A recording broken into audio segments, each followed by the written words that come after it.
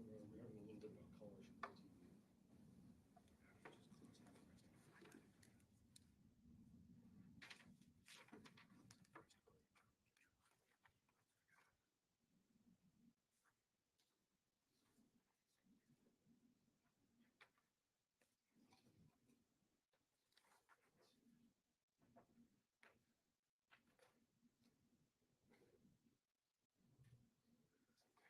Attorney Smith, you can see that. Attorney Brooks, you can see that from where you are. I'm gonna go up on there. Somewhat, I may actually ease over That- here. That's fine. Okay. I can't see it, so if there's an issue, you need to draw it to the court's attention. Your Honor, if you wish, that's why we did bring the second one. Instead of that on the first committee. It's a very quick plug-in so that you'll be able to see what we like looking back through. That would be fine. Yeah, thank you.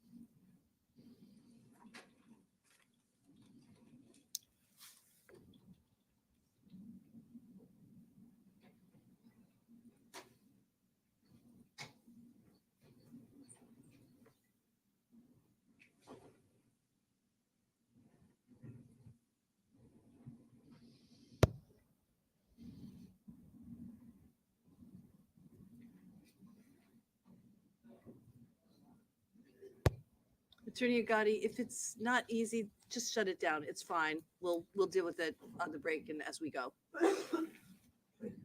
Apologies. That's okay. If we're ready, I would like to bring in the jurors. Attorney Knowles? We're ready, Your Honor. Thank you. Okay. All rise for the jurors, please.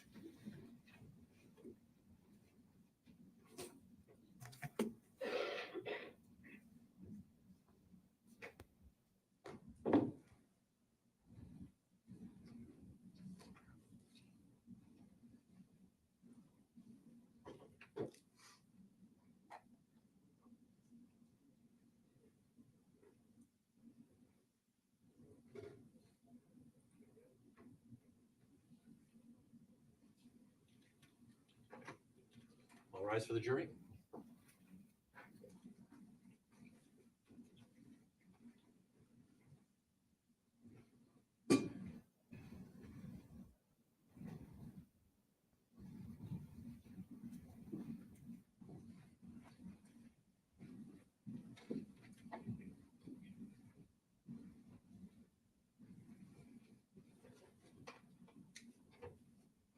You may be seated. Good morning, ladies and gentlemen. As I said to you yesterday, we hoped and planned that we would begin with opening statements this morning, and that's exactly where we are. So when the state is ready. Thank you.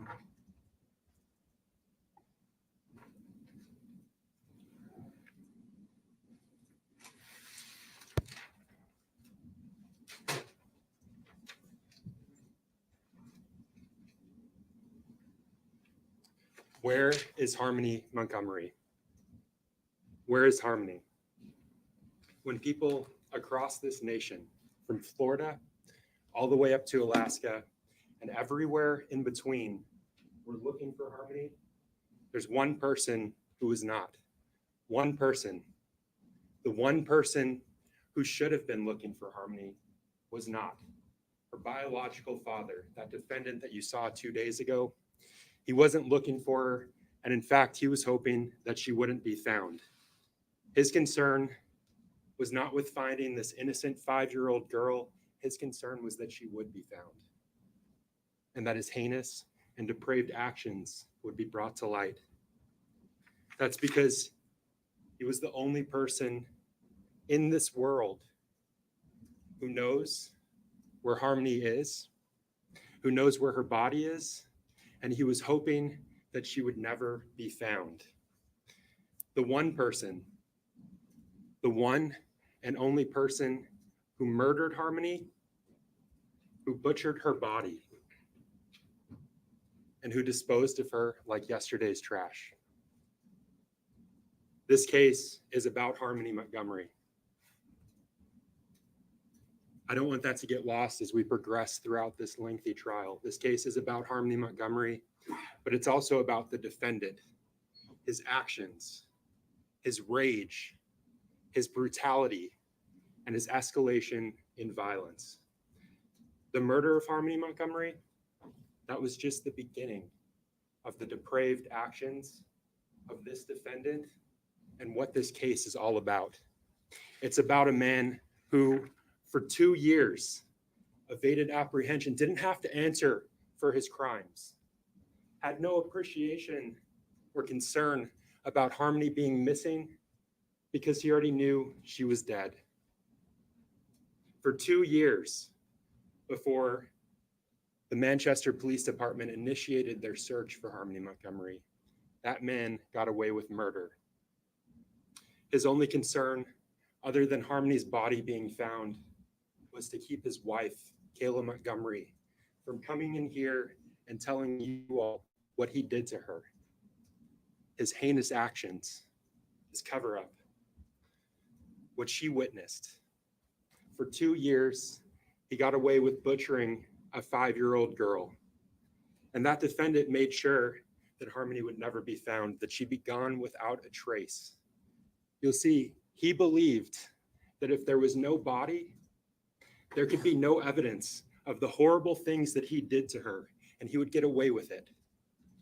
And so he went to great lengths to cover up his crimes, to cover up beating Harmony to death for a bathroom accident. He went to great lengths to cover up his conduct. Beating Harmony to death because she soiled herself.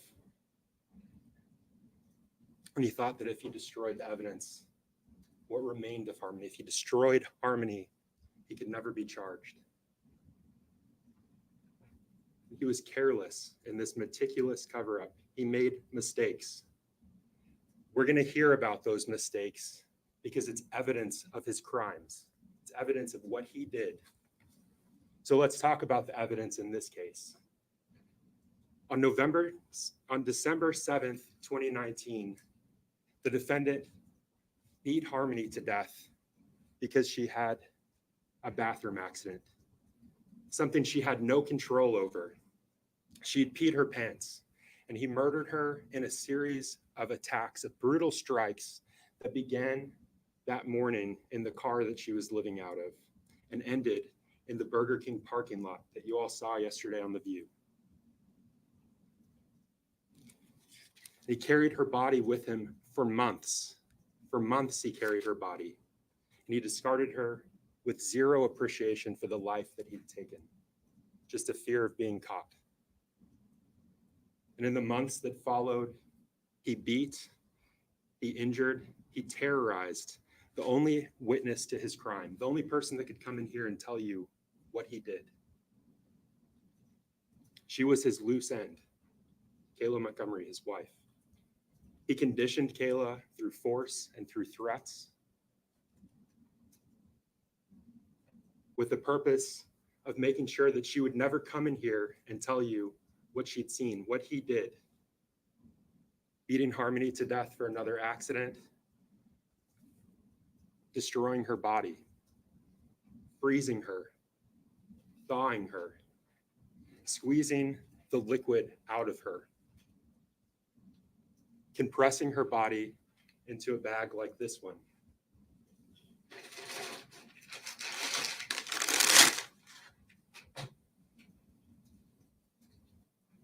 Compressing her body into a bag like this one and filling it with lime to further decompose her. Unspeakable things. And this is what he did to the only witness he left alive. She was beaten, she was conditioned, and she was living in fear. She was in a nightmare with no end while he dragged around Harmony's body for months. And I want to pause here for just a moment. I want to thank all of you for being here. This is going to be a lengthy trial. You're going to hear many difficult things. That's not lost on us. It's not lost on the attorneys that are in this case. So thank you for taking the time out of your lives to come here and listen to the evidence, to judge the evidence. It's necessary. It's a necessary function. And if you listen to the evidence, if you keep an open mind, and if you follow Judge Messer's instructions, you'll understand the timeline of Harmony's death, of the cover-up. You'll understand the horrible things that that defendant did, why he assaulted, why he murdered, why he terrorized.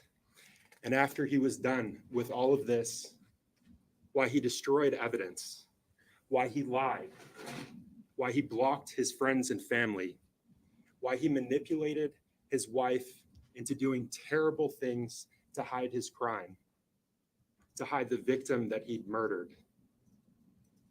So let's talk about the victim that he murdered, the victim that he made sure couldn't come into this courtroom and tell you the horrible things that he did to her.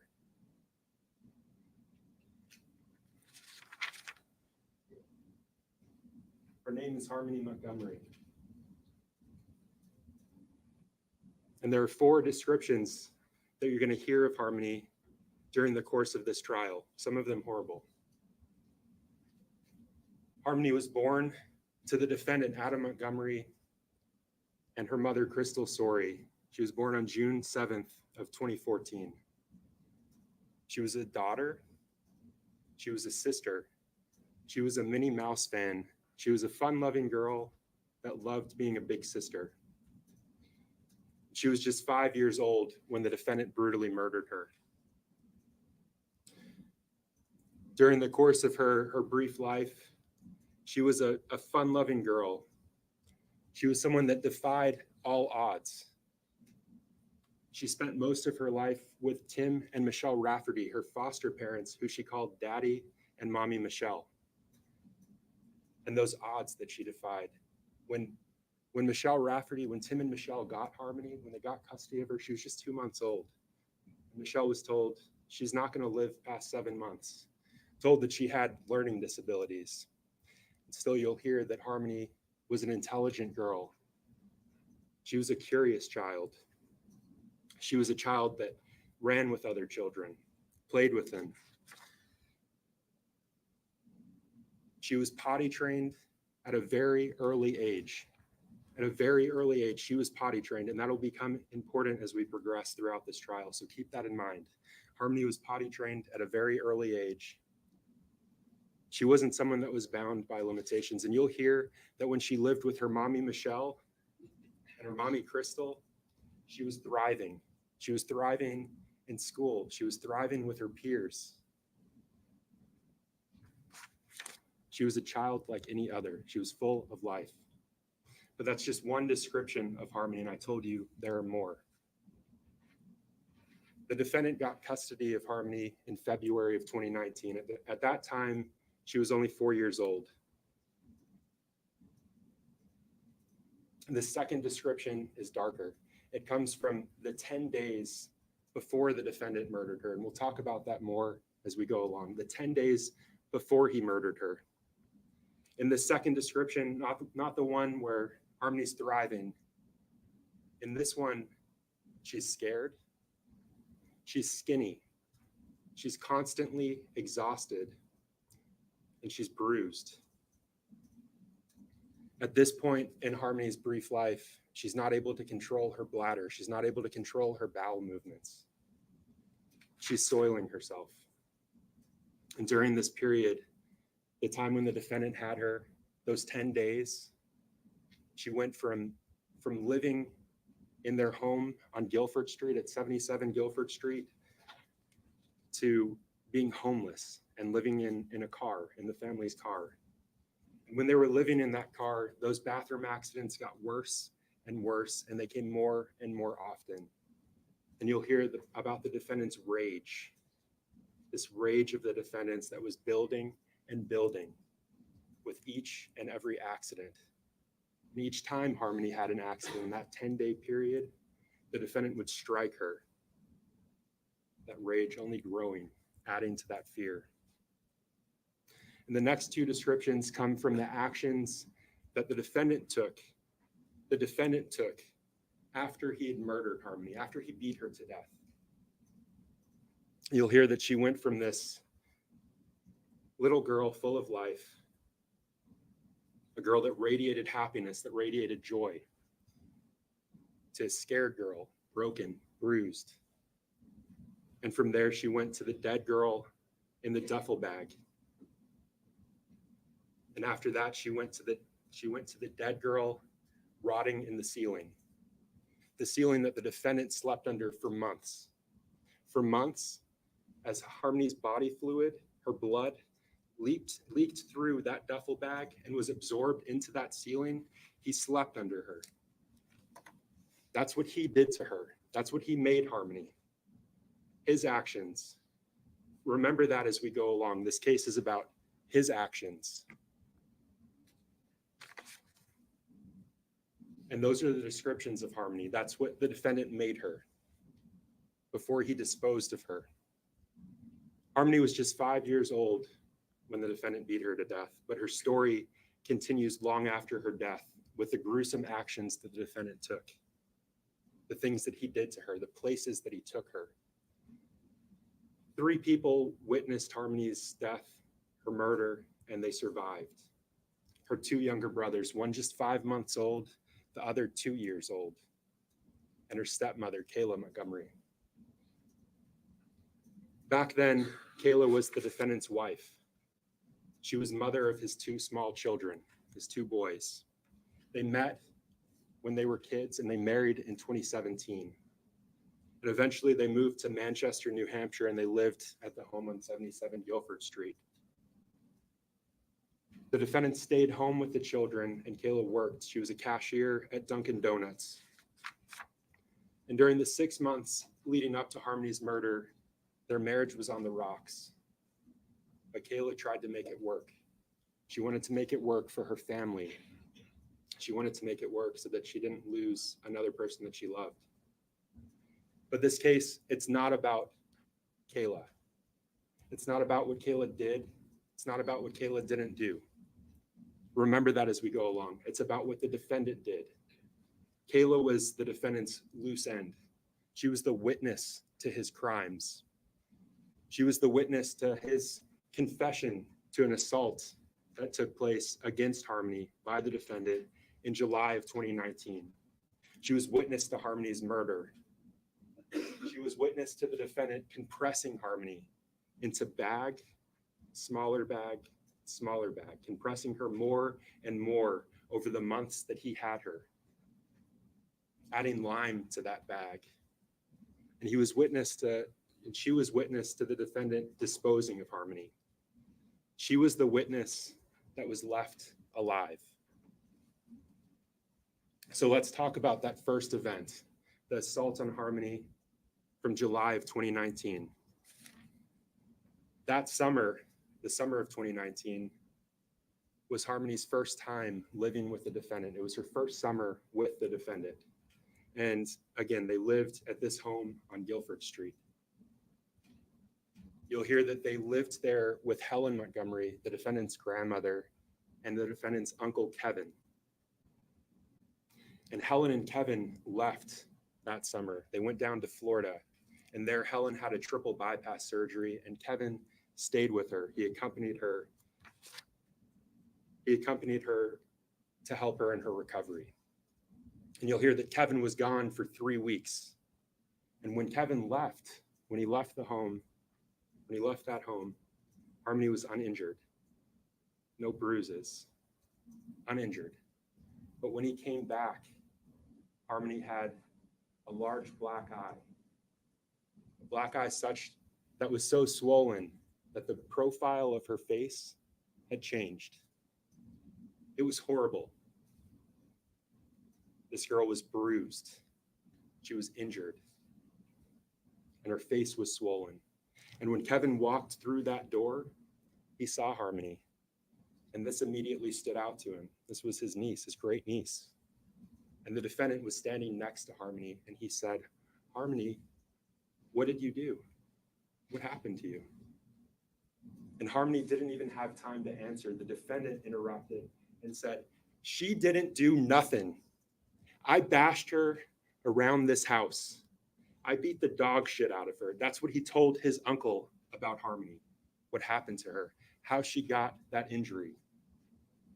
"I beat her. I did that." The defendant in this case. You'll hear that this shocked Kevin. It frightened him.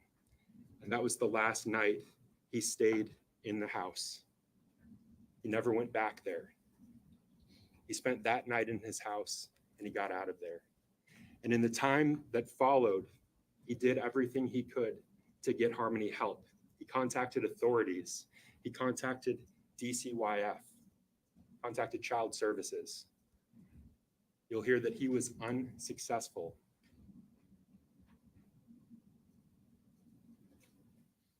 This assault from July of 2019, that's separate and apart from the murder charges, different incident. So I want to talk about the murder now. And to do that, again, we have to talk about the 10-day period before the defendant brutally murdered Harmony. Those 10 days where Harmony had major life changes. You'll hear that the family went from living in that home on Guilford Street to being evicted and living in their silver Chrysler Sebring. And while they were living in the Sebring, they were living in the Sebring, they parked in that parking lot we saw yesterday at Colonial Village, the apartments. They stayed there in their car. And Harmony at this point had another major life change. She started having accidents. She started peeing herself. She was incontinent. She couldn't control when she had to go to the bathroom. She was peeing herself and she was pooping herself. This girl that prided herself on being able to control her body, basic functions. She was a big girl, but she started having these issues with her bladder, with her bowel movements. And you'll hear that when they moved into that vehicle, when they started living there, those accidents got worse and they came more often. She wasn't letting the defendant know when she had to go, and she was creating a mess each time. And that rage, the defendant's rage that you'll hear about in this case, grew and grew. And he would hit her, he would strike her each time she had one of those accidents. And that was Harmony's life. For 10 days. For 10 days, she lived in a car. For 10 days, she had bathroom accidents. For 10 days, she was unable to control her own body. For 10 days, she was in fear. She was scared because each time she had one of these accidents, the defendant would hit her. The defendant that you saw 2 days ago, a large man, he would hit this. She was 35 pounds in June of 2019. This again is in December. She was tiny. He would hit her. He would strike her with a fist over something she had no control over. And those accidents were getting worse and they were coming more often. And she was so bruised before her murder that the defendant had to hide her when he went out in public.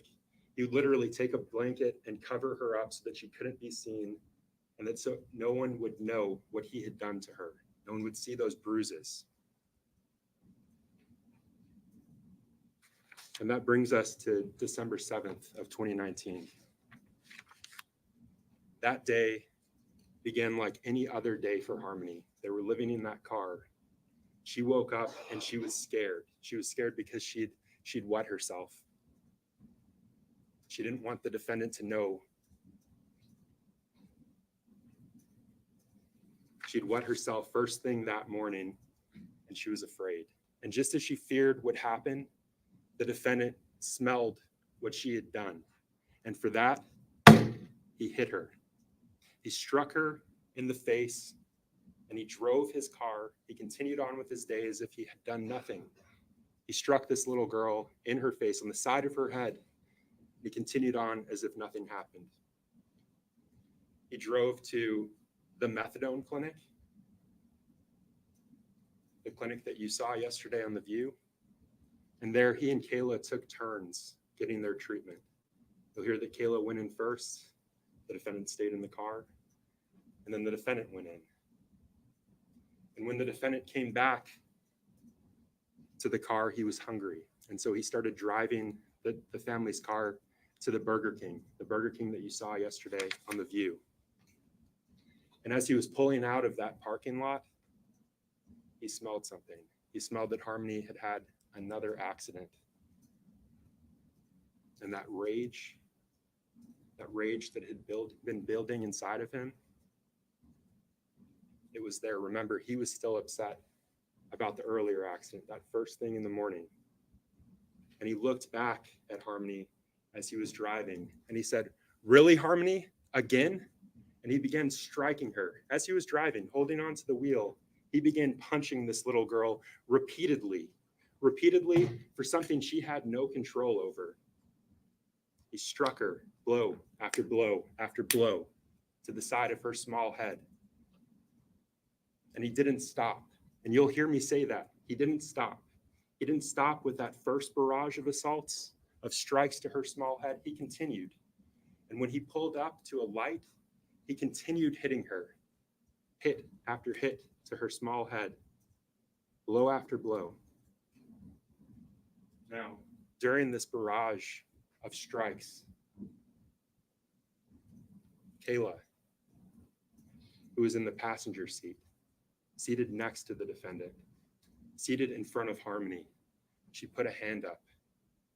She tried to block what this defendant was doing to Harmony. She tried to stop him.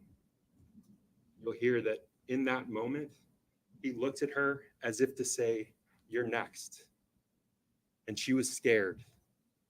And she looked forward and she put her hand down, and those strikes to Harmony continued. And when he pulled up to another light as he was driving to that Burger King parking lot, he continued striking her. And after that last strike, he looked at Kayla and he said, "I think I really hurt her this time. This time. I think I really hurt her this time. I think I did something." And he didn't stop. He continued with his drive. Pulled into that parking lot at Burger King and he ordered his food.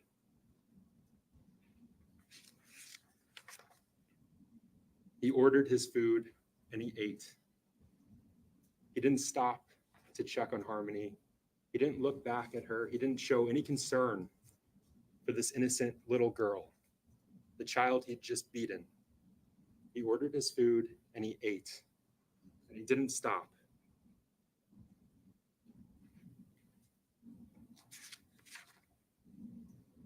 You'll hear that at that time, after that last blow, after that last strike to her small head, she began moaning and making a gurgling sound. Sounds that continued on and off for several minutes. He didn't show any concern, ate his food, and he continued driving towards the Colonial apartment parking lot. And while he was there, he did drugs for 20 to 25 minutes, showing no concern for the child that was dying in his back seat just feet away from him. And Kayla, you'll hear, was too scared to look back. She couldn't look back. She was frozen. She was terrified to see what he had done to this small child. She could just hear that moaning, those gargling sounds, sounds that eventually stopped.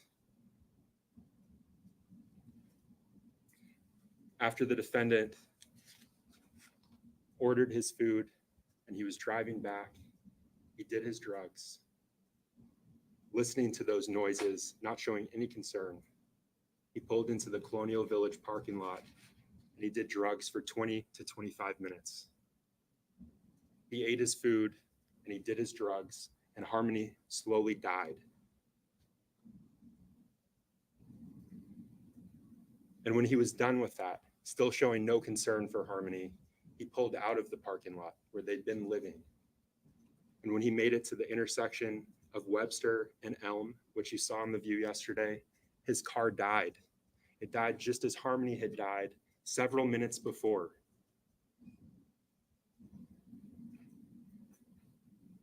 The defendant realized they were going to have to abandon that vehicle. And so he started removing items, getting the kids out, shaking Harmony, telling her to wake up. She wasn't responding. She couldn't. She was dead. He had done that. And when he realized that Harmony was no longer alive, that he'd murdered her, he grabbed a duffel bag. Remember, they were living in that car. All of their items, all of their possessions were in that car. He grabbed the duffel bag and he stuffed Harmony's body inside. And remember those descriptions that I told you about Harmony, what you'd hear throughout this trial. That's when Harmony became the dead girl in the duffel bag.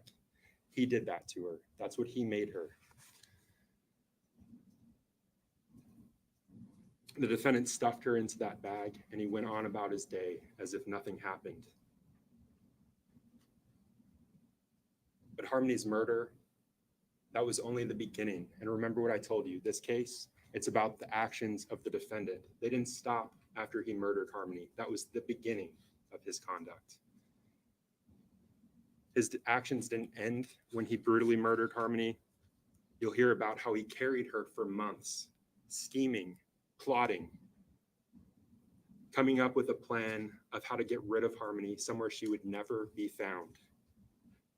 And they went back to the Colonial Village parking lot that afternoon. They had a friend there,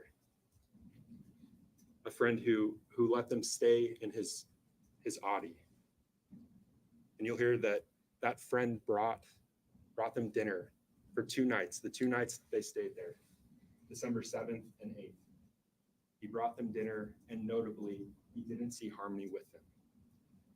He didn't see Harmony because she was in that duffel bag, the duffel bag that he was moving between the trunk of that Audi SUV and the ground outside.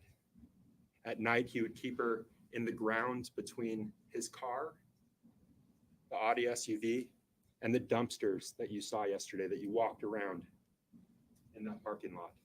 He kept her on the ground because it was cold outside. Remember, this was in December, and he wanted to keep her body cold.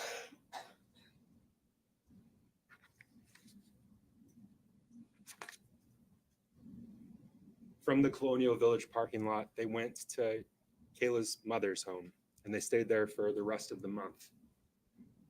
She picked them up in her van, and that's where Harmony stayed for several days while the defendant looked for somewhere more suitable to keep her. And he found something more suitable. In the entryway of Christina Lubin, Kayla's mother's home, he found this cooler. For much of the remainder of his stay. And they left that home on December 30th. And they went to the Families in Transition Shelter. It was at the Families in Transition Shelter that the defendant began to discuss disposing of Harmony, getting rid of her. He believed, you'll hear, he believed that if there was no body to find, there would be no evidence of what he'd done, and he would get away with this heinous crime. And so he began to discuss disposing of her. While he was there, he moved Harmony from the closet of that room. He moved her to the ceiling.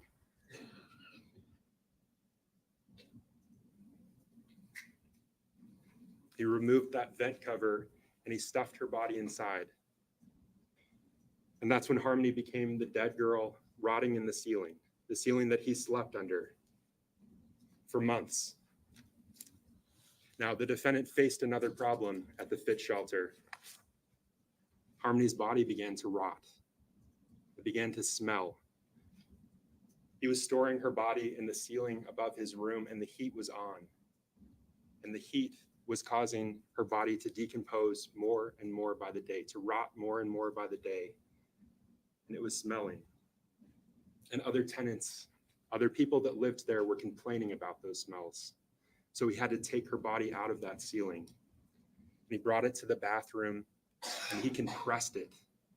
He compressed and contorted her body into this bag, into a bag like this. And he put it back up there, back in the ceiling. And when he was taking her body down, when it was still in the duffel bag, before he'd added trash bags and put her inside a bag like this one, she was leaking. She was leaking. Her liquids were pouring through that duffel bag. And investigators followed up with the fit shelter. They went to that room. They looked in the ceiling. And when they took that vent cover off, they immediately smelled decomposition, a smell associated with dead bodies, rotting bodies. They smelled decomp. Still present 2 years after the defendant had removed Harmony's body from the ceiling. And they saw deep stains in the drywall where Harmony's blood had been absorbed.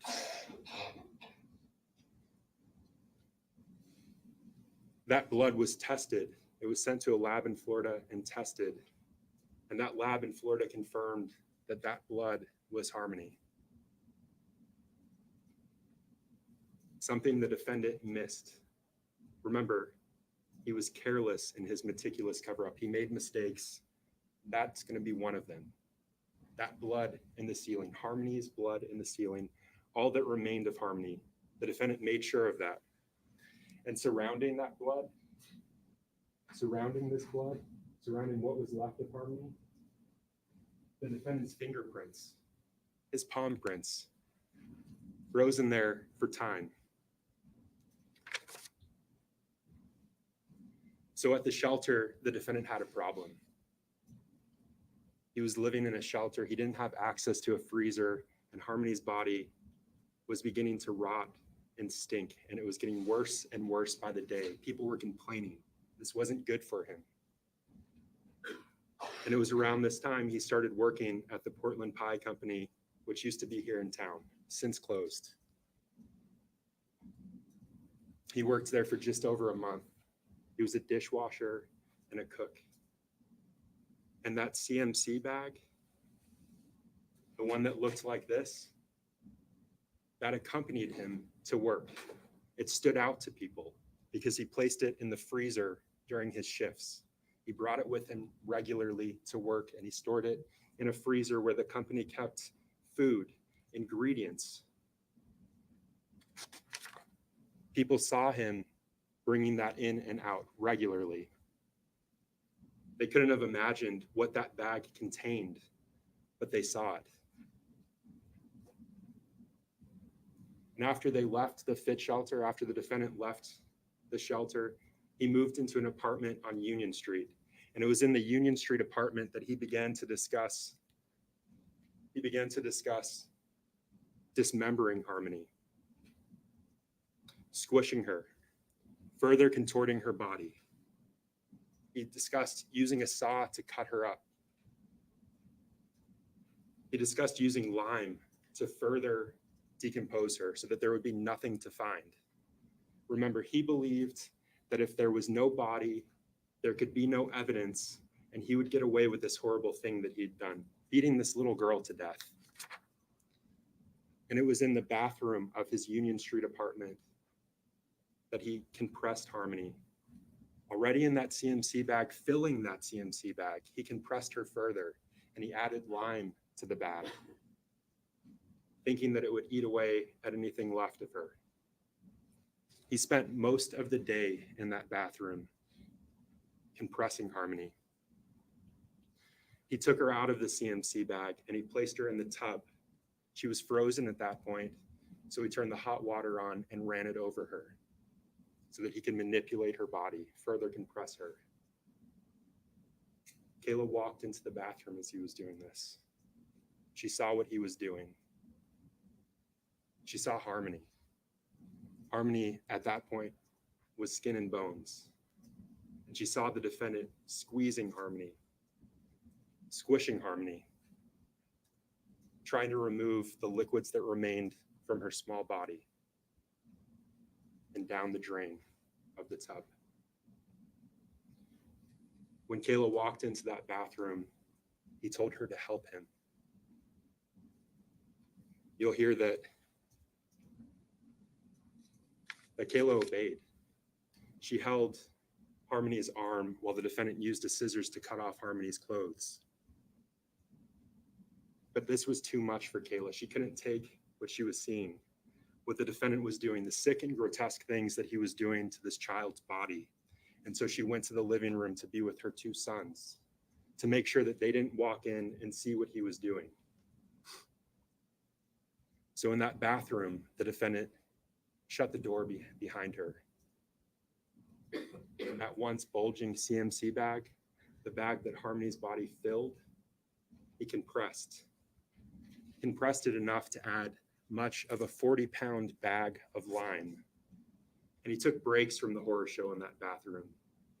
And during one of the breaks from working on Harmony's body, he said, I can put her in pieces. I can put her in pieces. I can cut her up. And while he was working in that bathroom, working on Harmony, he clogged the drain. Remember that as we go along. He clogged the drain.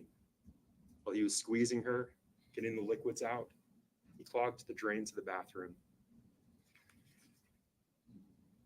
And investigators learned that the defendant went to Home Depot on February 26th, just 6 days after they moved into that apartment. He went to Home Depot where he bought a saw, a backup saw blade, diamond cutting saw blade, a backup battery, and lime. That was on February 26th, just 6 days after he moved into that apartment. On February 27th, he placed a work order to unclog his drain. Now, it was around this time that the defendant began to suspect that Kayla was working with the police, trying to give them evidence to put him away for what he'd done to Harmony. He was suspicious of her, and he was pulling out outlets. He was pulling out light bulbs, light sockets, thinking that there were listening devices planted to get him for what he'd done to Harmony. And it was around this time that he started beating Kayla. He started threatening her that if she reported him, he would kill her. And that if he went to jail for what he did, he'd have someone else kill her. The abuse was constant and it came regularly. And Kayla documented the abuse as shown here. Less than a week after the horror show in that Union Street apartment bathroom, the defendant disposed of what remained of Harmony, what was left of her. He was meticulous in making sure that nothing came back on him. He enlisted help from friends. He asked a friend to get him a U-Haul van. A U-Haul van back then was cheaper than a rental car. You'll hear that this friend, he helped. He got him the van. The defendant at the time rented a hotel room so that he could leave the hotel room and dispose of Harmony.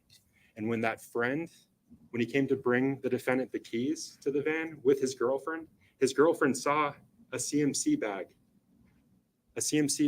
that was protruding from the hotel room's mini fridge. And that stood out to her. And when the friend gave the defendant the keys to that U-Haul van, the defendant said, I fucked up. And he repeated it over and over. I fucked up. Me, the defendant, I fucked up. But he couldn't say how. He couldn't say what he'd done to fuck up.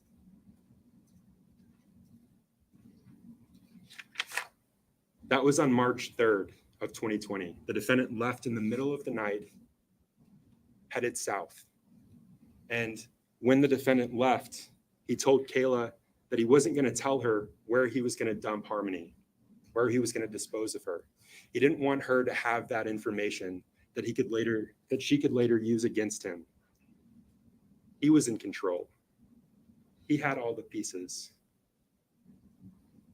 He wasn't going to have someone know where evidence of the girl that he had brutally beaten was. He made sure that he was the only person that knew what he'd done with her. Remember, he believed that if there was no body, he could never be charged. He could never be charged with this heinous crime. And when he left the hotel room that night, he headed south to Mass, and he made another mistake. That U-Haul van that he rented, he blew through tolls on the Tobin Bridge, and a camera captured that van.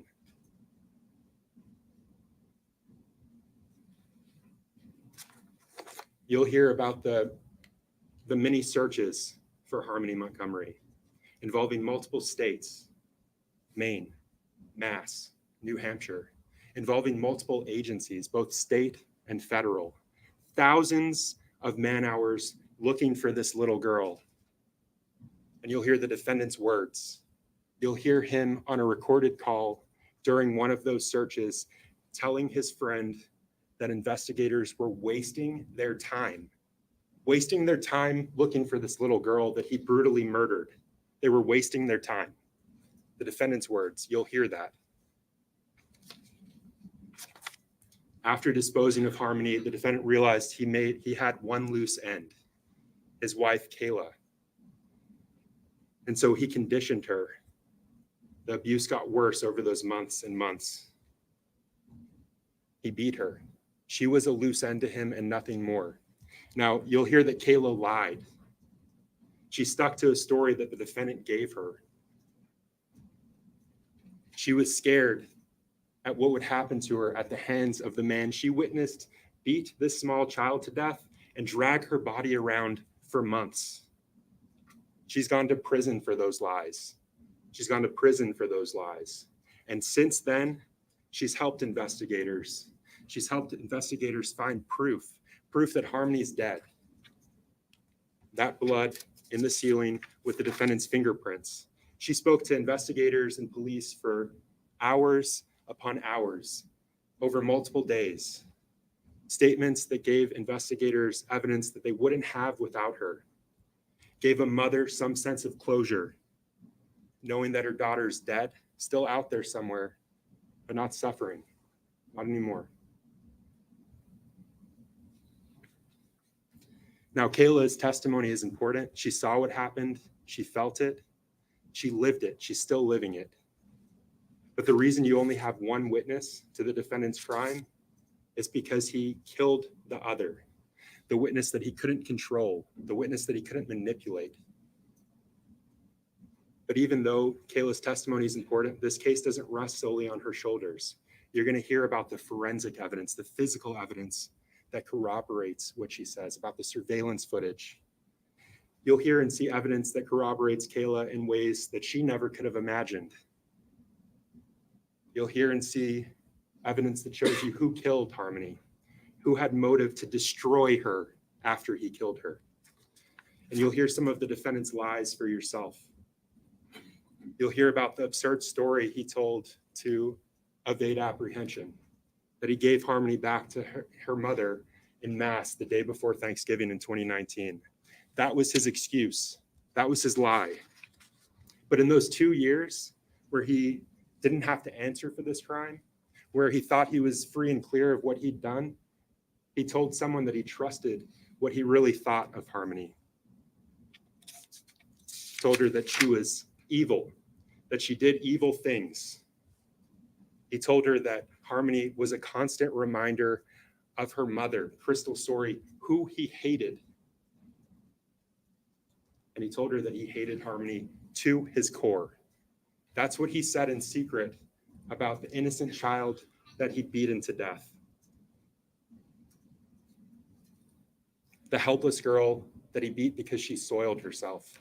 He hated Harmony to his core, and the evidence is going to show that he did everything to destroy Harmony after he beat her, to hide his crime, to hide evidence of what he'd done. And for what the defendant did, he's been charged with multiple crimes that the clerk read to you yesterday in open court. And the evidence will prove that he's guilty of each and every one of them. He's guilty of the second-degree assault for beating Harmony in that July 2019 incident, for bashing her around the house, for beating her off every wall in the house, for kicking the dog shit out of her, for causing the black eye, causing that injury to Harmony. Just like he's guilty of reckless second-degree murder for beating Harmony to death in the Chrysler Sebring on December 7th, 2019. He's guilty of falsifying physical evidence, for mutilating Harmony's corpse, for destroying her, for putting her somewhere she would never be found. And he's guilty of tampering with a witness, for beating Kayla, for threatening her, for compelling her to stick to the story that he gave her. And he's guilty of abuse of a corpse, for his conduct in the Union Street apartment bathroom, for compressing Harmony into that small bag, adding lime to it. Those are the crimes the defendant in this case committed. That's what he's guilty of. The defendant committed multiple violent crimes against a small child, a helpless child. In December 2019, he assaulted and he murdered because of that rage, his rage. He destroyed Harmony so that he could never be caught. And he beat Kayla for control. That's what the defendant did to his victim in this case. And at the conclusion of this trial, that's what we'll ask you to find him guilty of.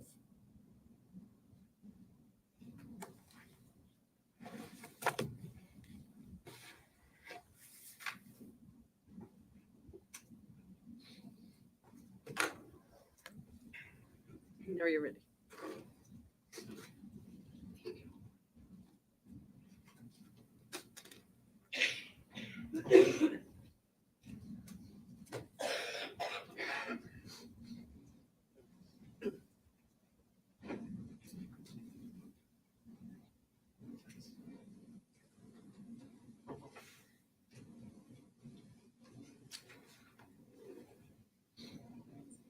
You were just left with that picture of Harmony, and seeing that picture is heartbreaking, knowing that Harmony is dead. But Adam Montgomery did not kill Harmony. Adam Montgomery did not beat Harmony in the head as he approached the Burger King drive-thru. Adam Montgomery did not cause Harmony's death. Kayla Montgomery was the last person to see Harmony alive and know how Harmony died. But she didn't come clean with Adam. She didn't come clean with the police. And she will not come clean with you. She is still lying about the cause of Harmony's death. Even though Kayla now has her deal with the state, she continues to lie. The only reason Kayla has to lie now is to protect herself. The only reason she has to lie and point the finger at Adam is because the truth points the finger at her. The only reason Kayla has to lie to make Harmony's death so brutal and foul by Adam is to hide that Adam was protecting Kayla, his wife, and the mother of his kids. Now, look, I'm not pretending that Adam isn't innocent here. Adam is not an innocent here. He and Kayla covered up Harmony's death. He's not an innocent here. He and Kayla moved Harmony's body from place to place to keep it hidden. And Adam is not an innocent here. He and Kayla put her body in a shower to wash her remains of the fluids of decomposition and then permanently hid her remains. You can and should find him guilty of those crimes. But in committing those crimes and sticking with a story that protected his wife, Adam set himself up for Kayla's betrayal. Her betrayal to accuse him in the most vile way possible of what he did not do. To accuse him of brutally killing his, not her, daughter, when she knew that was not what happened. The evidence that will show you that Adam did not brutally murder Harmony will come mostly and very reluctantly from his accuser, Kayla. Not from other witnesses or the physical evidence, but by showing that Kayla's lies continue. And the only one protected by those lies is her. Because only she, other than an infant and a toddler, was around when Harmony died. Only she knows the truth, and only she has benefited from all the lies she has told. November 27, 2019, a day before Thanksgiving. Adam, Kayla, Adam's daughter, Harmony, toddler son, Seamus, infant son, Declan, were evicted from their home on Guilford Street in Manchester. They began living out of their Chrysler Sebring. In the following week, when Adam was running around trying to make money to get them out of their situation, Kayla was left cooped up in that seemingly increasingly smaller by the minute car with a 5-year-old child, not her own, a 2-year-old toddler, and a less than 1-year infant, all of whom needed attention, all of whom needed to move around, and none of whom were doing well being cooped up in that car. And Kayla didn't do well either. Adam was off doing his own thing, and Kayla was stuck. Harmony's body was not discovered lifeless in the car at that busy intersection you saw yesterday. It was not discovered at that intersection in the middle of the day on December 7, 2019, as Kayla now claims. Both Adam and Kayla discovered Harmony's cold, lifeless body much earlier in the dark of night behind Colonial Village when Adam returned from his business. Kayla made Adam feel responsible.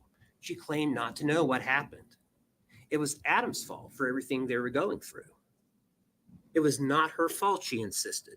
She thought all the kids were asleep. He had to protect her. He had to protect their children.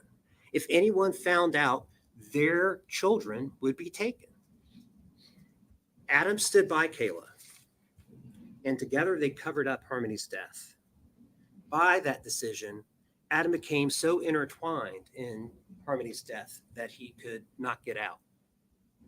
Neither Adam nor Kayla knew what to do, so they put the decision off. Adam placed Harmony's body in a duffel bag from the car and placed that duffel bag in the trunk. And Harmony's body was in that bag in the trunk of the car when it broke down at the intersection of Webster and Elm. They had driven off from the Colonial Village apartments to try and figure out what to do, where to put Harmony's body. But then the car broke down. When it did, Adam grabbed the bag from the trunk and carried Harmony's body away from the intersection to the parking lot at Colonial Village. From there, as you'll hear, Harmony's body was moved from place to place until Adam and Kayla finally figured out a plan to hide the body permanently. When asked, Adam and Kayla told people that Harmony was back with her biological mom in Massachusetts. Let's now move forward 2 years. December 2021. This was 2 years after Harmony's death and close to a year after Kayla and Adam had separated.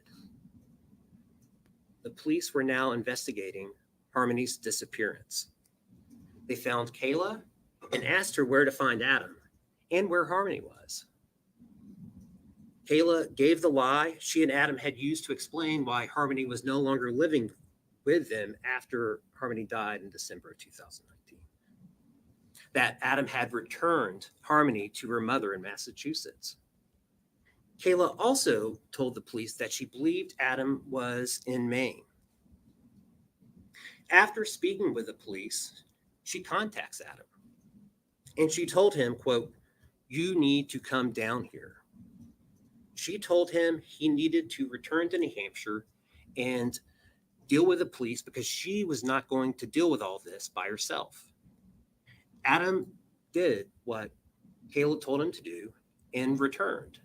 But unfortunately for Kayla, he also brought another woman, Kelsey Small, with him. Adam met up with Kayla and they talked about what to do. That New Year's Eve 2021, Kayla talked to the police again. This time, it was at the Manchester police station. She again gave the lie that protected her, insisting Adam took Harmony to her mother's, and that was all that she knew. And after well over an hour of talking, as Kayla stuck with this lie, the police gave her time alone to think, to write down what she wanted to say, just in case it was too difficult to verbally speak about. And Kayla did take that time alone to think and to write. And this is what she wrote. Quote, "I don't know what happened. No clue. I just know he left to bring her to meet her mom, to give Harmony to her after he dropped me off at work in the morning." And she wrote, "You need to get him to talk. He won't tell me anything. So he obviously did something and isn't saying anything to me." Kayla was ready to point the finger at Adam, but only in a way that protected herself. 5 days later, January 5th, Kayla was arrested anyway, but for something different than what the police had wanted to talk with her about. Instead of being arrested in relation to Harmony's disappearance, she was arrested for something else, what eventually became a theft charge. But she knew the arrest was to pressure her. While in jail, Kayla had more time to think and to scheme. How was she going to get out of this mess that she was in? She knew that the police thought she had information about what happened to Harmony, and she knew that the walls were closing in. Kayla also knew that pointing the finger at Adam was worth something, and pointing the finger would help get her out of this mess, and she thought about how to use Adam to get out of it.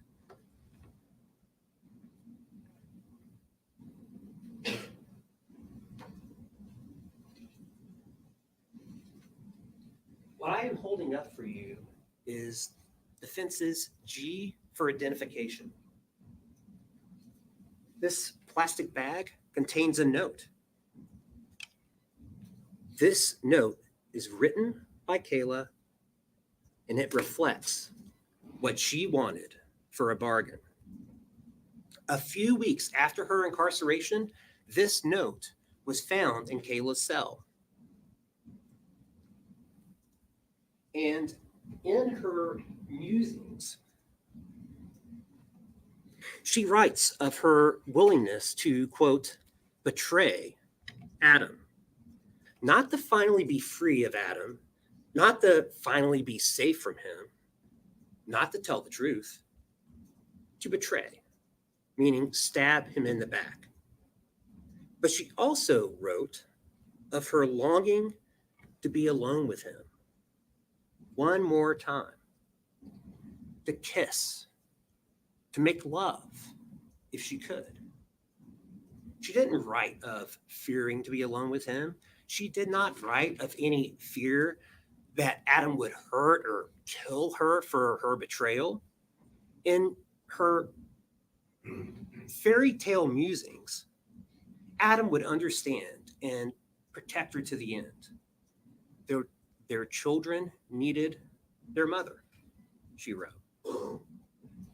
But as this note also shows, Kayla wanted more than just one last time with Adam. She had a whole wish list, a set of demands. She wanted, quote, immunity from everything. Everything being in all capital letters. She wanted immunity from everything, all charges I'm facing, and what I'm going to say about Adam. Maybe ankle bracelet or probation or drug court. Kids in my life. Not lose custody or rights to my children at all, and be able to have kids live with me once I do a residential treatment program and complete it. Kayla was willing to sing for her supper, not for truth, not for harmony, but for Kayla. Kayla was all about protecting herself to wiggle out of accountability for her own conduct. After that note was discovered in Kayla's cell in January of 2022, January 29th to be exact, Kayla told a correctional officer that she wanted to speak with the Attorney General's office. But no one came to her with a deal. And instead of a deal, she got a subpoena. She got subpoenaed to appear before the grand jury in March, and she remained in jail. Now, Kayla finally got out on bail on May 6th, but she still had been subpoenaed to testify before the grand jury, this time on May 20th. Still no deal. And when Kayla finally appeared before the grand jury, she still had no deal. It was explained to Kayla that she could choose not to answer a question if it would incriminate her. Instead, though, she chose to lie under oath, the same oath you'll see her take later, trying to make herself look innocent while pointing the finger at Adam. She told the grand jury that Adam had dropped her off at Dunkin' Donuts on November 30th with Harmony and the two boys in the car, and said that he was returning Harmony to her mother in Massachusetts. But even as Kayla insisted that she didn't know what happened to Harmony, a bombshell drops. The Attorney General's office, the AG, told her as she was testifying, she was working at Dunkin' Donuts, that they had her employment records. Was she sure? They asked. Kayla knew then that she was caught. She was caught in a lie. The AG had her employment records, looked at them, and knew that she was not working. And this was not just a simple, honest mix-up of days. Those records showed that the AG's office had, those records showed that she had been fired from Dunkin' Donuts for stealing even before the family had been evicted on the 27th of November. She knew she was caught in a lie. She knew the AG's office could prove it, but she had not developed a new lie and couldn't change course in midstream without a plan. So that day before the grand jury, May 20th, she kept marching forward, hoping that maybe they would believe her anyway. Nothing happened at first after her grand jury testimony was over, but Kayla knew it was coming.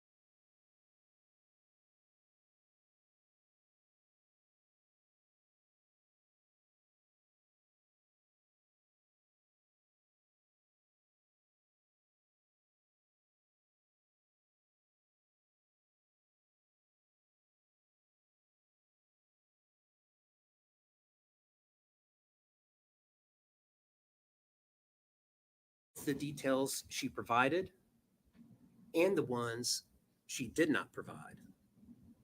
And it is in those details, details based on a lie, that begin to reveal the lie still being told by Kayla. At first, Kayla's new story for the police, when she gave a proffer on June 3rd of 2022, her new story was that it was the middle of the night, 2 or 3 a.m. Harmony had been having trouble controlling her bodily functions while the family had been living out of the car, and Harmony went to the bathroom again. Adam responded by repeatedly punching Harmony, probably like 10 to 15 times. That story changed to Adam assaulting Harmony in the morning before they went to the clinic for their methadone. The story then continued by saying that Adam struck Harmony again after getting back in the car from the clinic.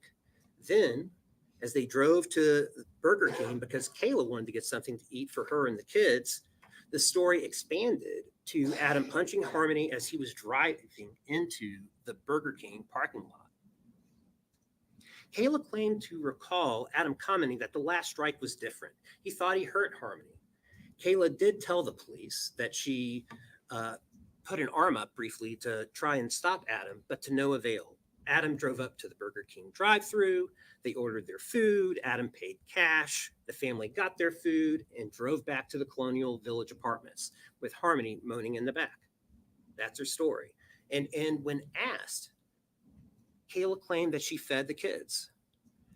She told the police that she went up to her friend Anthony Bodero's residence to get some drugs for she and Adam to use, leaving Adam alone in the car with Declan, Seamus, and Harmony.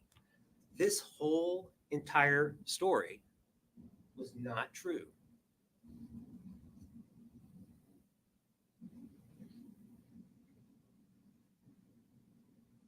Excuse me.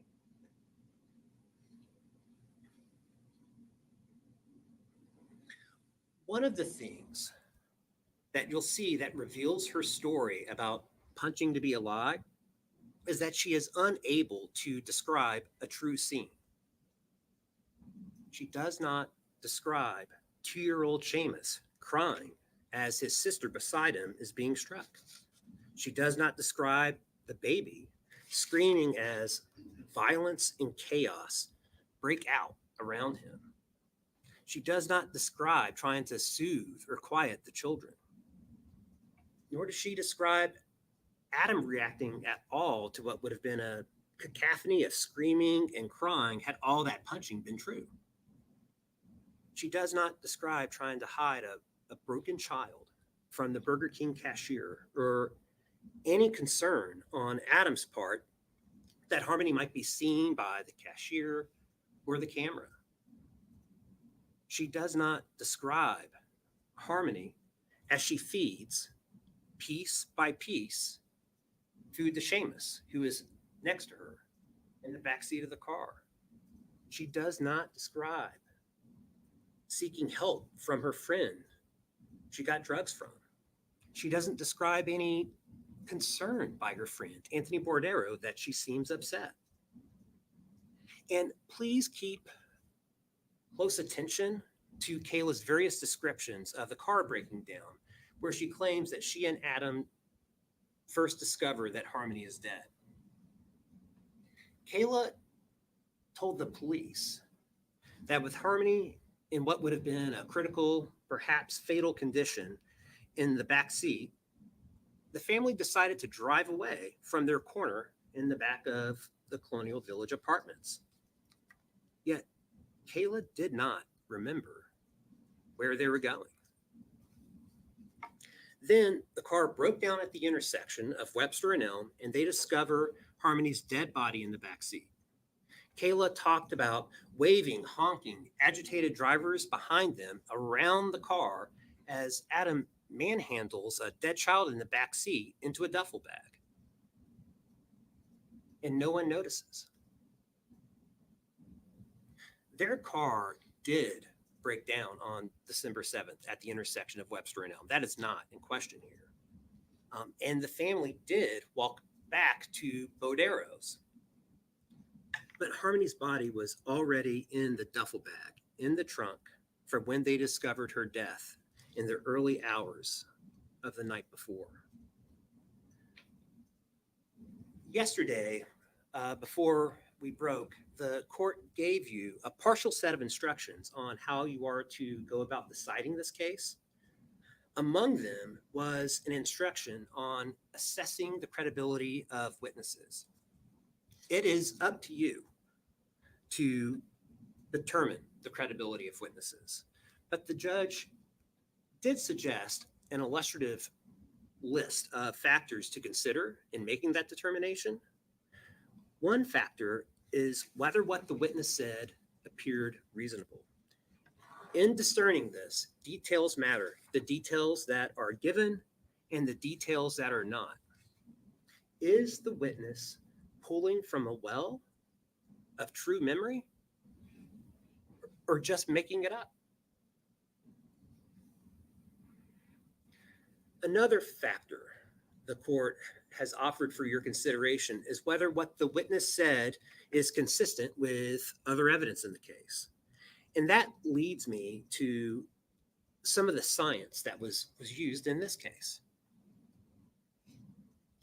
Kayla also described Adam cleaning up blood spilled by Harmony with a kerchief. That lie was exposed by a special test that can reveal blood traces, even blood that was supposedly cleaned up. Luckily for the police, they were able to locate the broken down Sebring 2 years later. They're able to bring it to their lot at the police station, and they're able to search and test it with a special test that could detect invisible blood, blood that cannot be seen with the naked eye. No traces of blood, including on the back passenger seat where Kayla said Harmony bled and Adam cleaned it up.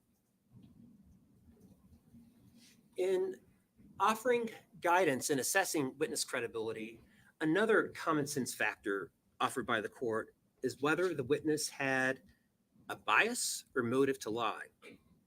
There will be time during Kayla's testimony, during direct and cross, to explore the changes, the inconsistencies, and details within her story, both those that are there and those that are not.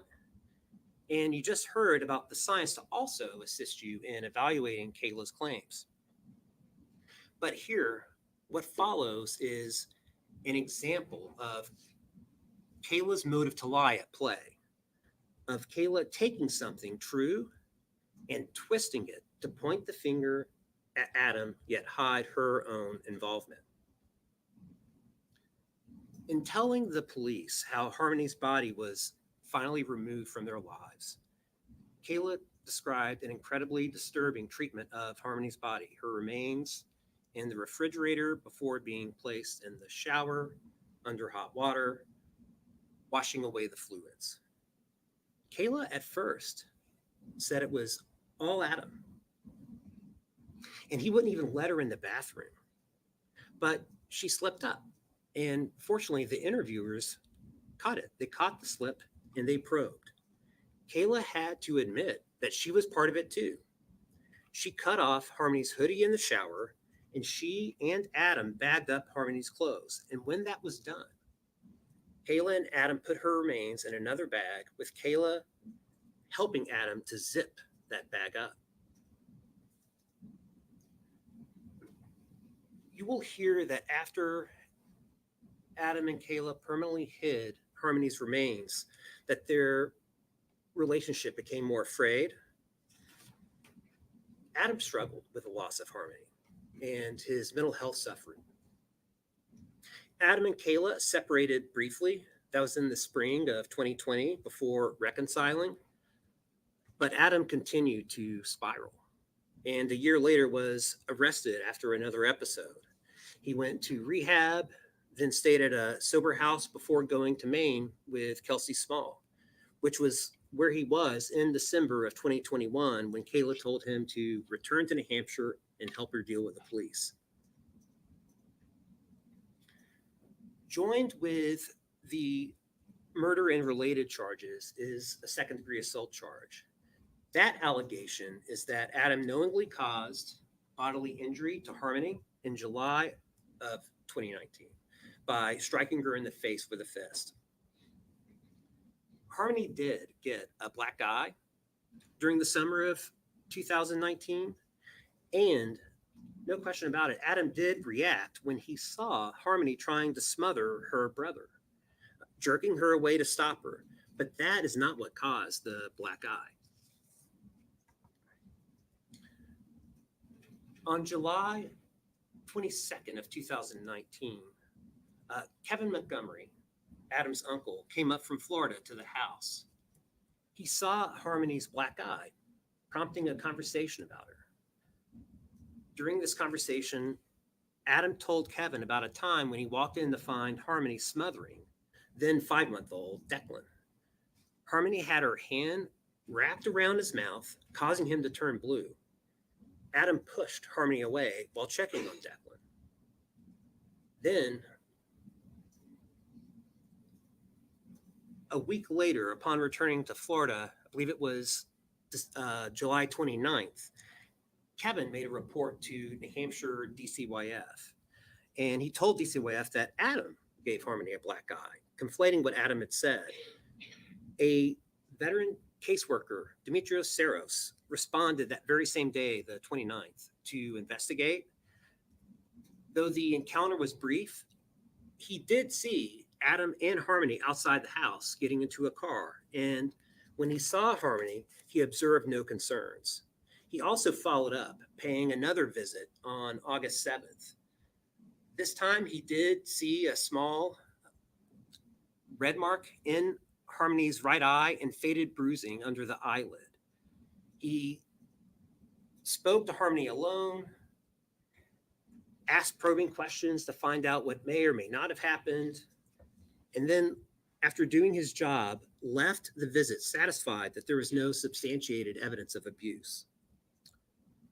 I am getting ready to step down, but before I do, there is just one more instruction I need to discuss. The court has instructed you that you are to decide this case not on sympathy, but on the evidence and the evidence alone. This case involves the tragic and senseless death of Harmony, an innocent 5-year-old, and it triggers perfectly understandable, innate human emotions, and it would be inhuman not to feel them. But as was discussed during the jury selection process, and as you've been instructed by the court, you all have a difficult yet necessary task: deciding this case not on emotion, not on sympathy, but on the evidence. And after you have heard all the evidence, after you've heard all the evidence in this case and apply the facts to the law, you will know that Adam did not murder his daughter or engage in witness tampering with Kayla. Kayla was an equal participant in the cover-up. She alone knows how Harmony died, and she won't tell. At this trial's conclusion, we will ask you to follow the evidence you have heard and find Adam not guilty of murdering his daughter, witness tampering with Kayla, and second-degree assault.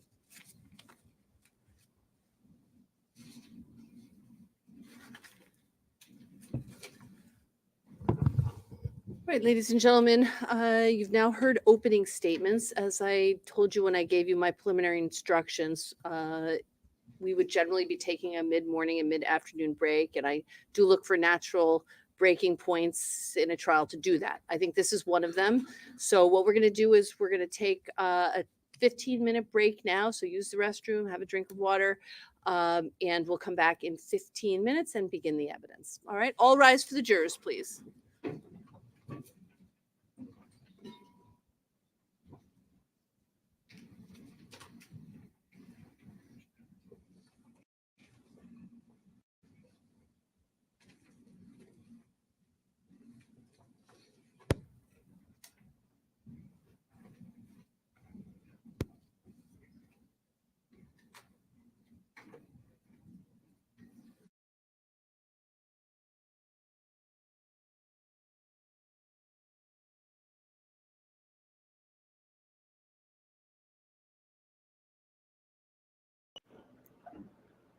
Wow, you guys, I don't even know what to think.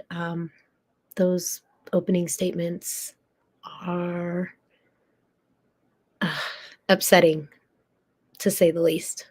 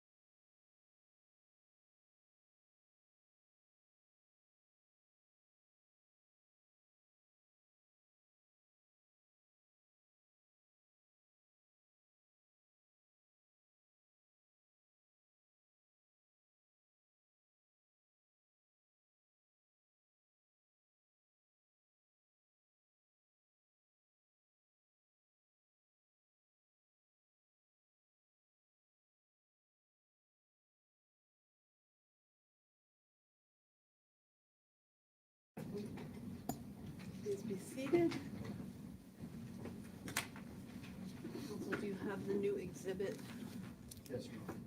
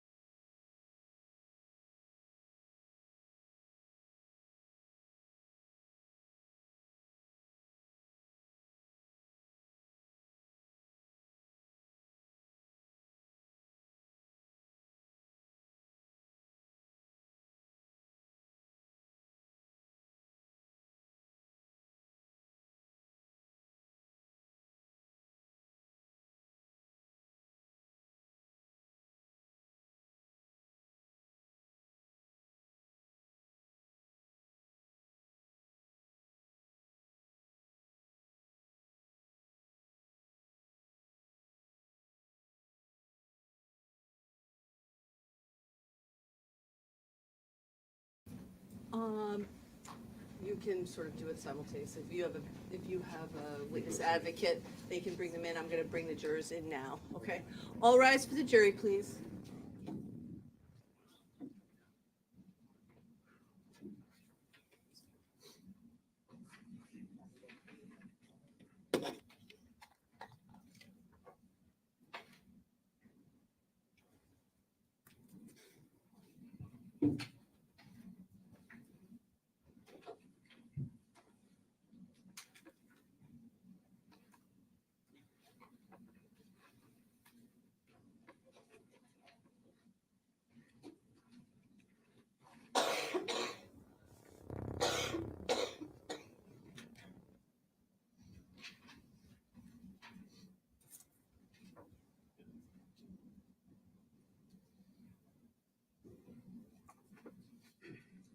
All rise for the jury.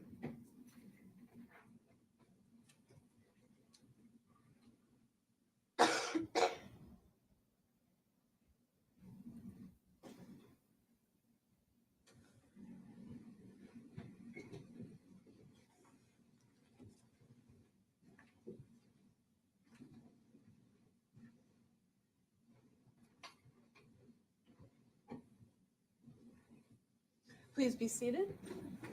When the state is ready, you may call your first witness. Your Honor, the state calls Michelle Raftery.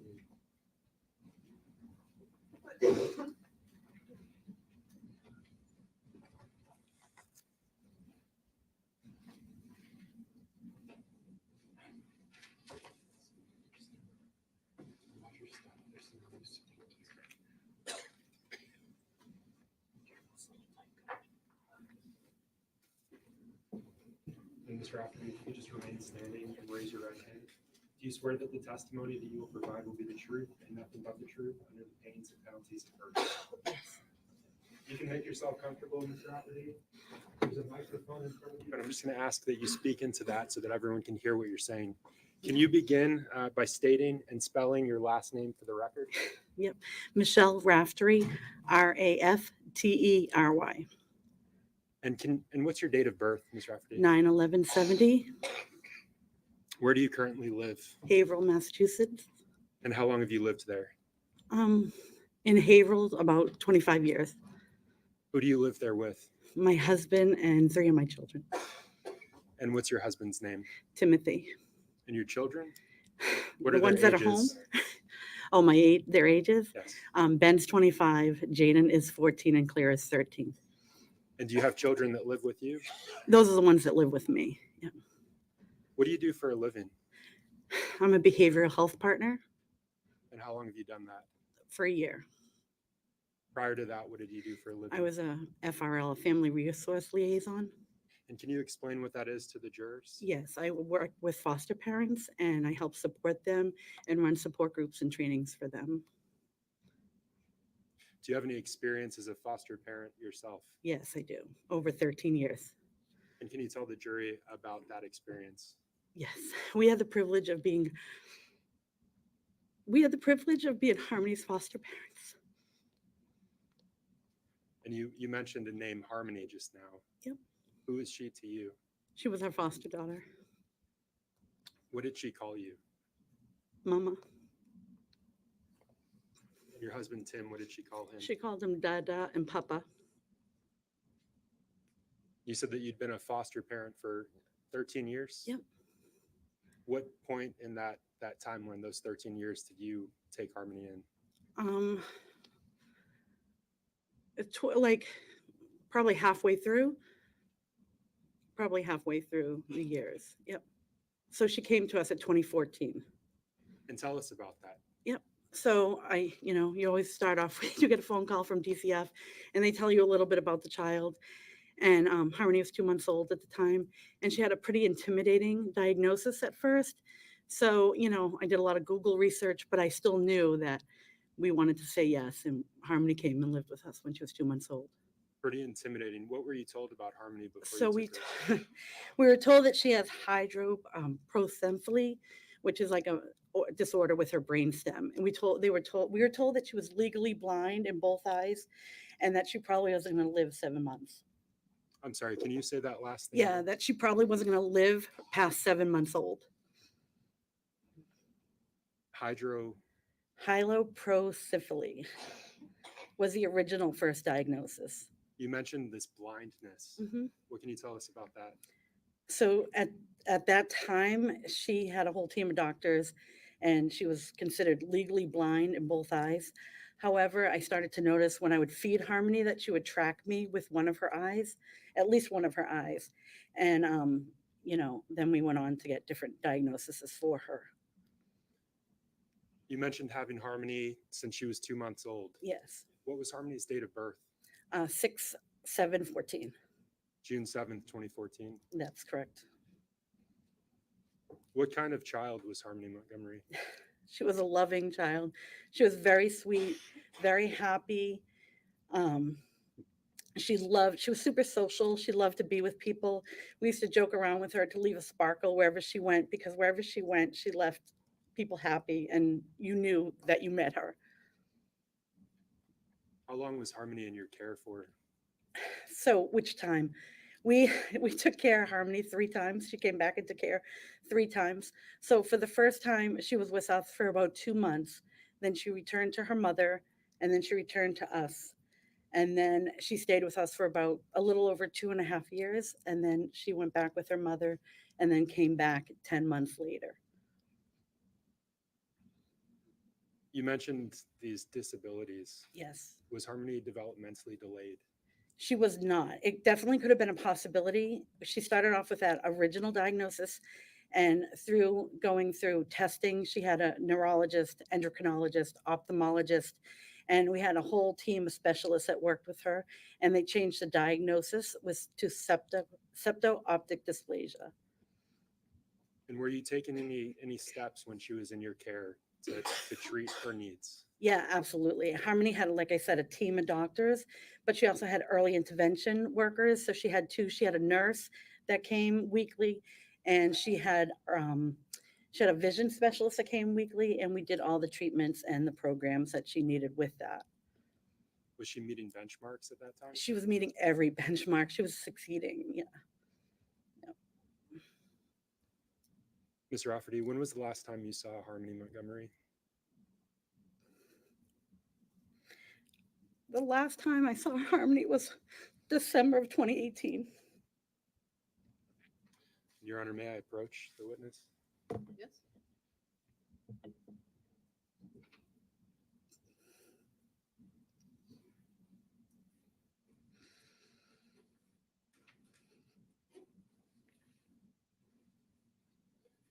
So, Your Honor, I'm showing the witness what's been marked for identification as State's Exhibit 97.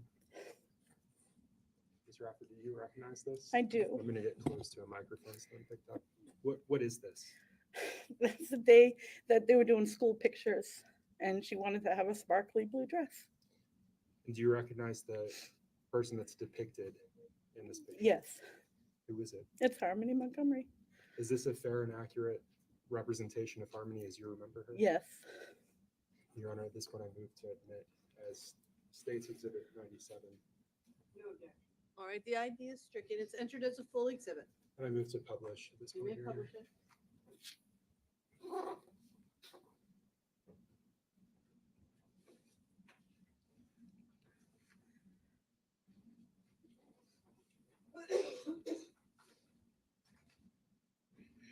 Mrs. Rafferty, do you know someone named Adam I do. Montgomery? Yes, How do you know him? he was Harmony's biological father. Would you recognize the defendant if you saw him again? Absolutely. Your Honor, may I approach you? Yes, you may.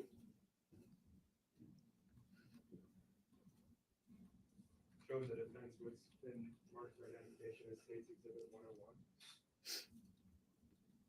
May I approach the witness? Yes, you may. Ms. Rafferty, Yes, do you recognize this item? yes.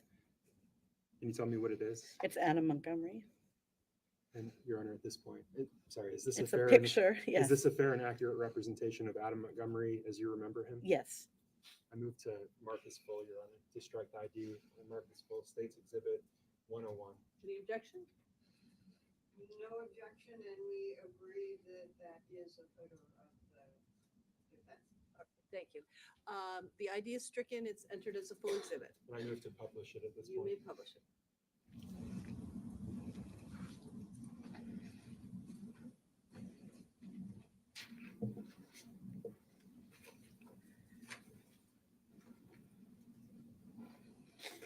Ms. Rafferty, I'm sorry, Attorney Knowles, would you return the exhibits back to the table when you're done with them, just so that everything remains there unless you're going to use it shortly Absolutely. again? Thank you.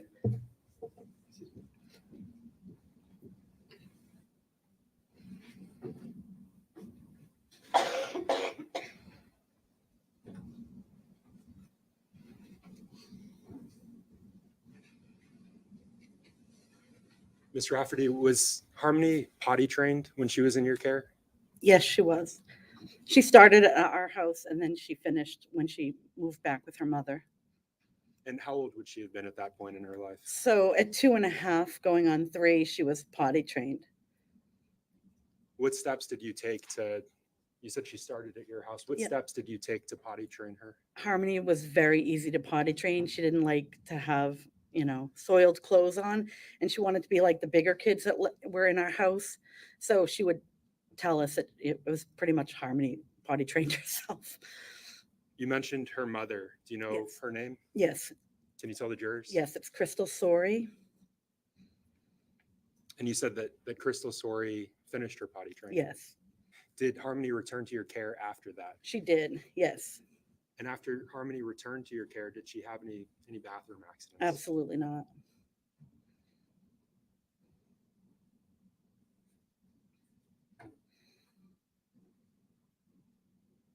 If I could have just a moment, Your Honor.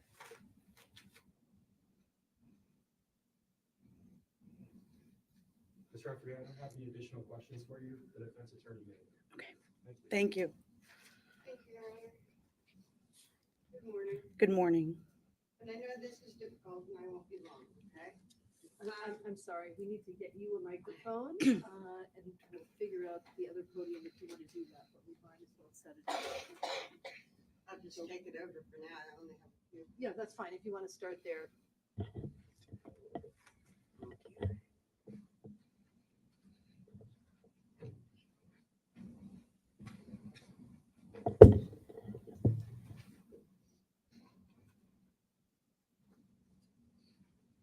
I've been pronouncing your name all this time wrong. Rafferty? It's Raftery, yes. And quite a birthday that you have too. That's right. Yeah. So you said that you had Harmony placed with you 3 times. Yes, In between, she was with her mother, yes, and then she would be returned to you. yes. And how long was the most recent time how long was she with you the last time she was placed with you?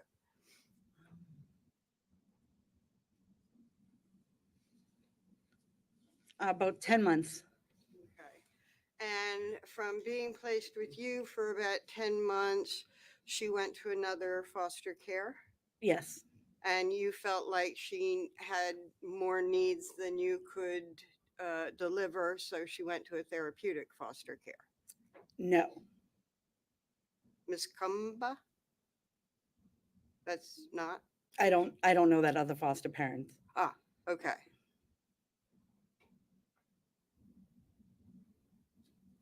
So she didn't go to therapeutic foster care? She went to another foster home. Okay. Not a therapeutic one? Not that I know of. Okay. Had you asked that she be placed in a therapeutic foster home?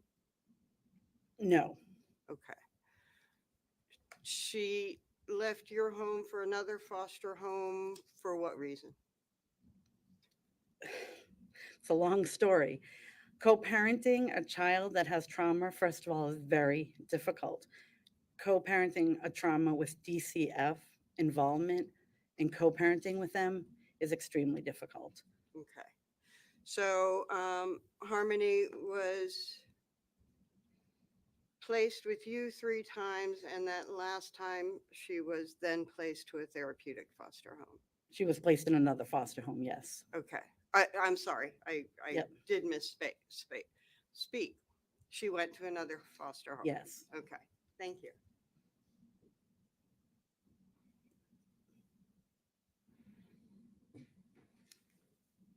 Your Honor, no further questions for this witness. I ask that she be excused. Any objection?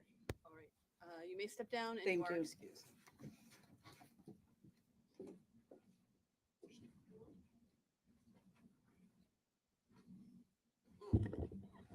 There you go, Mr.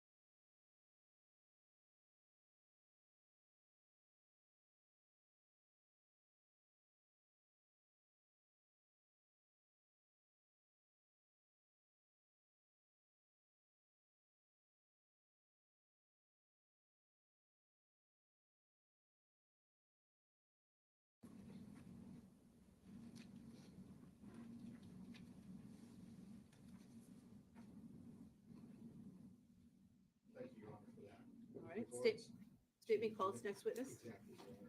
State would like to call Ms. Crystal Sorry to the stand.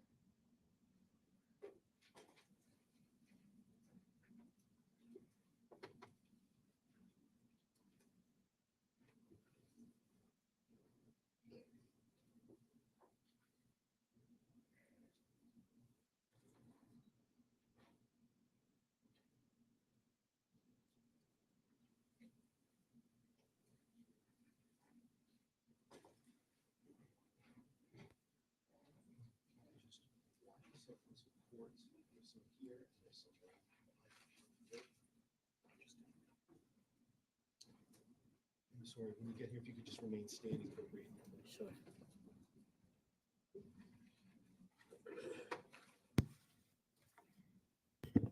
If you would please go ahead and raise your right hand. Do you solemnly swear to this jury that you will tell the truth, the whole truth, and nothing but the truth? So help you God. I do. Thank you, Ms. Sawyer. Please feel free to have a seat.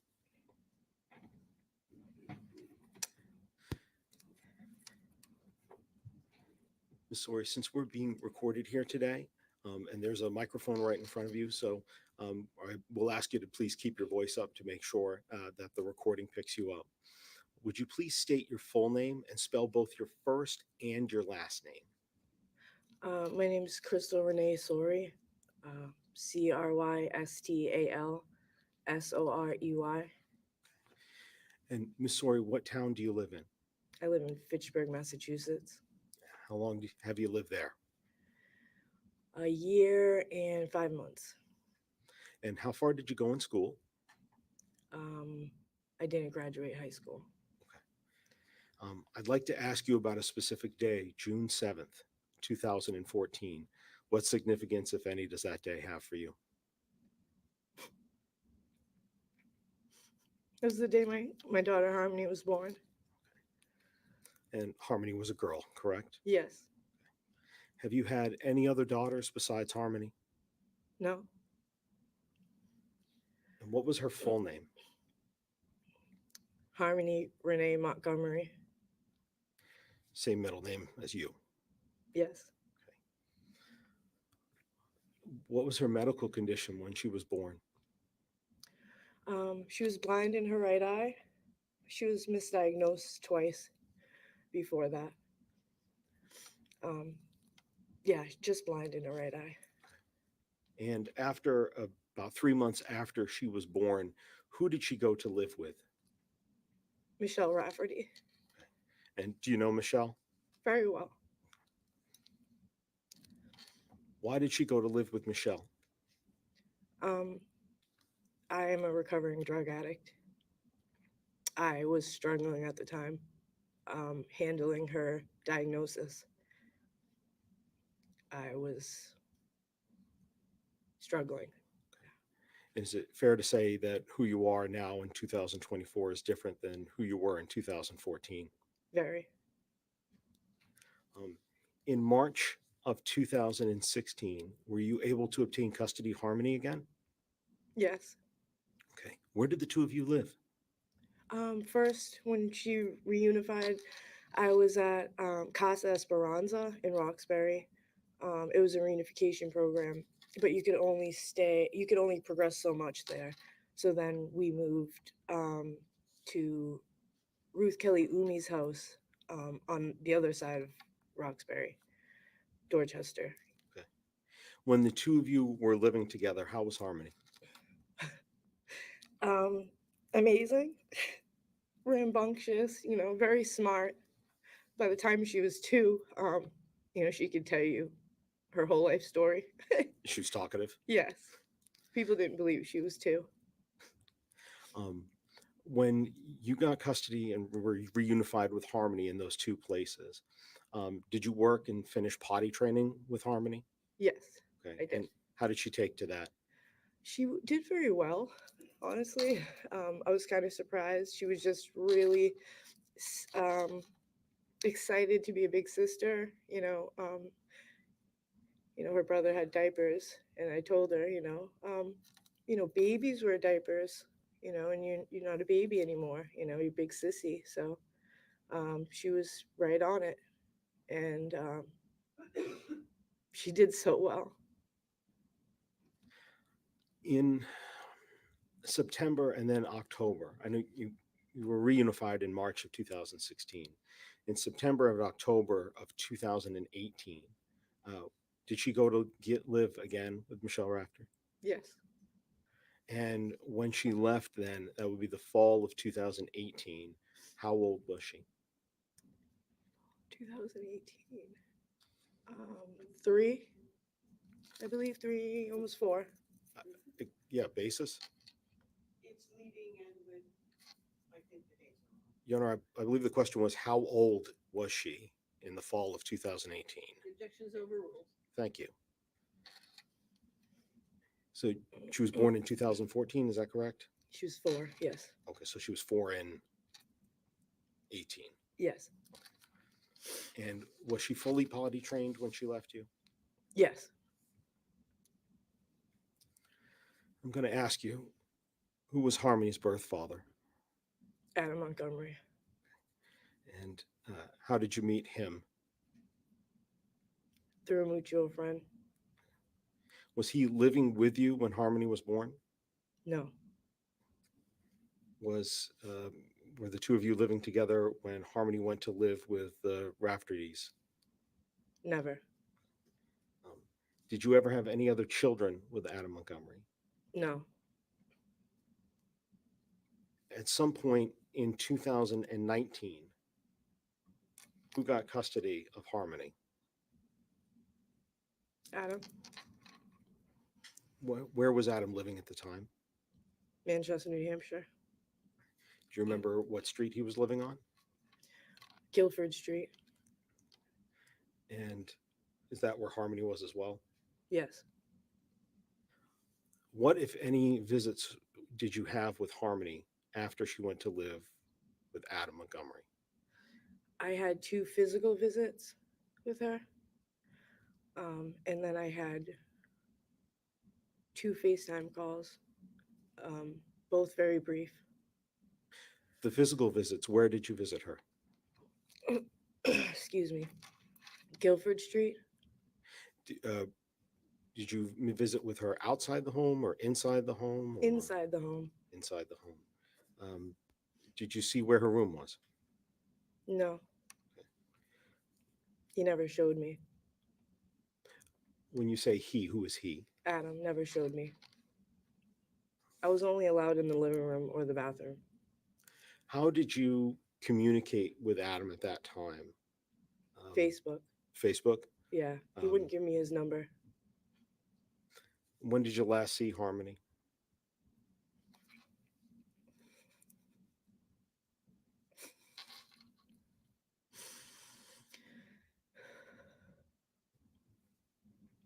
April April of 2019. April of 2019. Yeah, right before Easter. How did you see her? Oh, I was doing a Facebook video call. That was how I had job training. So I couldn't do a physical visit that week because I didn't know my schedule. You said that was before Easter, is that correct? Yes. Did you see her on Easter? Yes. Were you able to see her after that? No. What did you try to do to be able to see her or talk to her after that? I just kept reaching out to Adam and Kayla and, asking, begging them to let me see her. And I was sorry for whatever I did. I wasn't even sure what I did. But I was just trying to reach out to really anybody at that point, his family, his grandmother, his uncle, his dad, anybody. Let me ask, did you try to reach out through the months of May and June? Yes, What about in July? I believe so. Did you receive any phone call from Kevin Montgomery, Adam's uncle, in July? Yes, I'm not going to go into the detail of what was said, but after that call, did you continue these efforts you talked about before, trying to get in touch with Adam? yes, And what about September of 2019? Were you trying to get in touch with Adam then? Yes. What about October and November of 2019? Were you trying to get in touch with Adam then? Yes. Christmas of 2019? Yes. Get in touch with him then? Yes. Were any of those successful? No. Did you see or hear from Harmony at all during that time period? No. What about in the year 2020? Did you continue to try to find and get in touch with Harmony or Adam? I'm sorry, can you repeat that? No problem. What about the following year, in the year 2020? Did you try to get a hold of Adam and Harmony? Yes, I had made a new Facebook hoping because he had blocked me and so did Kayla. I was hoping to get through to him that way. Did you try also through 2021? Yes. By December of 2021, what else were you doing to try to find Harmony I and Adam was to respond? calling DCF. I was telling my therapist, talking to anybody that I knew was either a mandated reporter or had some type of leverage because I wasn't getting anywhere. I had wrote also to the mayor. And in December of 2021, did you have any meetings with the Manchester Police Department? I'm sorry. In December of 2021, did you meet with the Manchester Police Department about trying to find Harmony? Yes. And with regards to that, did you provide them with any permissions to try to get more information to help find Harmony? I signed whatever they needed me to sign. Did any of that include medical authorizations for medical records? Yes. Did you provide a DNA swab for them? Twice. Did you provide permission for them to look at your Facebook account? Yes. Did you provide permission for them to find out where you had been living and contact those places to confirm your dates there? Yes.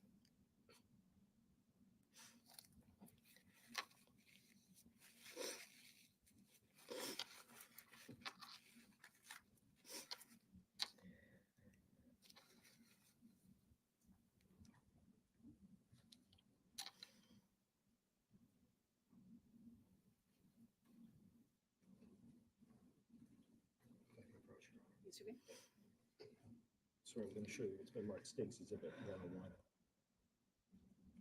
For identification? You know, I believe we made this. I'm sorry, that's full exhibit. Thank you. Do you recognize this person? Yes.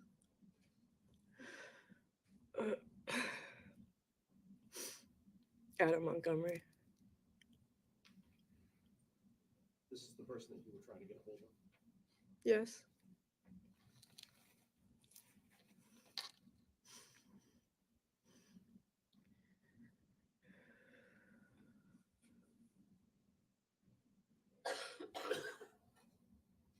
And show now States Exhibit 97.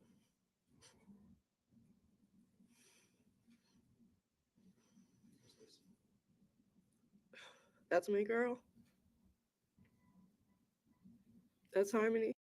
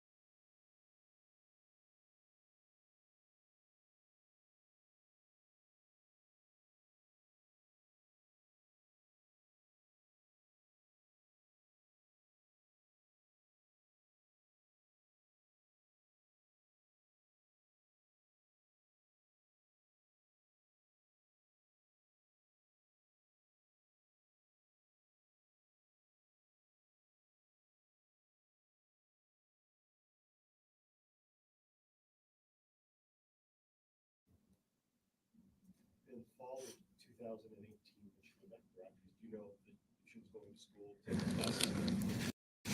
When she was with Michelle, she was, but not after. Not after. No.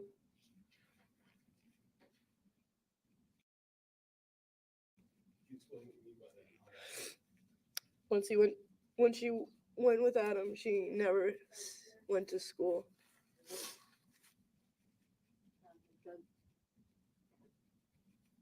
I'm sorry, Your Honor, if we could approach.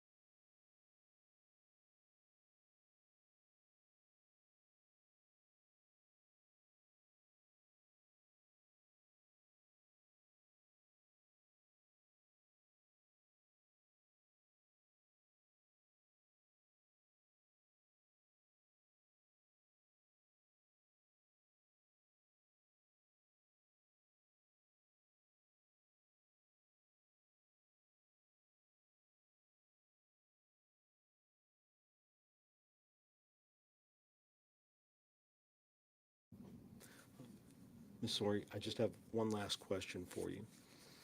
With regards to all of those communications that you talked about through 2019, 2020, 2021, trying to get a hold of Adam Montgomery or Harmony, for any of those, were you ever able to speak with Harmony? No. Again, just a moment.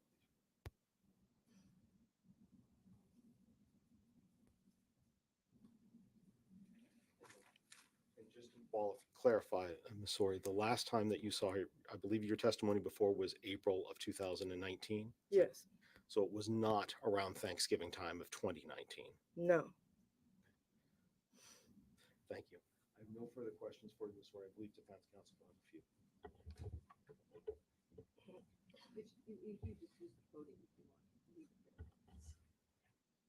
Thank you. I'll pull it out after this.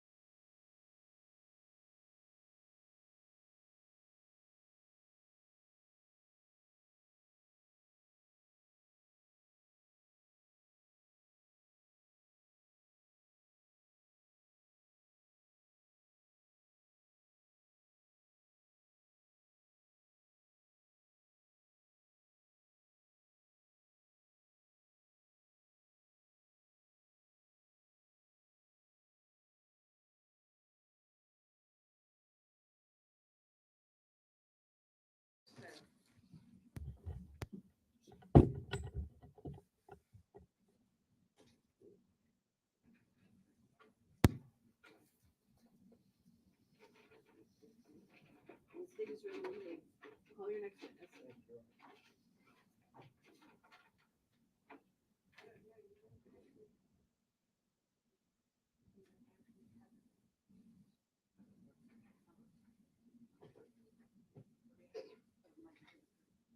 So, you know, just keep it to the side a little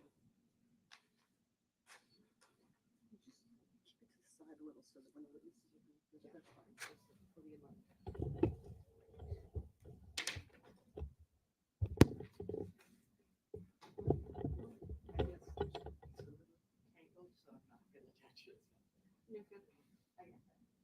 Will you handle this? Thank you so much.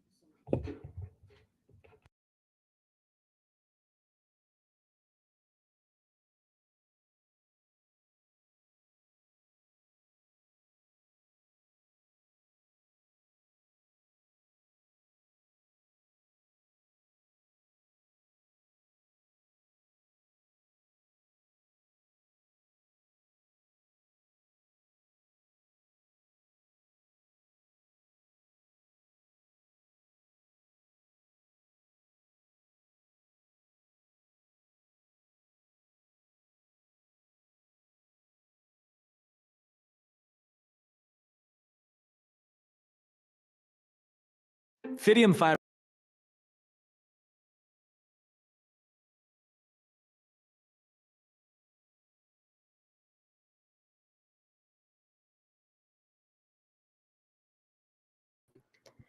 Just a moment. I'm trying to reload the stream. Hold tight for me.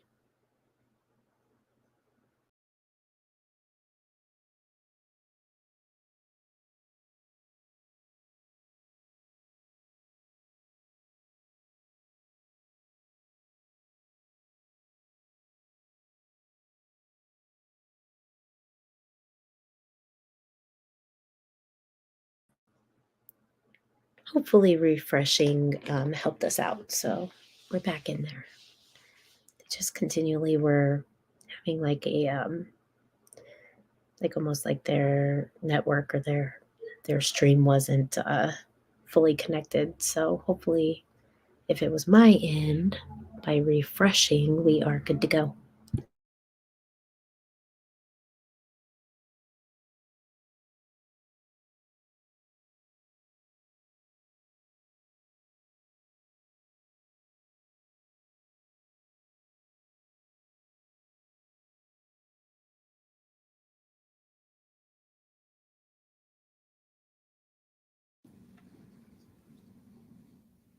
Thank you, Your Honor. The state calls D.D. Travers, please stand.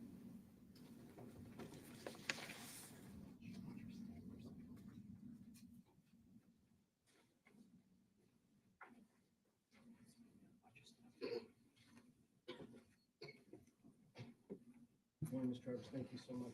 Please remain standing for a brief moment and raise your right hand. Do you solemnly swear that the testimony you give this jury will be the truth, the whole truth, and nothing but the truth, so help you God? Yes. Thank you. Please feel free to have a seat. Ms. Travers, let me just ask you, since we're being recorded here today, would you please state your full name and spell both your first name or the initials you go by and your last name for the record? Sure. My first name is DD, just spelled as DD. Last name is Travers, T-R-A-V as in Victor, E-R-S. And Ms. Travers, do you live in the state of New Hampshire? Yes, I do. How long have you lived here?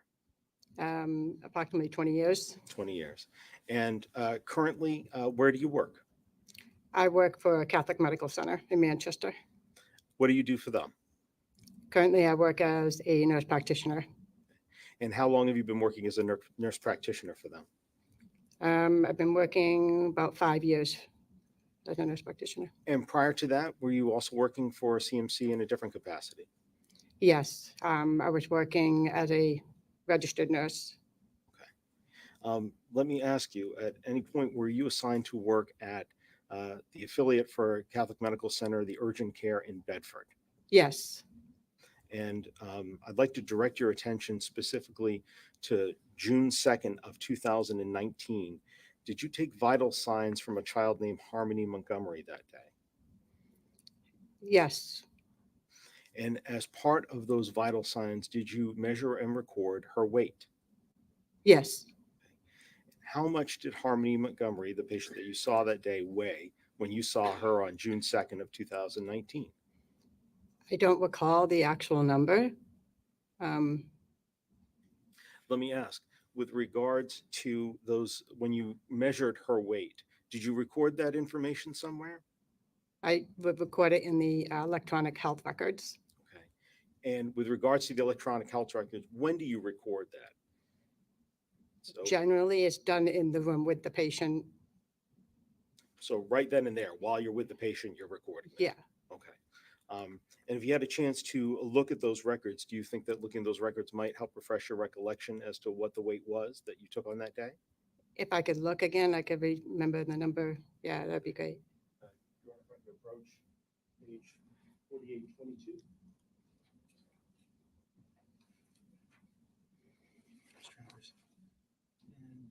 Do you recognize that to include the medical records that you entered that day? Yep, it has my name right there. Okay. And And I'm about to say, I'm going to have you go ahead and take a look at it for a moment. And when you're ready, just look back at me. I'm going to ask you what her weight was. okay, And does that, looking at that, does that help refresh your recollection of the weight? yes, And how much did Harmony Montgomery weigh in June of 2019 when you measured her? 35.20. 35.20. And are those grams, those pounds? The I'm sorry, I didn't 35.20. look at that. I apologize. That's all right. I'm sorry. The 35.20, is that pounds? 35 pounds? Or 35.20 pounds, I should say. I didn't actually see that it said pounds on there, but Okay. Let me ask, do you typically, when you do your measurements, are they in pounds or are they in kilograms? they're usually in kilograms. Usually in kilograms? Mhm. Okay. Well, I want to make sure that your memory is fresh. So with regards to the record, do you recall off the top of your head whether it was 35.2 kilograms or 35.2 pounds? I don't recall. Okay. And having a chance to look at the vital signs again, do you think that might refresh your recollection? Sure.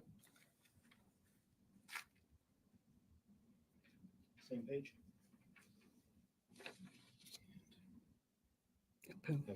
Let's say, does that help? I see you nodding your head up and down. Does that help refresh? Yes, All right, yes. so that 35.2 are those pounds or kilograms? Pounds. 35.2 pounds.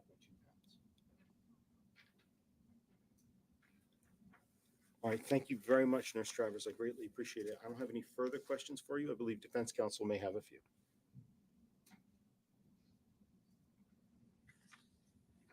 And I think Harmony's weight was appropriate for her size and age. Foundation.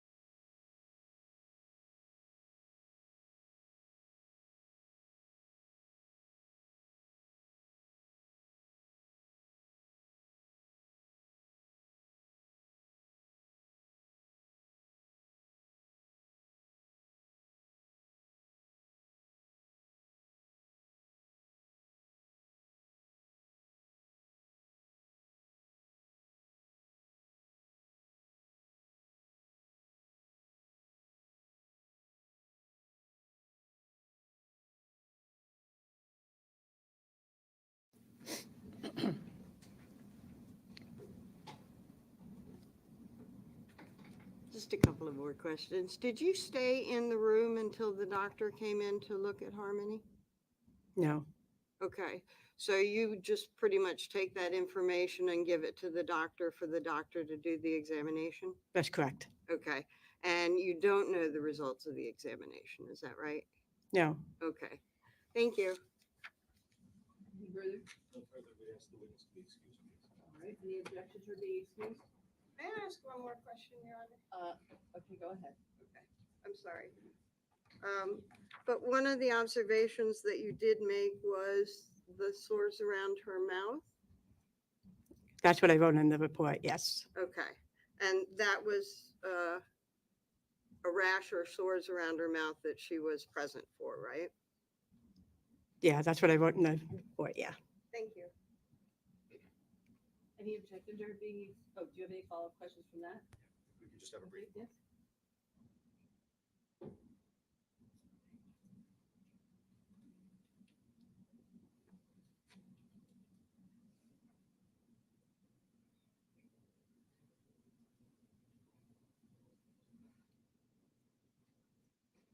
No questions, and we would ask the witness to be excused, please. Any objections or being? No objection. All right, you may step down and you are excused. Thank you.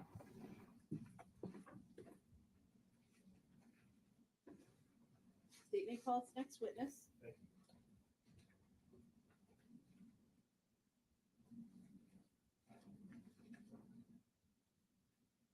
Your Honor, at this time, the state calls Mr. Kevin Montgomery to the stand.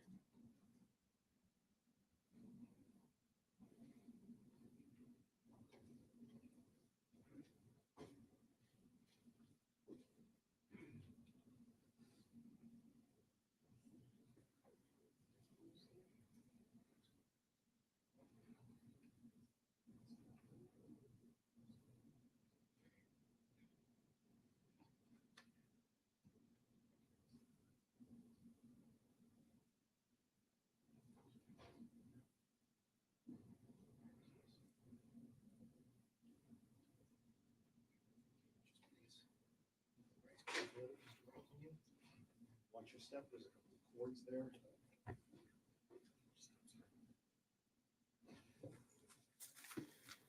You remain standing for just a moment. Thank you.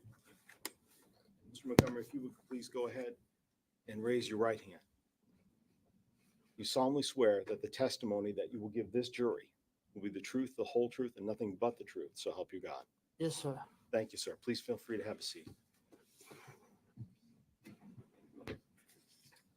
Mr. Montgomery, as we are being recorded here for the record, could you please go ahead? And I'm going to ask you to please go ahead and state your name, both your first and your last name. Sure, hang on 1 second. Could you carefully open that? Otherwise it sort of comes, the top can open. Thank you.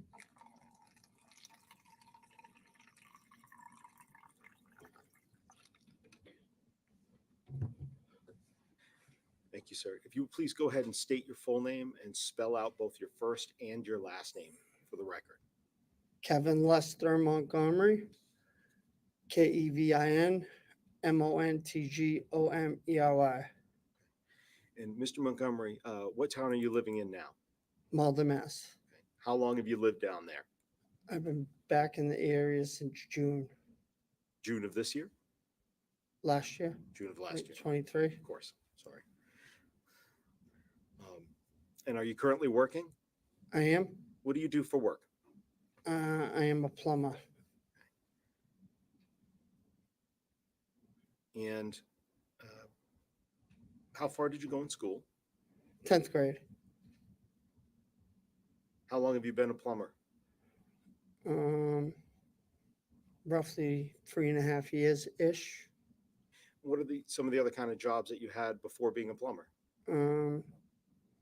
Landscaping. I was in the drywall, union, roofing, Okay. stuff like that. I'd like to ask, in 2019, where were you living at the first part of 2019? 2019, first part of 2019, I was living in Manchester, And what was the street address that you were living at? 77 Guilford Street. Who owned that home? Excuse me? Who owned that home? sorry. My mom and my ex. And who else lived there? Let me ask, uh, let's say in February or March of 2019, who else lived there?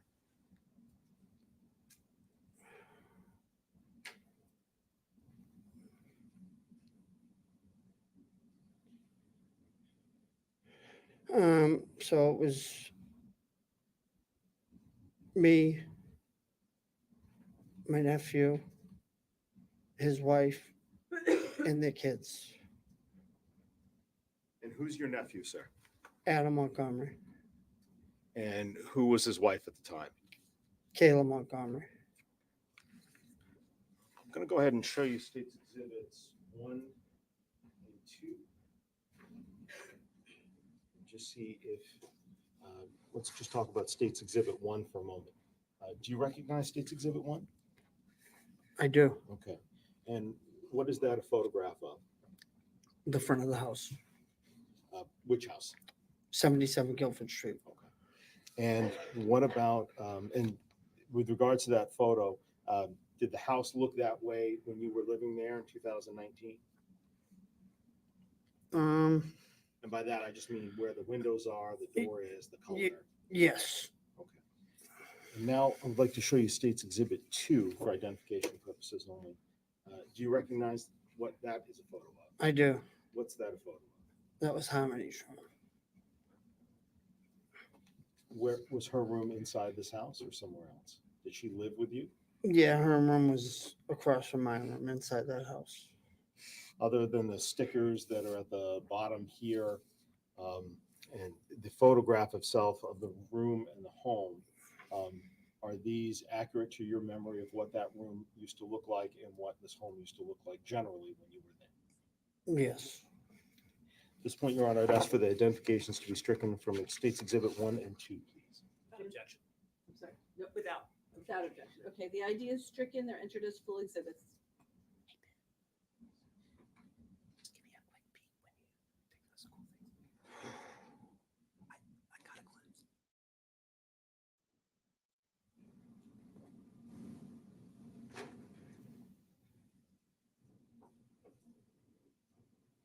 So, Mr. Montgomery.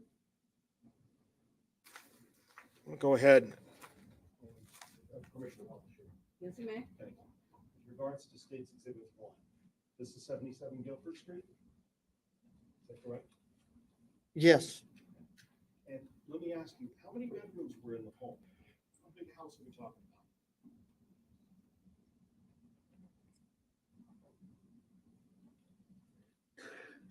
Living room on the first floor, 2 bedrooms in the back, and then like an attic that was like made over upstairs. When you say made over upstairs, was that also used as a bedroom? Correct. And I'm showing States Exhibit 2. I believe you said before, well, let me make sure I got your testimony right, that this was Harmony's room. Is that right? Yes.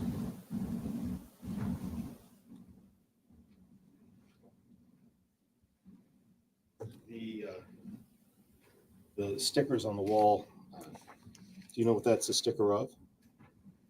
Yes, that was Minnie Mouse.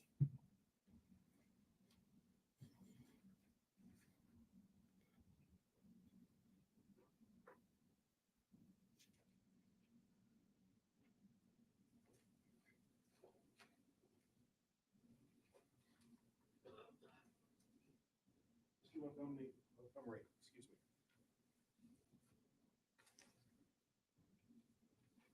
In 2019, you said, I believe before that you said that your nephew, Adam Montgomery, was living with you. Is that correct?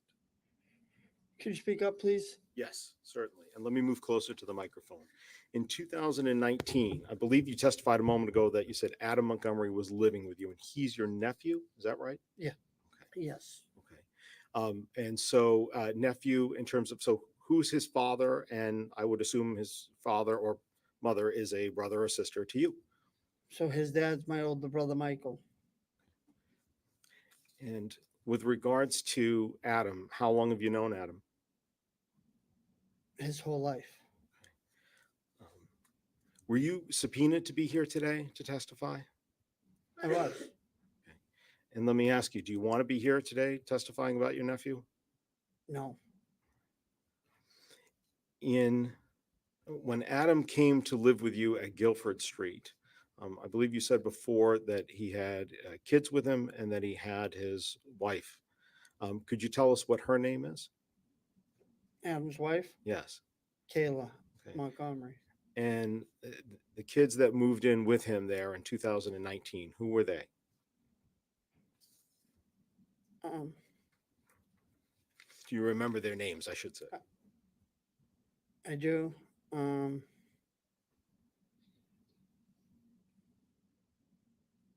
Could you say that question again, please? Certainly. So when Adam and Kayla came to live with you, you said that there were kids in the home before. What were their names? So when Adam and Kayla came in, who came with them? Yes, exactly. At first it was just Seamus. Okay. And who is Seamus? Seamus is their son. Okay. Who came to live with you next after that? Which child came next?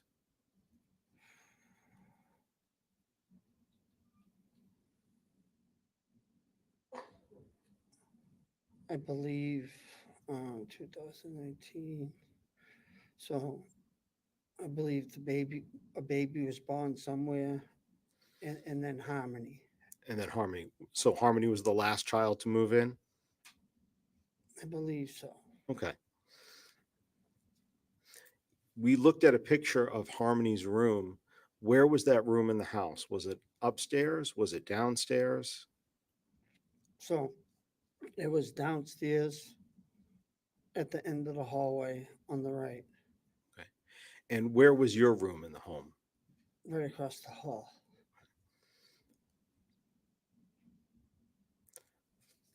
Where did you see Harmony spend most of her time when she was in the house?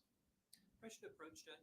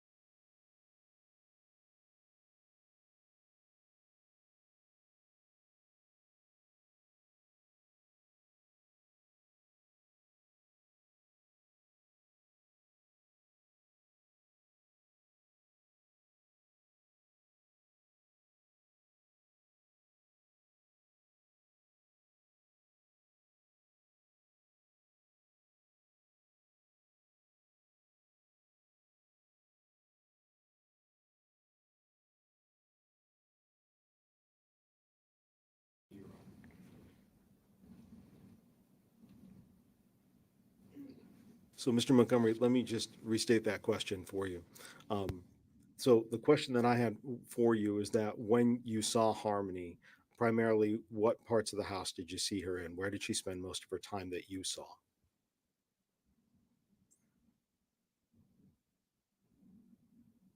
Just everywhere. Just everywhere. Kitchen, Okay. living room, just everywhere. In July of 2019, did you stay in New Hampshire or did you go to any other state? I lived in New Hampshire, Mhm. and then I went for roughly 3 weeks to Florida. Okay. And let me ask you about that trip to Florida. Did any other family members go with you on that trip? My son.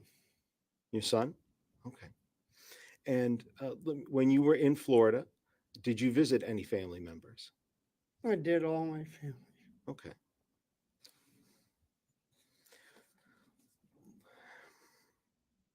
Let me ask you, sir, when you were down in Florida visiting family, tell us some of the different family members that live down there that you saw. So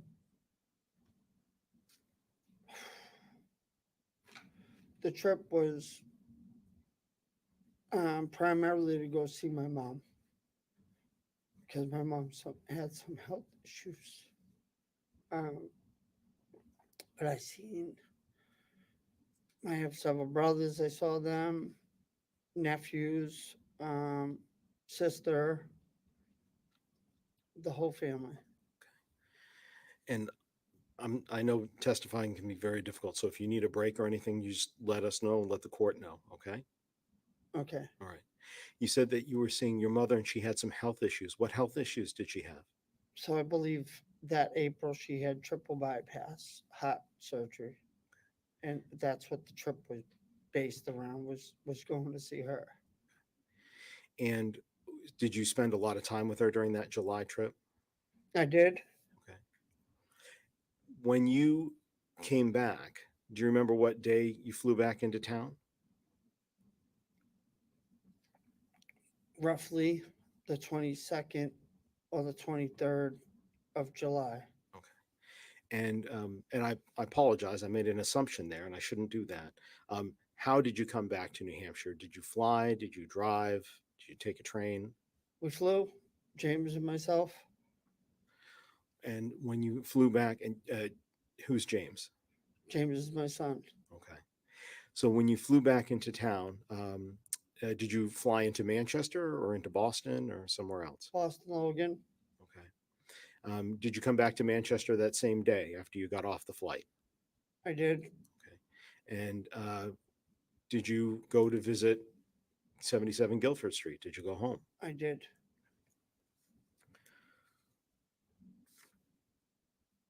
Let me ask you, when you got home, did you see Harmony there? I did. Where did you see her? I seen her standing in the kitchen. And when you saw her in the kitchen, how did she look to you? She had a black eye.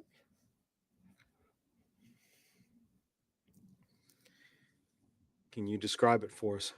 How did the black eye look?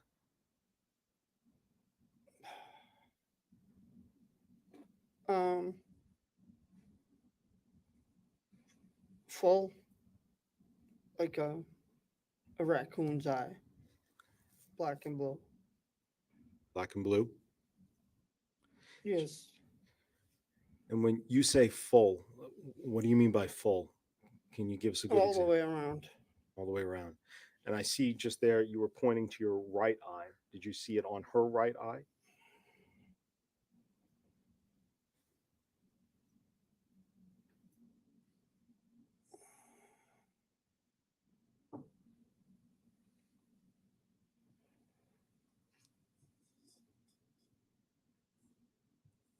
I honestly can't recall, but I think the left. Okay. You think the left. Okay. I appreciate that for your honesty there. You said you saw her in the kitchen with this black eye? Yes. Okay. So when you saw her in the kitchen with this black eye, what, if anything, did you say?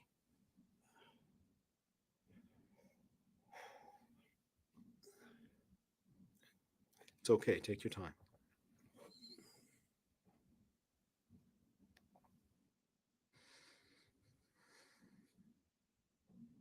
Something along the words of,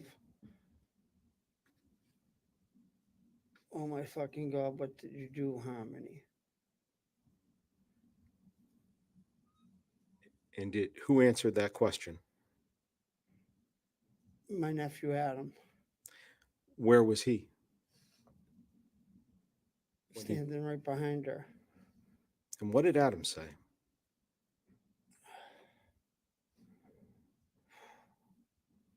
She didn't do anything. I bashed her around the fucking house.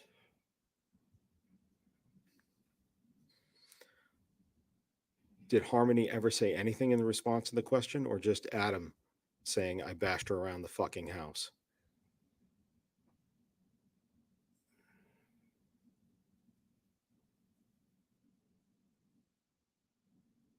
I think just Adam.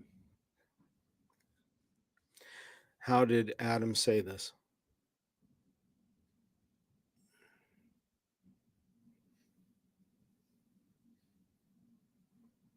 How did he say it? Yes. Or let's put it this way. Can you say it the way that he said it so that we understand? I'm not sure if I had to describe it to the best of my ability. It would be like a cocky son of a bitch. Did Adam tell you why he bashed her around the house and caused the black eye? He did. What did he say?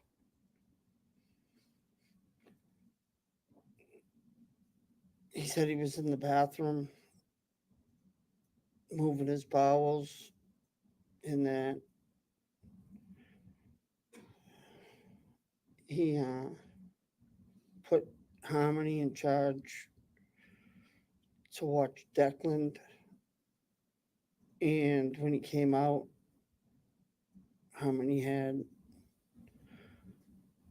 her hands over his mouth, and I guess his lips were supposedly below. That's what was explained. That's what Adam explained to you. Correct. And after he explained that, how did he say he caused the black eye? I bashed her around the fucking house. Was there anybody else in the kitchen when Adam said this to you?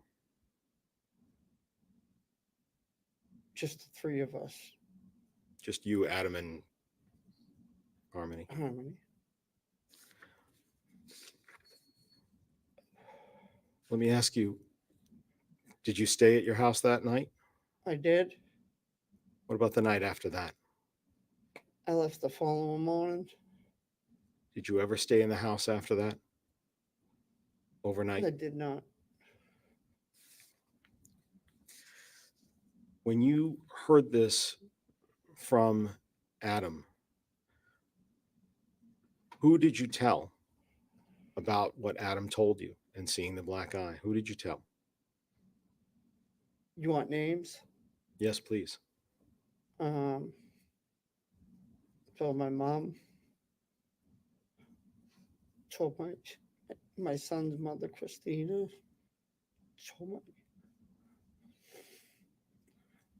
Told my sister, Erin. My brothers, Sean, Michael, and Richard. I told one of Adam's friends, Nick and Aaron. I told Harmony's mom, Crystal. I told Harmony's foster mom, Michelle. I think I told my sister Janine, my mother Helen. That's kind of what I remember.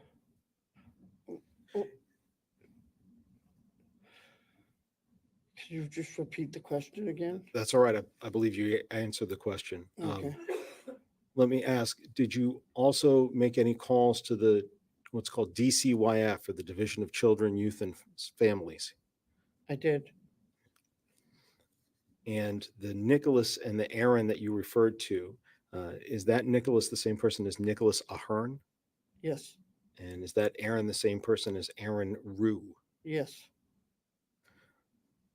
Why did you tell all these people? Why did you call DCYF about this? Say that again. Yes. Why did you tell all of these people?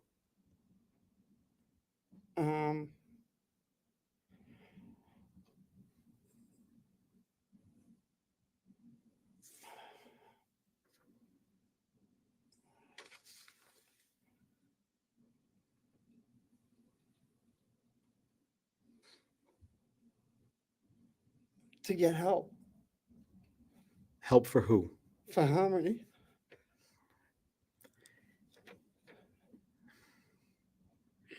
Did you ever see Harmony after that day? I did. When did you see her?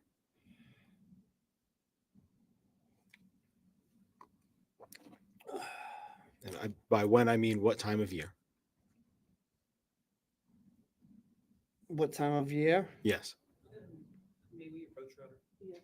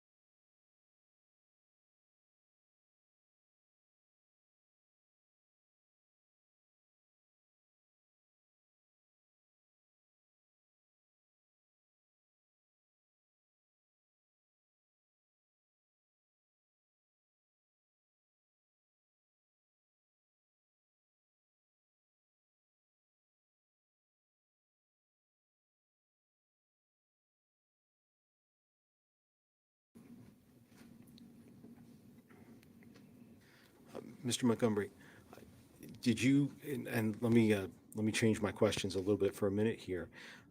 Did you see Harmony again in September of 2019?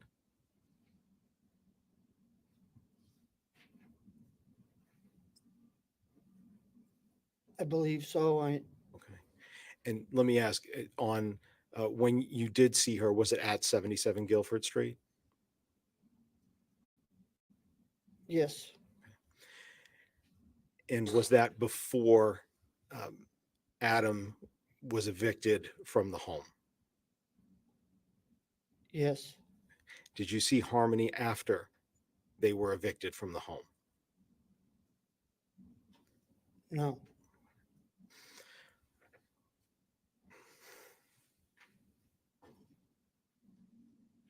Mr. Montgomery, I'm going to go ahead and show you State's Exhibit 101.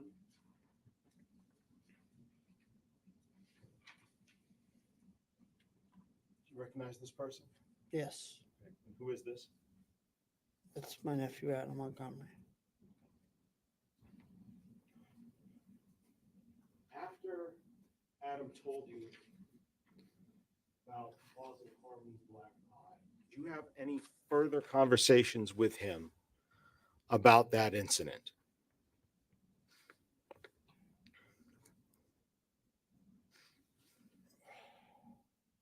I did. And what did he say to you in that later conversation about this black eye incident? What did he say to me in the later conversation about the black eye? Yes, sir.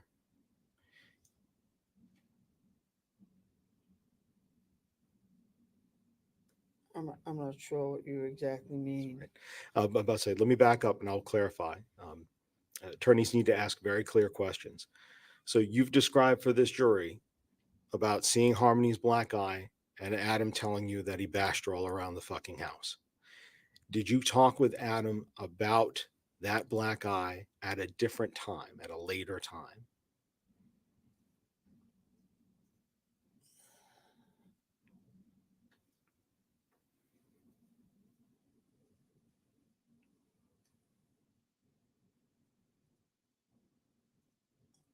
I did. And at that later time, what did he say about having bashed Harmony around the house? Can I explain? So if we could approach for a minute, Your Honor.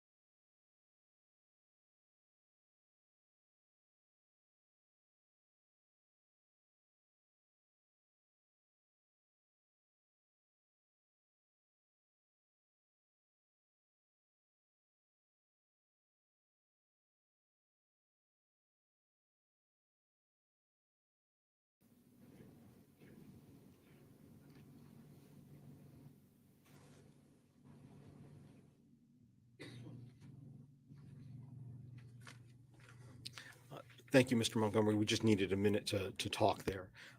What I'd like to do is I'd like to ask I apologize. Let me ask a very clear question about this second conversation. When you were later speaking with Adam about this black eye incident, did he apologize to you for having hit Harmony?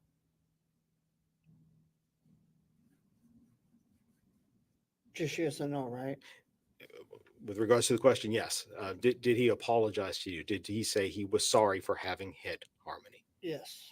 He did. Going into the fall of 2019 after the eviction, and then going into 2020, did you try to get in touch with Adam, with the defendant? Give me the time frame again. Yes. After the eviction, so in the fall of 2019, and going into the next January, February of 2020, and then going into the summer of 2020, did you try to get a hold of Adam? I did.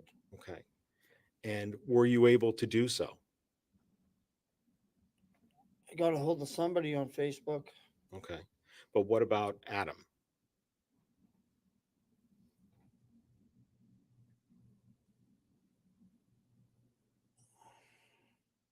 It's hard to remember. Well, if I can withdraw that question, Your Honor, I'll ask a different question. With regards to that, you said you got a hold of somebody on Facebook. Were you able to go into a conversation on Facebook, or were you ever blocked on Facebook?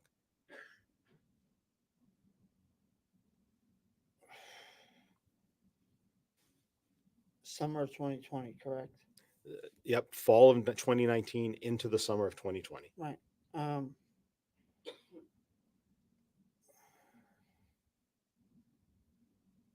pandemic happened in 2020, right? Yes, sir. Like March, right? So that's like my first summer in Florida.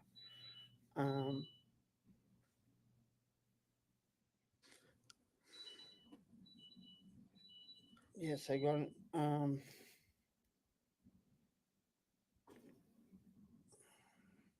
I believe I got in touch with someone on Kayla's account through Facebook Messenger that summer.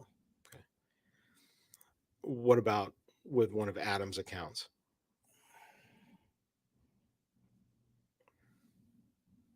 No, I think I was blocked.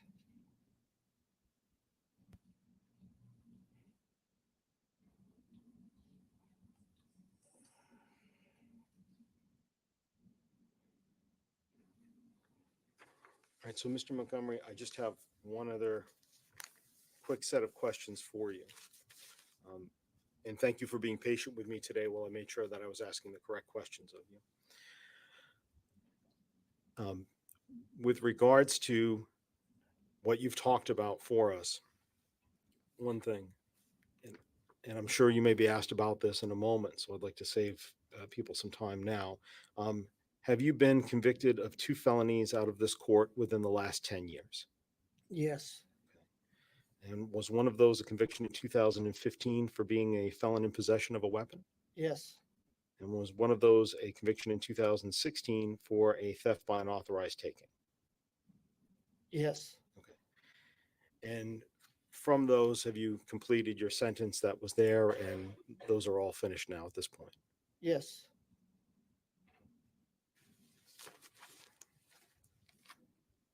Lastly, Mr. Montgomery, I'd like to show you State's Exhibit 97.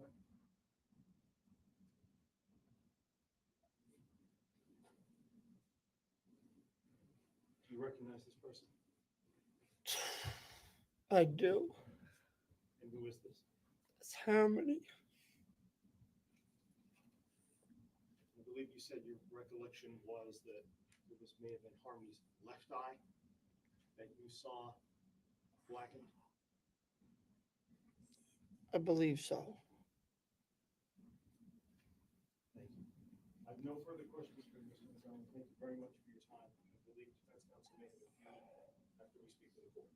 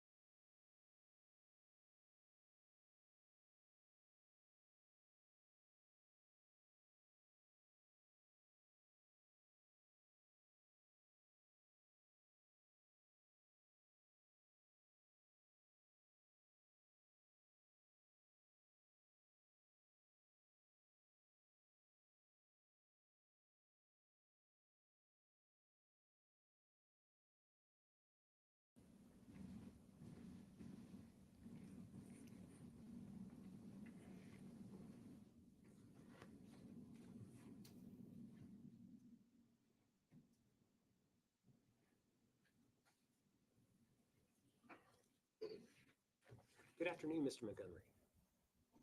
Are you able to hear me okay? Right now, yes. Great. Let me know if you can. My name is Jamie Brooks and I represent Adam, okay? I'll also ask you some questions, but I'll try to be fairly quick. You indicated that you returned to the Guilford Street address on the 22nd of July, 2019. I believe I said the 22nd or the 23rd. One or the other. Could have been the 22nd, could have been the 23rd. Excuse me? So it would be either the 22nd or the 23rd of July that you were there, Correct. and you ended up having a conversation with Adam. Correct? Yes, And this conversation included Adam, yourself, and Harmony in the kitchen, right? say that again. The conversation took place in the kitchen. Correct. Harmony was there, right? Yes, You were there. yes, Adam was there. correct. Yes, Nobody else to your recollection was there. no, No other adult was within earshot of this conversation as far as you knew. no, And the conversation was prompted because you saw a black eye on Harmony. correct. You indicated that Adam said that she didn't do anything. Correct. In response to your question of, oh my God, what happened? He said, Oh my Harmony didn't God, do what the anything. fuck did you do? I think I said. Okay.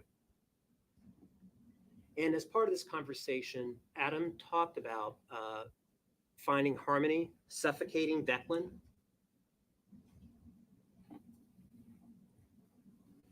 Hands over the mouth, I stated. And with the hands over the mouth, Declan was turning blue. Lips were blue, is Lips were what blue. I recollect. 5 months old at the time? Declan, roughly something like that, yeah.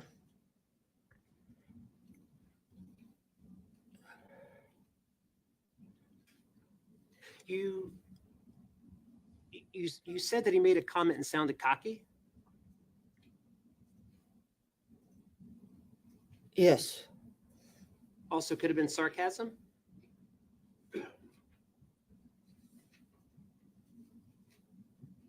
Not in my opinion, if that's what you're asking. But he did express concern regarding Declan and the blue lips. Yes. You later made a report to DCYF. Yes.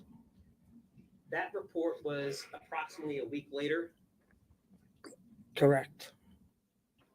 Would July 29th of 2022, I'm sorry, July 29 of 2019, would that sound correct to you? Roughly about a weekish later, 7, 8 days or something. Is that what? Yeah, approximate, I guess. It's going back a while. Roughly 7 to 8 days, and this was after you had returned to Florida? After I was back I'm in sorry, New back- Hampshire, right? Is that what you're asking? After I came home? Right. But Yes. you didn't go back to you didn't stay at the house except for that one night. Did you go back to Florida or did you go back to Massachusetts? No, I went to Massachusetts. Okay. Thank you, Mr. Montgomery. I don't have anything further. Just briefly, please, Your Honor. Mr. Montgomery, about that. You just asked a moment ago whether,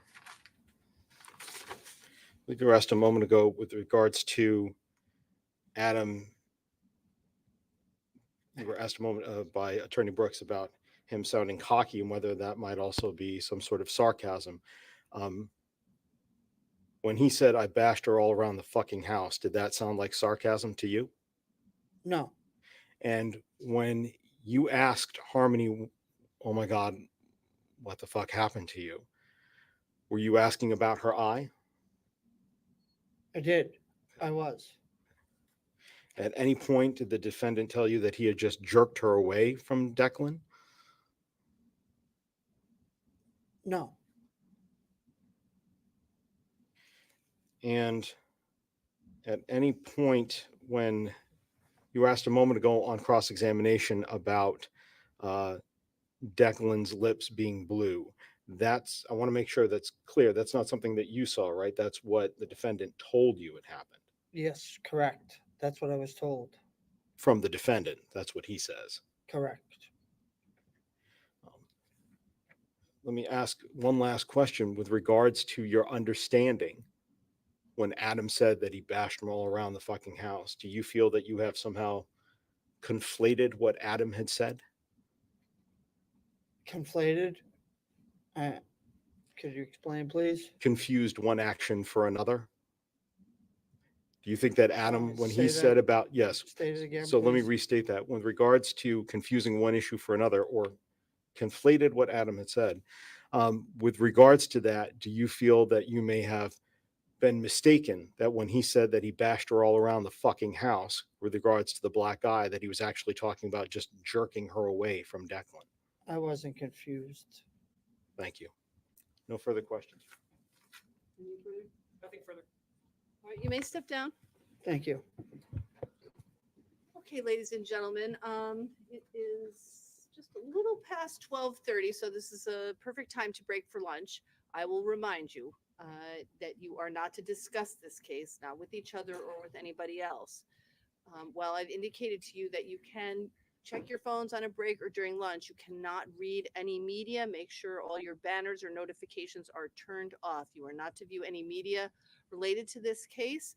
Don't do any independent research. Don't look up any of the names that you've heard throughout this case. And I'll have you come back at 1:30 and we will resume evidence at that time. Please rise for the jurors, everyone.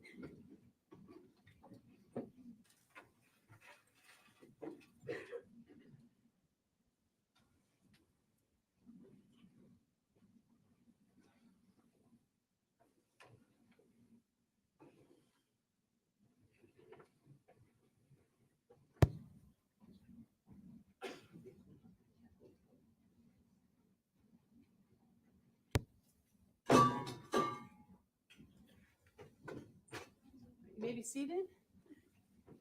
Just to clarify, Mr. Montgomery is excused. States is not. He may be excused if, any objection? No objection. Okay, yes, he's excused. Under the, with the understanding, Attorney Agati, that excused means he's not going to be called now or later. Yes, Your Honor. In this instance, I think the state can. Okay. So that is what I mean by excuse. So if we don't all agree that that's what excused means, then we should maybe revisit that after the lunch break, or, you know, so that everybody can take a look at it. Okay. Did we need to address any other matters now? I think, Your Honor, just after the break, we might want to address that one thing with regards to Michelle Rafferty, excuse me. But other than that, no defense counsel. You mean Michelle Rafferty? Michelle Rafferty? I apologize. I think other than that, Your Honor, the other things can certainly wait until after the break. There's nothing right now that we have to Okay, I discuss. just don't want to, when we, I guess I want to know what we're going to talk about so that we can make sure we're starting on time with them. So if we want to have some legal arguments about something, let's talk about what that will be, and then I can tell you when you should come back so that we can do that rather than holding them. If we can just have a look. Sure.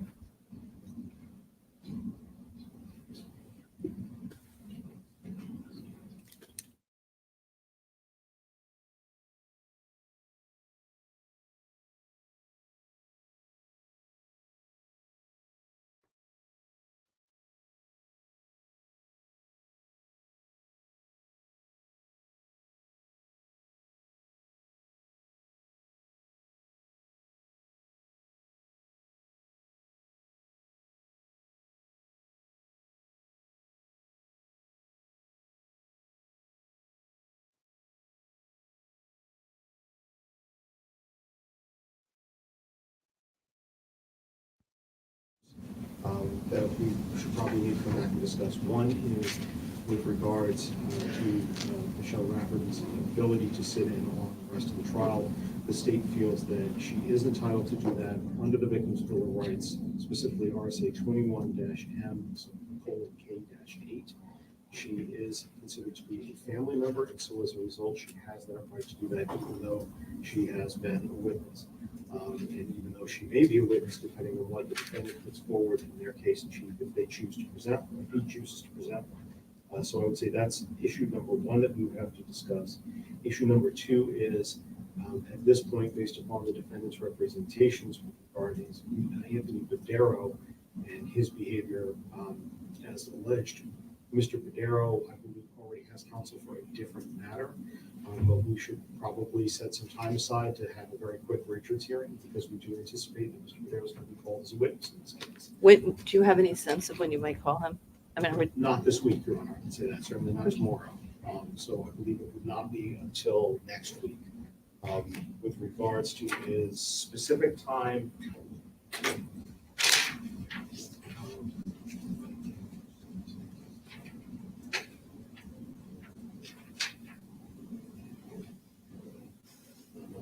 I would anticipate the early part of next week, Your Honor. okay, so I think we will reach out to his counsel and see about some availability, maybe either towards the end of the day or early in the morning, either later this, I guess later this week is tomorrow, so, or early next week.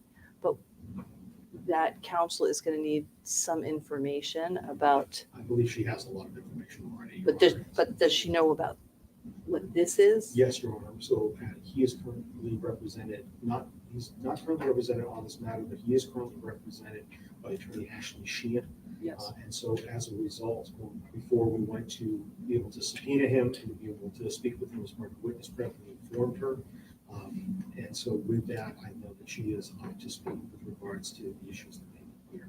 Not But this, necessarily but what the issue this that, issue. that, well, okay, but that's correct. the That we issue. have to get So I up to think, speed on. so why don't we do this, that rather than have the court contact her, you know, the clerk's office, why don't I suggest, you can tell me if you disagree with this, why don't I suggest that the state contact her to get to, you, the defense and the state can talk about what the issue is so that she's apprised. find out her availability. She's going to need to be in touch with the witness, and then everybody would be here. We could do it before court on one, at 8:30 on one of the mornings. That, I can tell you, I think she'll be able to do that in short order. It's our understanding that she was intending to be in the courtroom when he was testifying anyway. Okay. This particular matter, so we should be able to get that in short order. Okay, so the sooner you can let us know, we can all, talk about the scheduling of this. And then we'll either do it before we start at 9. One of the Fridays I know is it this Friday?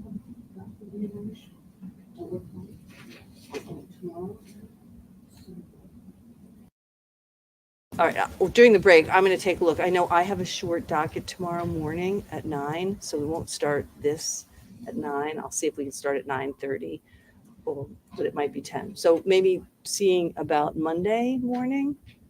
I don't know what you all think about that. Certainly. If not then. We can move this testimony to a little bit later if we had to. Okay. Okay. The last issue, I'm going to go ahead and let Attorney Bowles address, considering that specifically that Dimitrios Tsaros is going to be one of the state's witnesses who's going to be called today, and it's with regards to statements that defense counsel made in Your Honor, I will say that the state, in listing witnesses that were going to be called today, did not mention Mr. Saros. I'm sure he's right on the slip.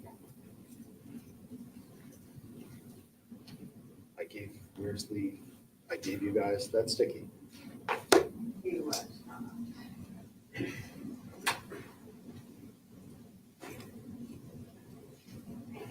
Havoc, so I wrote it down. Yeah, I know. Huh? I know. Okay. He was not, but we will figure out a way to deal. All right, well, he had looked for the paper but either way, it sounds like we're going to be able to continue the testimony. So what is the issue that you wanted to raise? And is this as to this afternoon's witness? It is. Okay, go ahead. Again, Your Honor, I believe it was on the sticky note we provided to the defense. Okay. That said, Your Honor, and excuse me.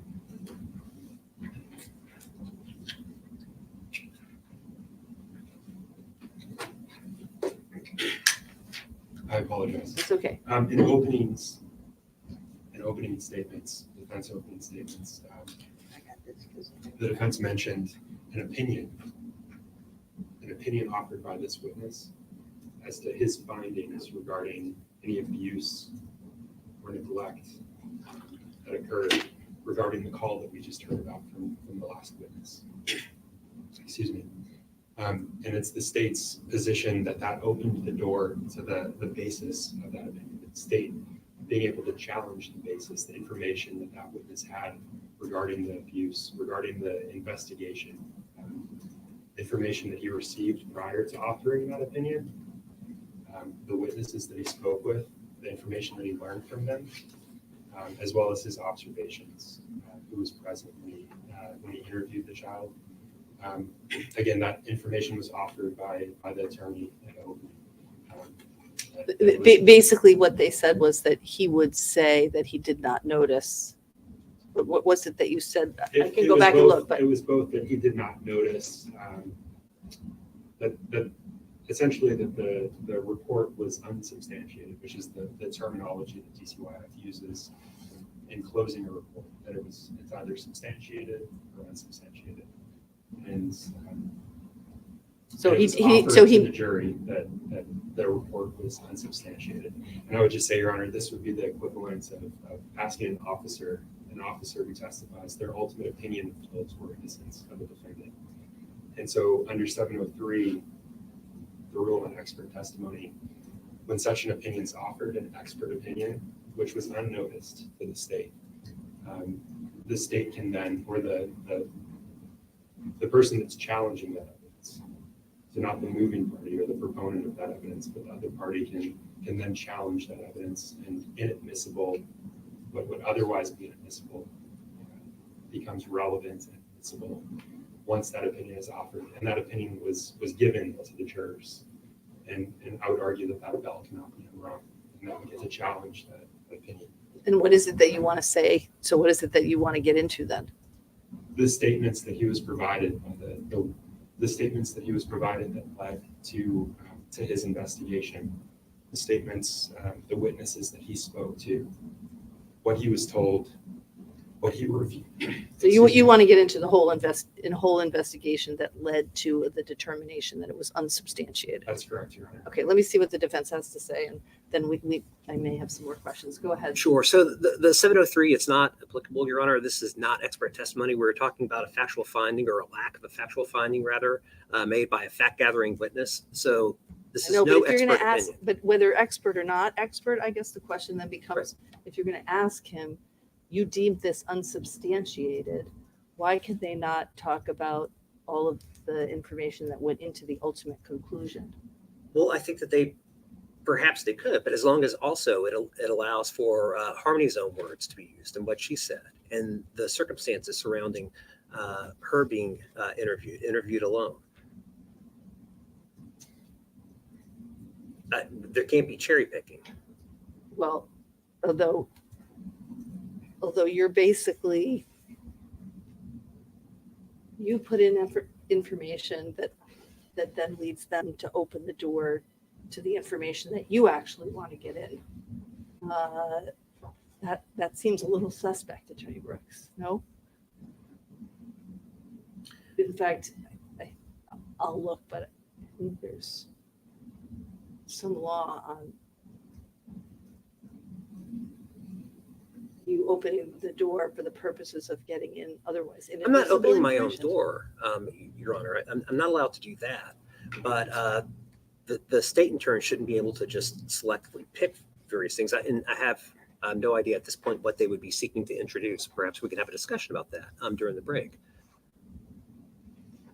But this is not a 703 or an expert situation. 703 is inapplicable. Again, It does feel that it leaves the jury with a misleading impression. If you just get to say, he reported, Kevin Montgomery reported this to you, and ultimately you deemed it unsubstantiated. And that is my concern. So, and then it does seem that your expectation would be that they would then get to put in the other parts of that, the rest of the investigation, which would include the statements that you would like to get in, which would be Harmony's statements. I mean, isn't that sort of the natural? Yeah, I'm not sure if the state is seeking to get in. I'm not sure what from the DCYF investigation they're seeking to get in, or the limitations of that investigation, or the fact that there may have been subsequent information that Saros did not have. I don't know. Let me ask you, Attorney Knowles, what are you trying to get into? The substance of the investigation. I know, but what is the substance beyond that Harmony had said that? Because what you don't, well, let me start here. If I let you get into what you want to get into, and then the state says, well, if you say that, then we want to get into Harmony's statements. Is that acceptable to you, that it just all comes in, everything about the investigation? Sure.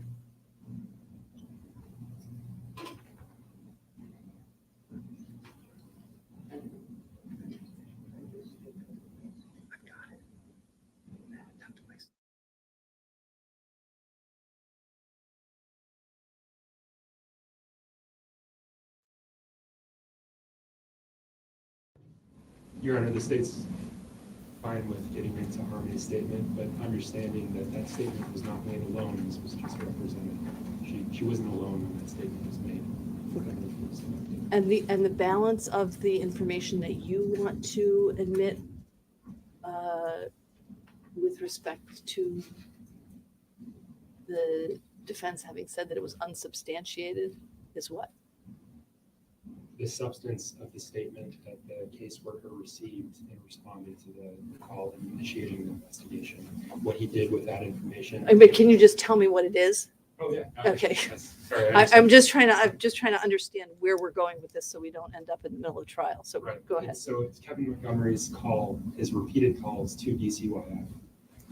And the substance of those calls, or and just that substance he's of those calls. okay? Now would admit those through the witness.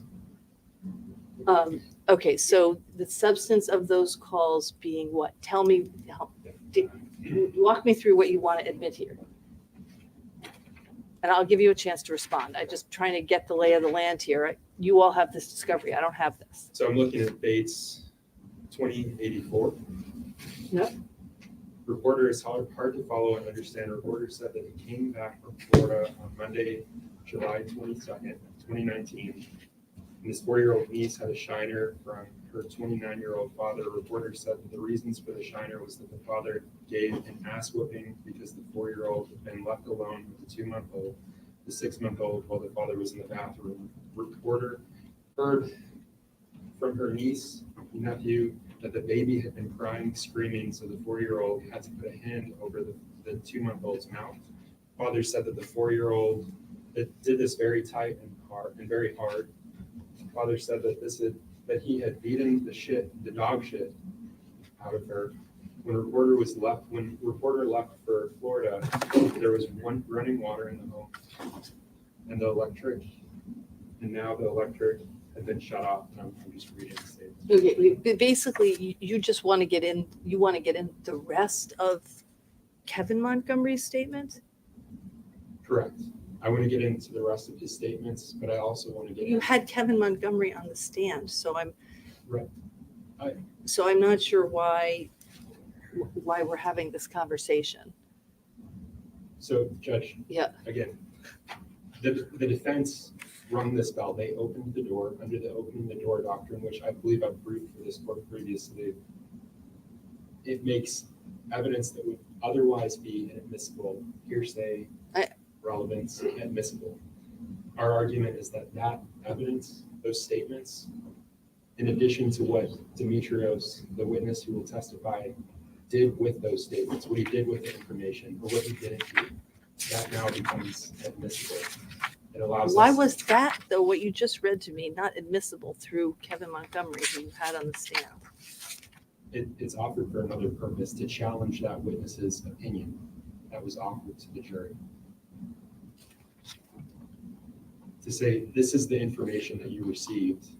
Let's talk about what you. So so you essentially, okay, now I think I'm understanding maybe better. You want to undermine the fact that he came to an opinion that this was unsubstantiated by using, just strengthening the statements made by Kevin Montgomery to him. So you want to basically say, he told you all of these things and you still found it unsubstantiated. Contacted you on this date, Okay. And, okay. Yes. And what he did with that information, Your Honor. And what did he do with that information?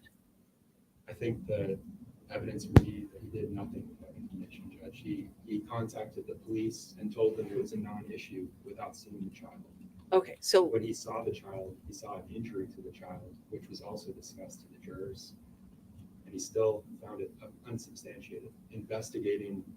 Okay, so why? So putting aside, the Kevin Montgomery's additional statements, do we all agree that Mr. Soros could testify? It's my understanding, it's your plan to elicit that ultimately he made a finding that the report was unsubstantiated. And then the state is going to say, so even though, this Mr. Kevin Montgomery contacted you and told you all of these things, you didn't follow up, that's right. You didn't do anything further, that's right. And ultimately you came to that conclusion that's unsubstantiated. That we can all agree that that's admissible so far, right? Yeah. Okay. Go ahead. Just to be clear, though, and I don't think the state is suggesting this, but just so there's no misunderstanding, Mr. Montgomery Kevin Montgomery, yeah. made a lot of phone calls, continued on and on and on for months into, I think, 2000. Okay. After Harmony was even gone, making all kinds of sets of allegations. Obviously, would not be coming in. The door isn't open to everything or anything. And also tangential to the concern about the black eye, which was reported on the 29th, there was also think about a spoon or potential drug activity. And obviously that is not something that should be allowed to get into. Okay. So let's put aside the drug information for a moment.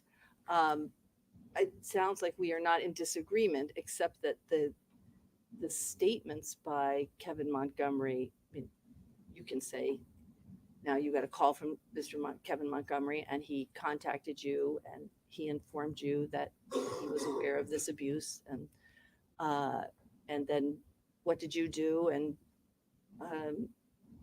And you can follow up, because it's your view that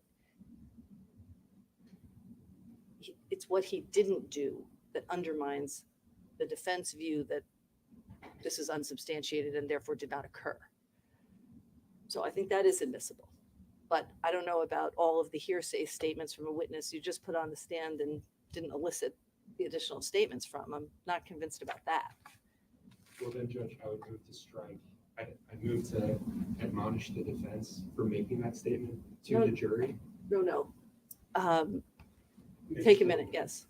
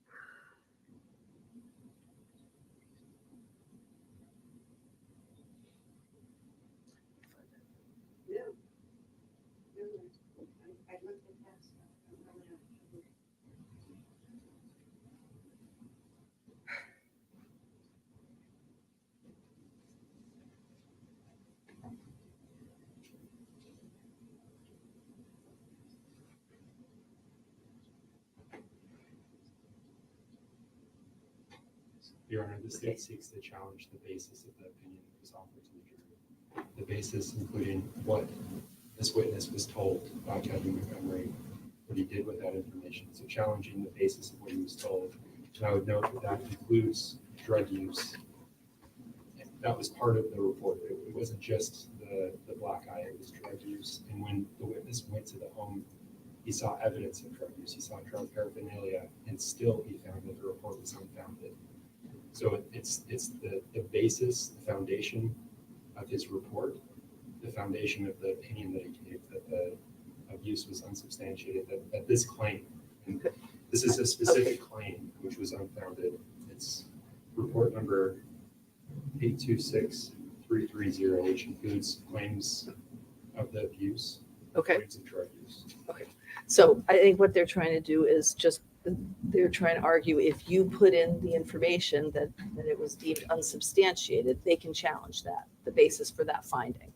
Do you have any objections? Sure, but I think the context of the opening statement was very clear about what there was not evidence of. So if I'm hearing the state correctly, they are seeking to introduce evidence about drug use.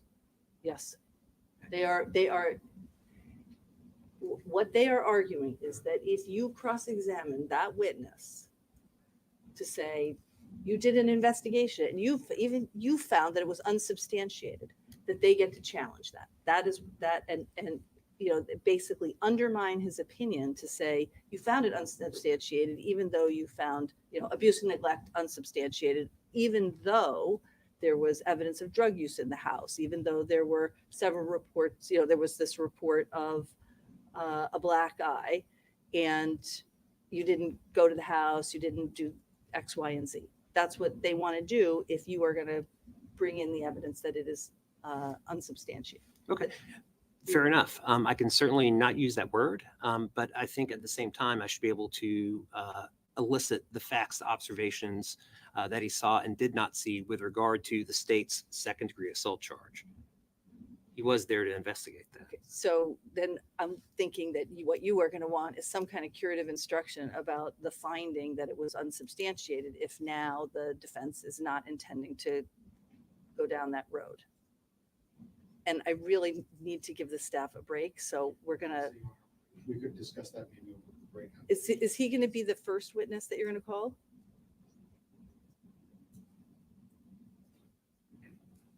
He's not going to be the very first witness, Your Honor, that called on. Just looking briefly, he's going to be the third witness that we call. Okay, so maybe we may have a little bit of time in the mid-afternoon break, but I am gonna, I do wanna have us come to some conclusion about this beforehand, so. So if I can just clarify, Your Honor, from our perspective, so with regards to if the defendant is intending to ask about his findings, Mhm. and then what his observations were, certainly relative to those findings, then the state is seeking to ask about what his other observations were and what he did or did not do before he reached those findings. And our position is that those findings have already been talked about now in opening argument, with the implication that the conclusion was made that this was unfounded. So in essence, the door has been opened, the bell has been rung, that there is a finding out there that this event was unfounded, despite what Kevin Montgomery just testified to, or the other work that was done. If that's there, and if we're going to be talking about the findings and what did Mr. Saros do, then the state should be able to ask also, what else did Mr. Saros know? And what else did he do and not do? So it's What do you mean, what did he know in terms of that investigation, right? yes, Okay. not in terms Okay, of I just want to make sure every we are just investigation talking on about this investigation. this Okay, and then, so there's basically right. two questions on the table. If they go down the road to challenge Mr. Soros's findings in any way, it is your view that you want to talk about what did he know in coming to those findings and what did he do or not do in coming to those findings only as it relates to that particular investigation. And if the defense is now saying, maybe we don't want to go down that road, then we've got to talk about, I understand it's your view that they rang the bell and in any event, you get to do all of it. And I'm not yet convinced. So I guess Attorney Brooks, you're going to have to make a very, very clear decision about that. Oh, and I think the decision will be clear. What if you have the decision? Sure, I'm not going to ask for if he made a specific finding as part of his obligation as a DCYF person. Then you need to be thinking about the issue about a curative instruction if I don't say that you've already opened the door to it. Okay? So we're going to go off the record now. Okay. Because I do want the staff to take a break. If you want to say something to me off the record, I will listen to it, but Okay. then we can put it on the record. But otherwise, we're going to think about where we are. Okay? All right. Thank you, everybody.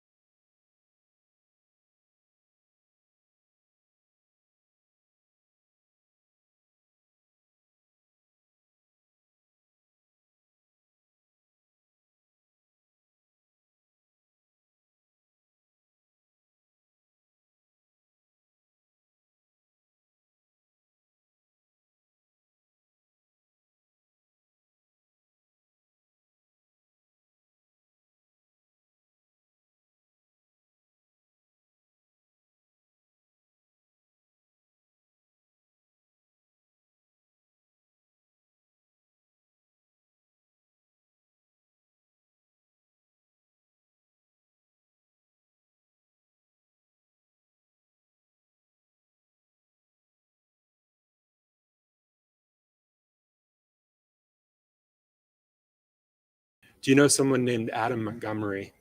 Yes, I do. And can you tell these jurors how you know Adam Montgomery? We were in a rehab facility together, and then we became romantically involved for a little bit. What year would that have been in that you were romantically involved with the defendant, Adam Montgomery?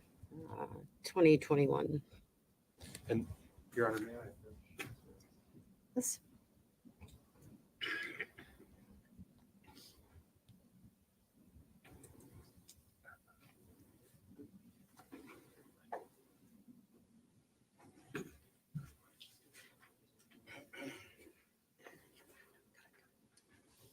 And Your Honor, I'm showing the witness what's been published as State's Exhibit 101.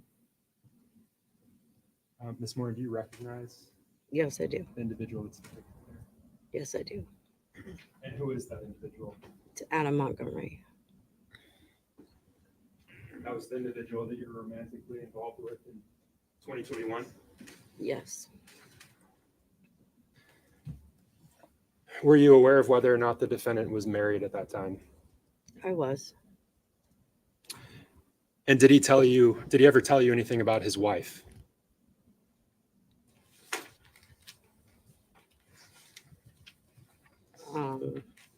Not just that they hadn't seen each other in a while. Do you remember providing a statement to an officer with the Manchester Police Department back in February of 2022? I do. And that statement was regarding the defendant, is that right? It was. Do you think that seeing that statement would refresh your recollection of what the defendant may have said to you about his spouse, about his wife? No, I recall. Okay. And what do you recall him saying about his wife? That she would do anything for him. That she would do anything for him?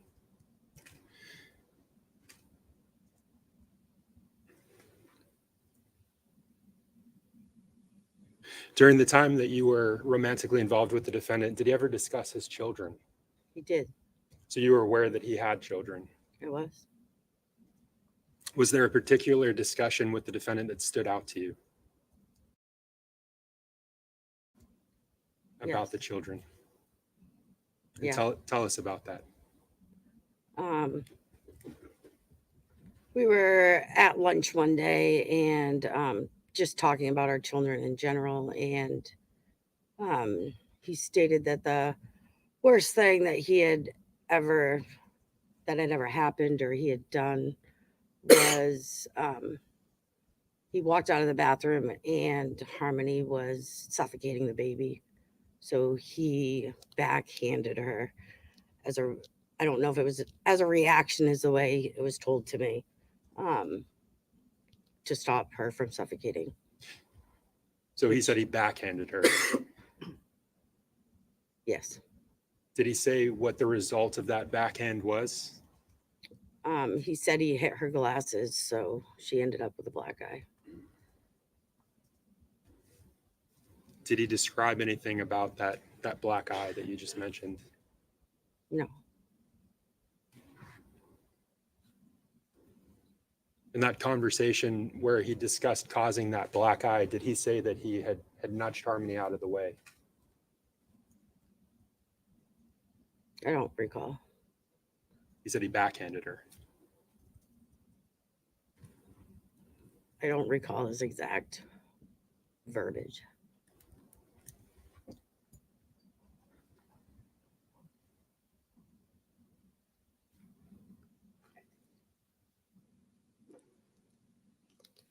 Did he ever discuss other children with you?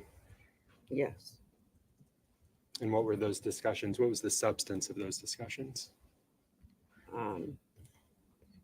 He told me that he had 5 children, all under the age of 7. They all had the same mom.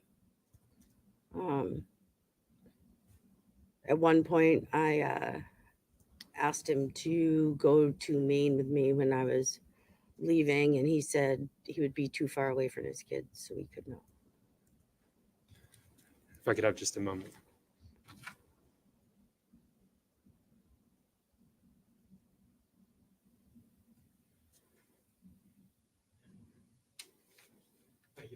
No additional questions. No questions, Your Honor. Right, you may step down. Thank you.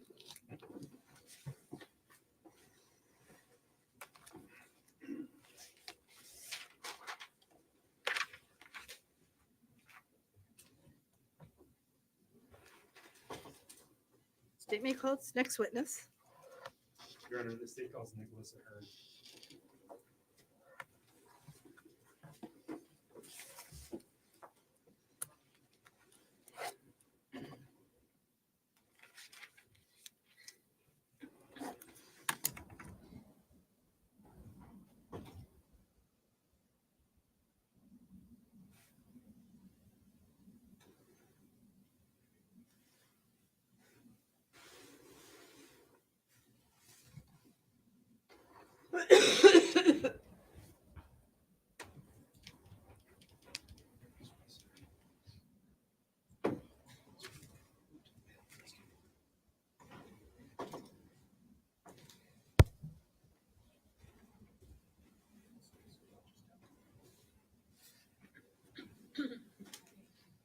And Mr. Ahern, if you can just remain standing and raise your right hand.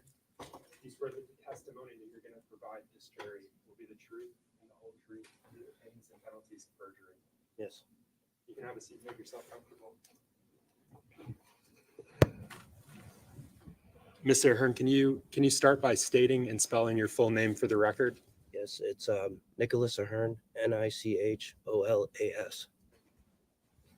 Ahern, Ahern. Thank you. And Mr. Ahern, what city and state do you live in?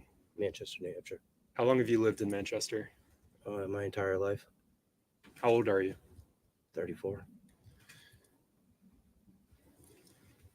Mr. Ahern, what do you do for a living? I do construction, metal framing, drywall, Framing and drywall? Yep. How long have you done that? since I was like 20. It's 14 years. Yeah, a long time. What's the highest level of education you've obtained? I think it was 11th grade. And did you get your GED? No, I went right into the trade. Do you know someone named Adam Montgomery, Mr. Ahern? Yes, I do. Yes.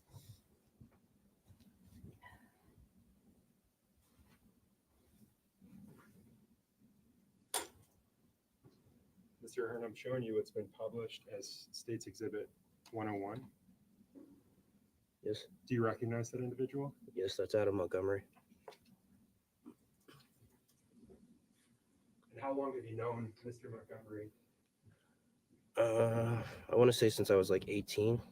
So, yeah, a long time. Are you aware of him having any children? Yeah, I know he has a couple. Are you aware of a daughter? Yes. Yes, Have you ever seen his daughter? yes, once. Do you know her name? Harmony.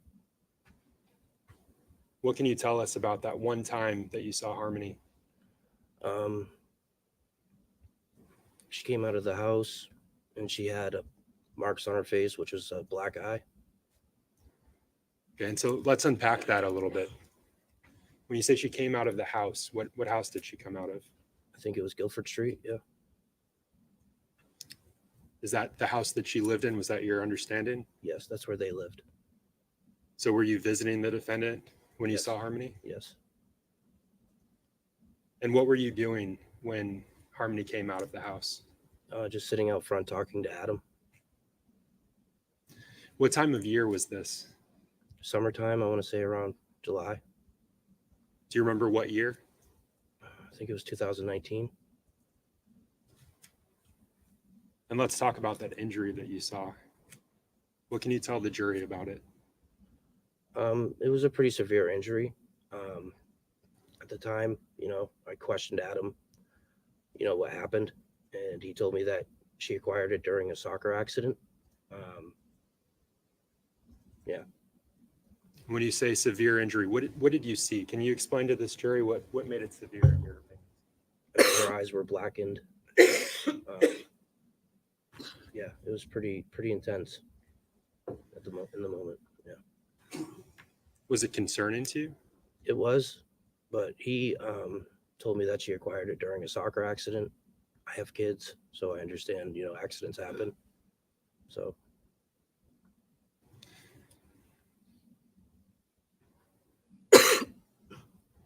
Do you know someone named Kevin Montgomery?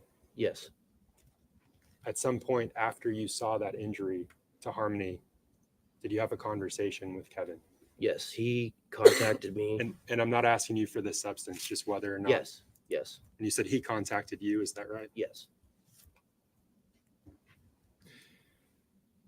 When Harmony came out of the house, about how long did you see her for? Maybe 4 seconds. It was quick Why was it quick? because he told her to go back inside.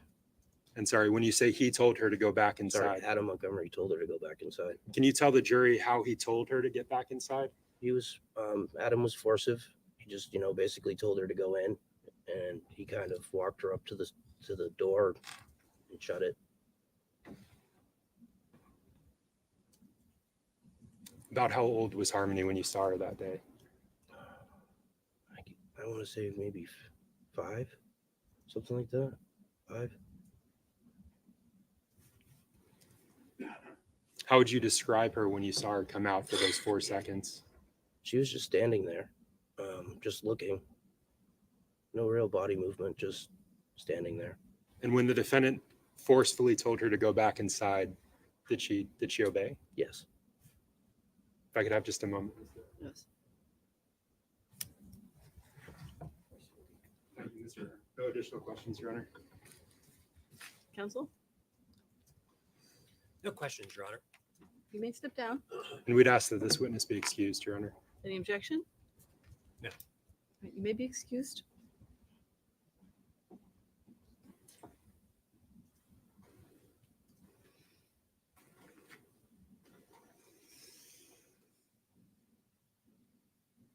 Your Honor, at this time, the state would call Deputy Sheriff Paul Montgomery.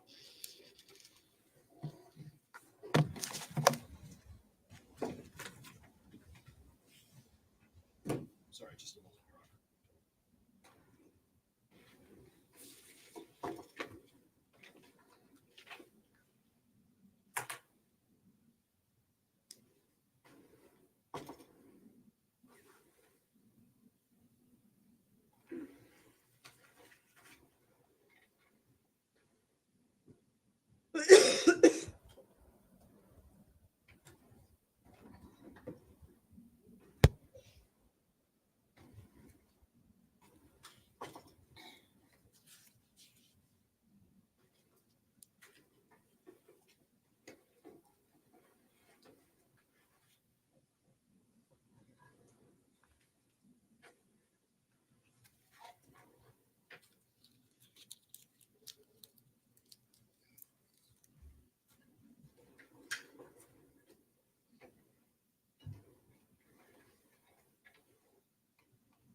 Sorry, Your Honor, would you like me to just check in the hallway? Sure.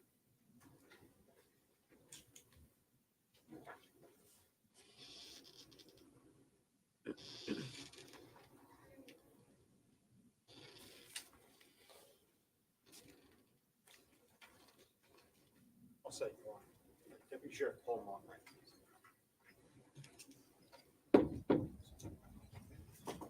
Careful with the wires, please.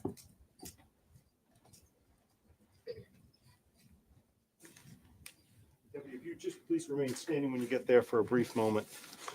Thank you. Please raise your right hand. Do you solemnly swear that the testimony that you will give this jury will be the truth, the whole truth, and nothing but the truth, so help you God? I do. Thank you, sir. Please feel free to have a seat. And Deputy, as we're being recorded here today for the record, would you please go ahead, state your full name and spell both your first and your last name for us? Paul Montre, Paulmontrey. Okay. And I bet I already know the answer, but where are you currently employed, sir? Roseville County Sheriff's Office. Okay. How long have you worked for them? 7 years. 7 years so far. Okay. And with regards to your employment with them, did you ever work in any other sort of law enforcement before working for the sheriff's office? I started in New York.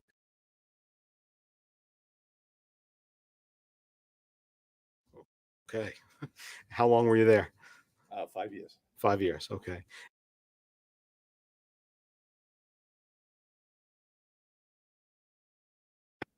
20, stayed for 2, and now I'm here part-time.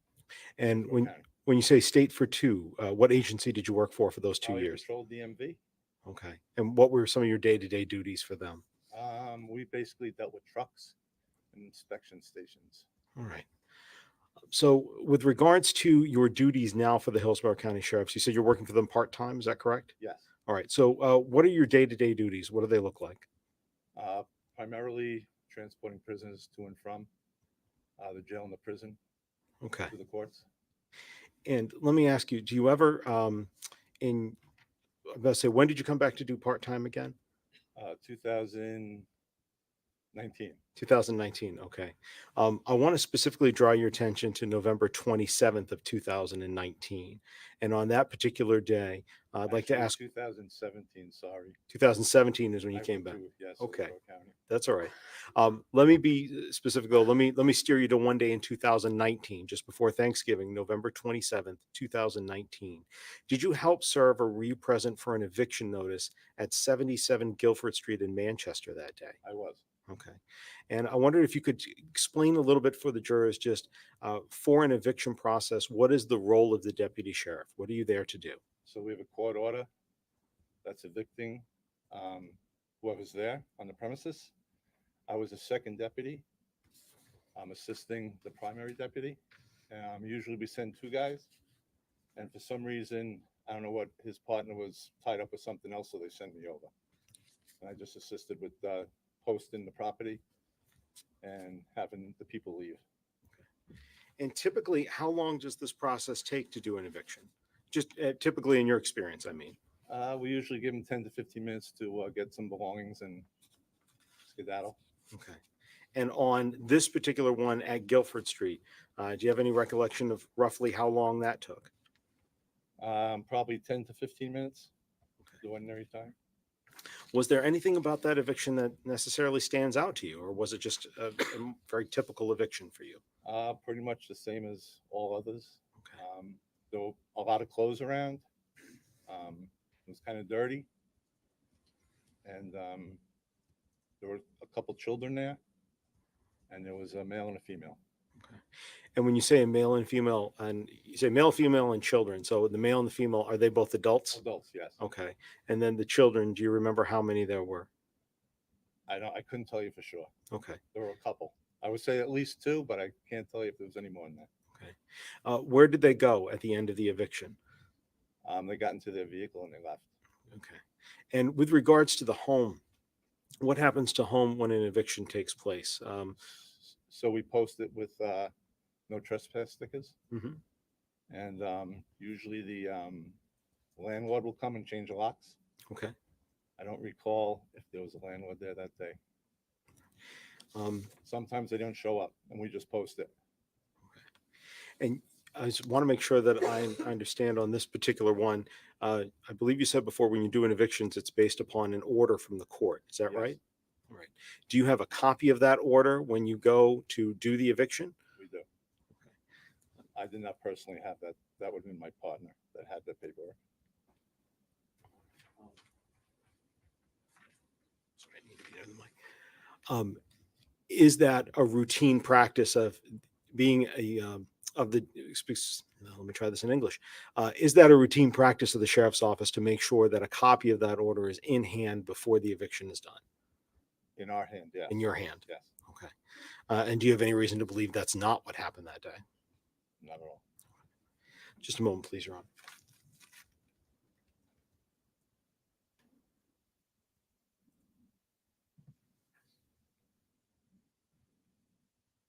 Thank you very much, Deputy. I don't have any further questions for you. Defense counsel may have a couple. Okay. No questions, thank you. All right.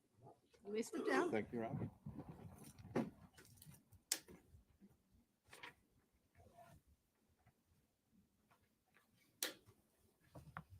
Statement called. Next witness.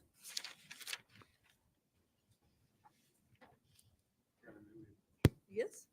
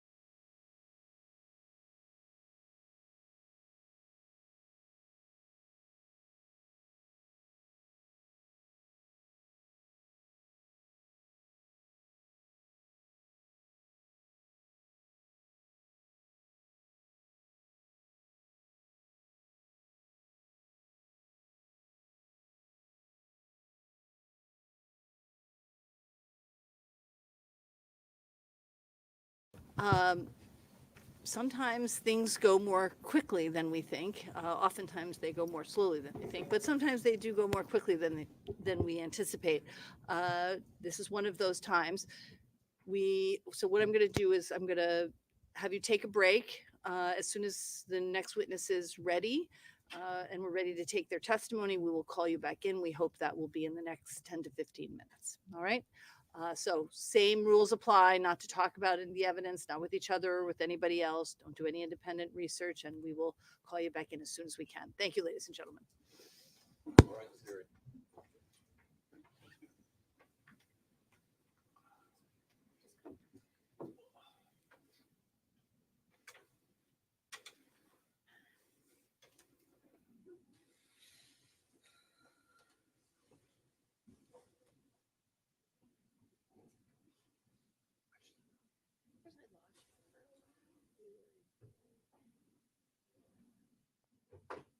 All right, so counsel, are we going to need still to have you speak to that witness before we are able to take the witness?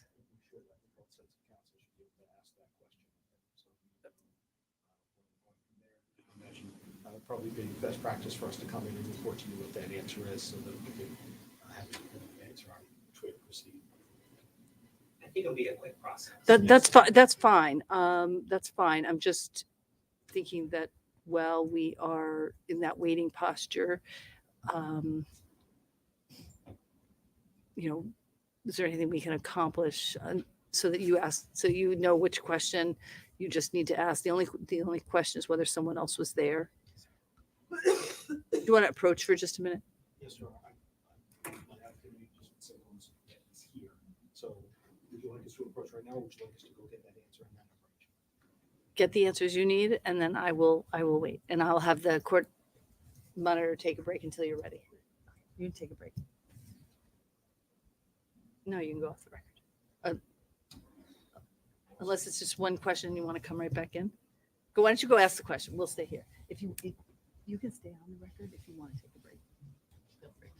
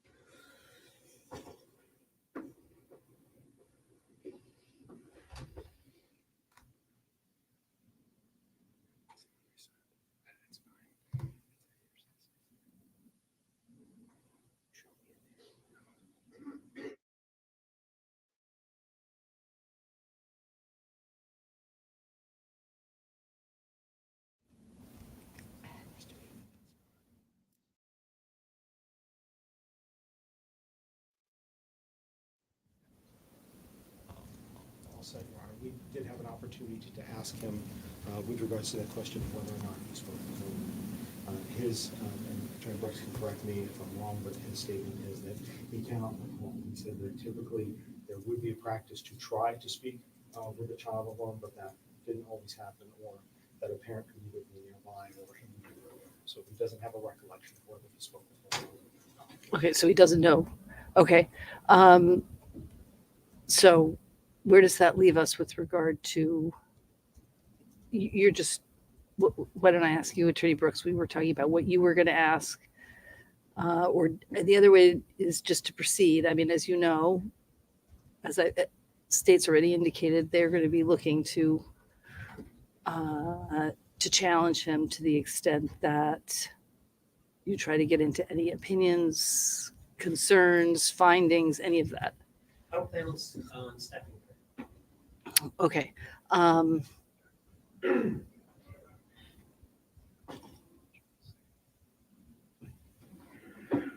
sorry, Your Honor. That's okay.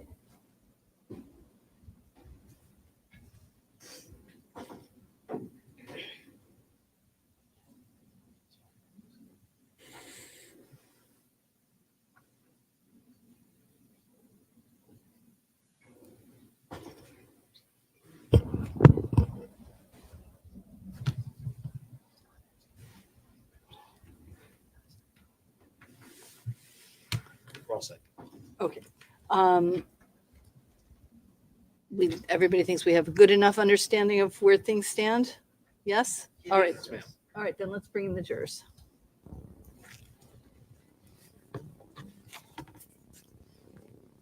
All rise for the jury, please.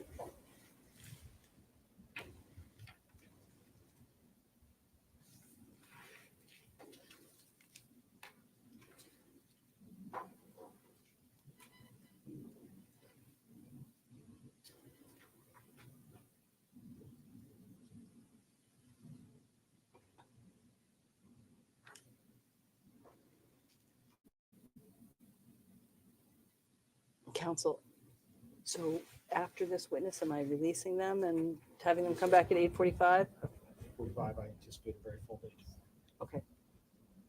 Counsel, I'm sorry. Attorney Smith, did you hear that? No. After this witness, we'll be releasing them then for an 8:45 return tomorrow. Yeah.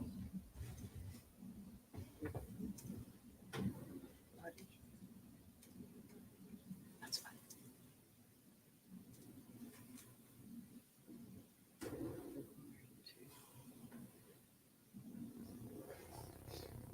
That's what I'm saying. All rise for the jury.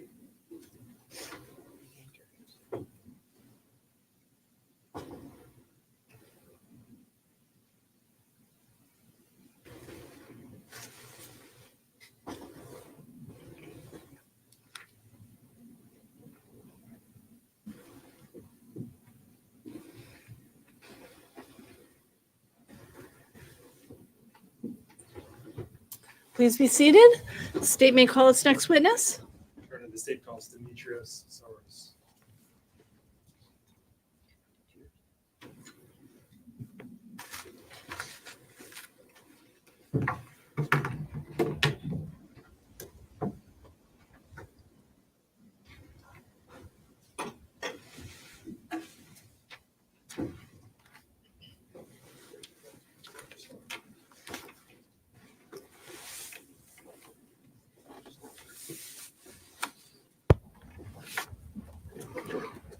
And Mr. Soros, you remain standing. Raise your right hand.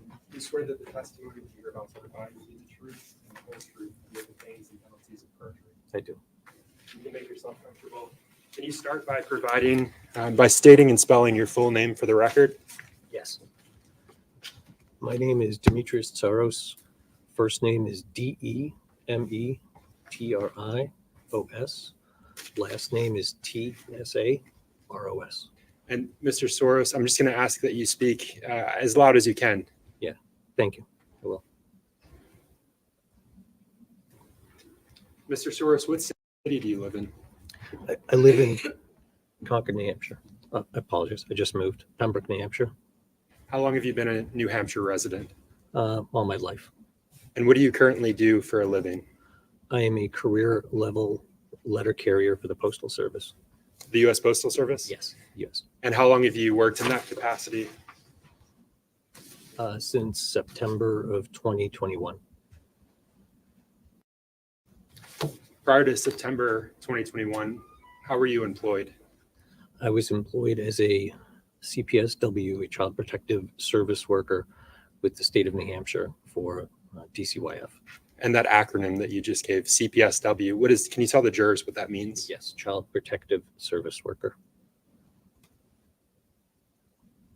How long did you work for DCYF? Approximately 10 years.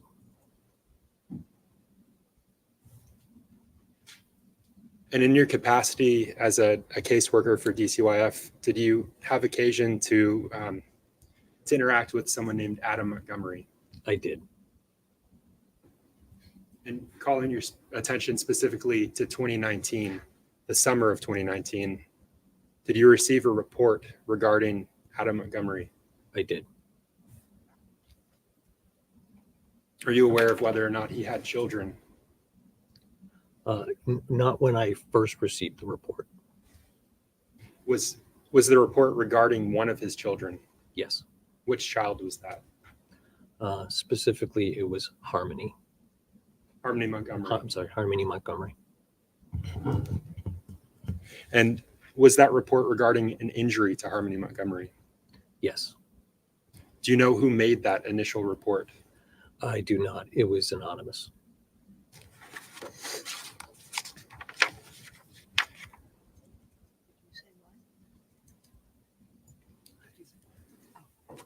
Do you remember specifically when that report was made? It was July of 2019, towards the end of the month. Specifically, it was either the 19th or the 29th. Would looking at your report refresh your recollection? Yes. So showing the space 2082.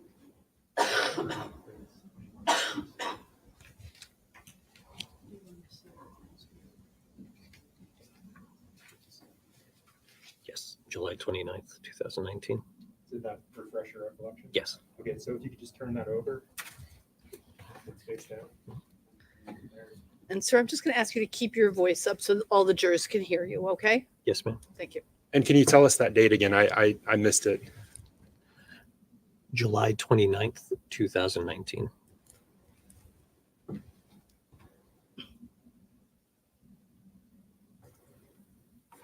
And what did you do after your involvement on that call began? I apologize. Could you be more specific? So you got a report. What did you do after you received that report? When I received the report, I initiated trying to make contact with the family in order to see them, see the family, see the children, ascertain safety. And is that generally what you do, or is that what you did in this specific case? Generally, that was the standard practice. In this specific case, though, what did you do? Specifically, tried to initiate contact. I ended up going out to the listed address in an effort to see the family. Do you recall what that address was? I believe it was 77 Guilford Street or Guilford Ave.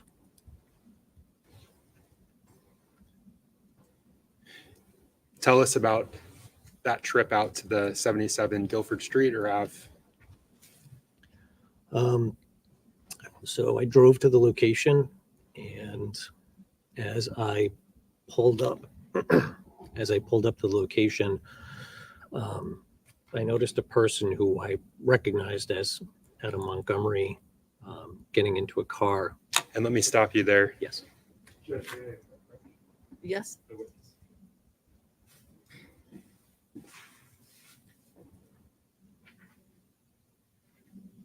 So, Mr. Soros, I'm going to show you what's been admitted and previously published. It's as State's Exhibit 101. Mhm. Do you recognize the individual that's depicted there? I do. That's Adam Montgomery. So when you said that you recognized the individual getting into a car, I believe. Yes, That was this Adam Montgomery. it was.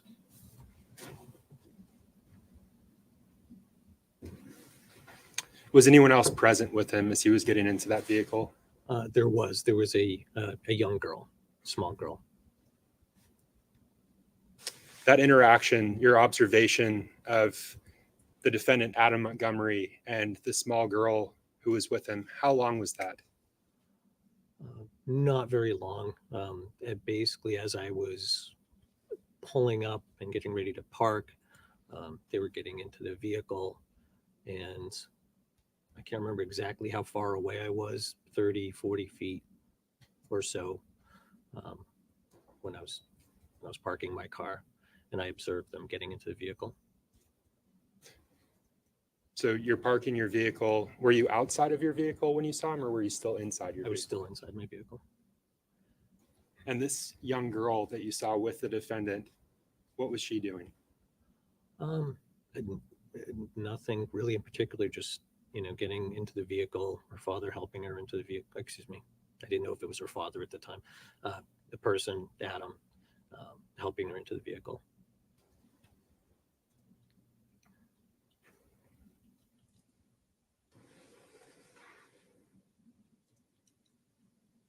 Specifically with respect to that small female that you saw, how long were you able to observe her for before she got into the vehicle? Maybe 10 seconds, 15 seconds, not a long period of time. And this was from 30 to 40 feet away? Correct.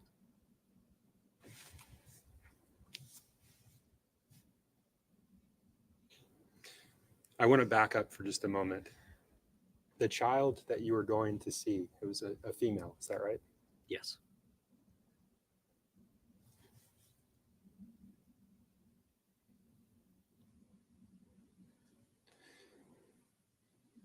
How long? Sorry, let me strike that. Were you able to clearly see the child when you were in your car there? I guess as clearly as I could from that distance. Did you observe anything about the child other than her gender? No, just it literally just looked like a small child, a female, getting into a car with someone. How long were they parked there for before they drove away? Not long. She got into the car. He then got into the car, and they drove away. And you said the distance already, but was this on a public road, or were they in a driveway or something else? Public road. They were parked on the side of the road in front of the house that I was going to. During that home visit, did you interact with a child named Harmony Montgomery? No. Why not? Aside from seeing her at that home visit, because she had left. She was the little girl that got into the car. Is that something that you learned that day or at a later time? That day.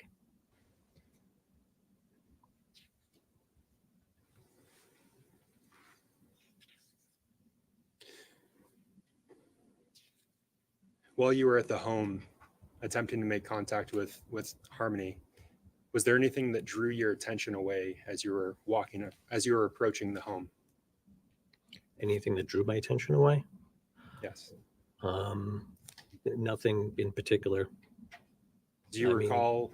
I'm sorry, go ahead. Do you recall noting that there was a loud dog that was barking at you? Yes. There was a loud dog, a large dog barking at me from the property. And was that before or after the defendant drove away with this young female? I believe it was after. It was after they left. I approached the property.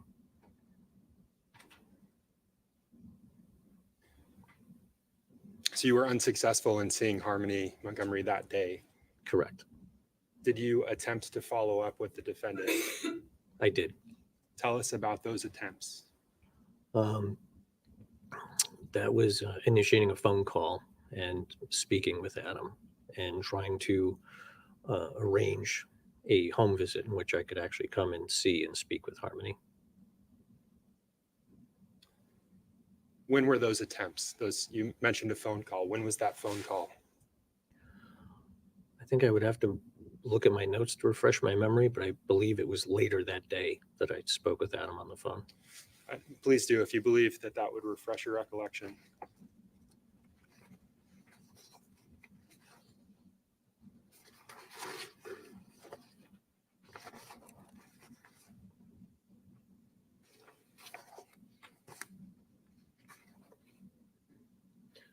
Yes, it was later that day.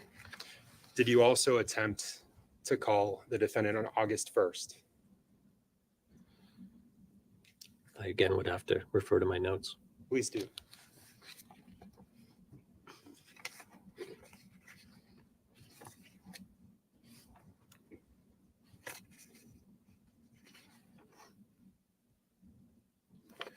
I did. Did you speak to the defendant on August 1st? I did. What, if anything, did he tell you about Harmony's condition? I would have to, again, look at my notes for details. Please do. And just look up when your memory has been refreshed.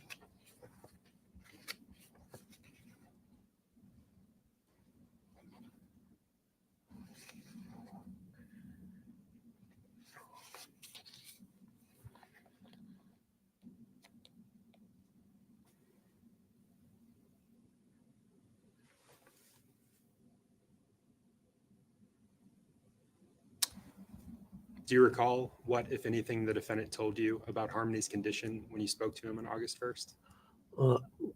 The contact I just reviewed, I was speaking to him about setting up a home visit and that he had one of his children was not feeling well and he needed to take him to be seen. And So we had, I'm sorry. Go ahead. So we would not be able to have a home visit and it would have to be rescheduled. And during that conversation, did he also tell you that he believed that Harmony had the same illness as his other child? That I don't remember. I don't recall. Do you think that that reviewing your notes would refresh your recollection? Yes. Please do.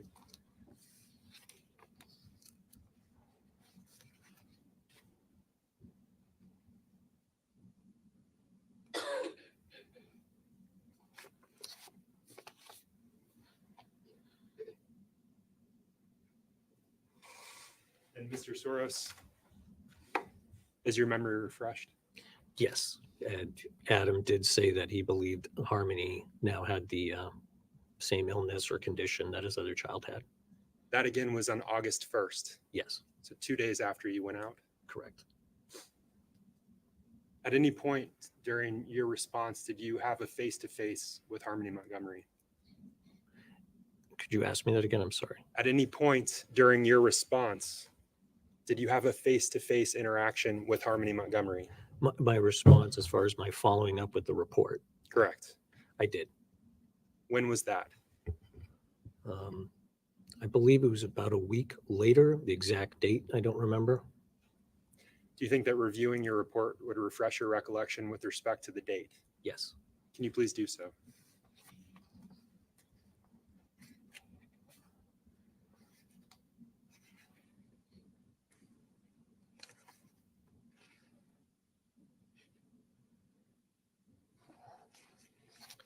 Yes, it was August 7th, approximately a week later.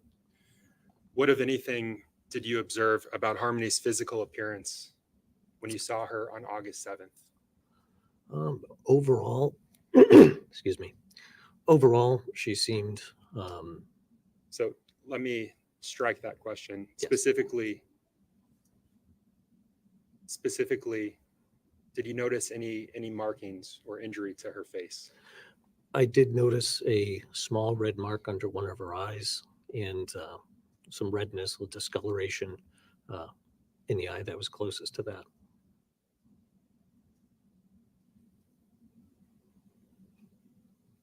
Did the defendant tell you anything regarding how that injury occurred? He did.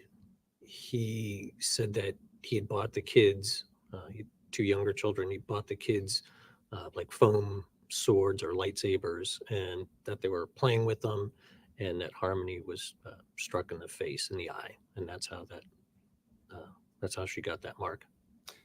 So, Mr. Soros, I want to switch gears and I want to discuss January of 2020. On January 8th of 2020, did you make contact with the defendant?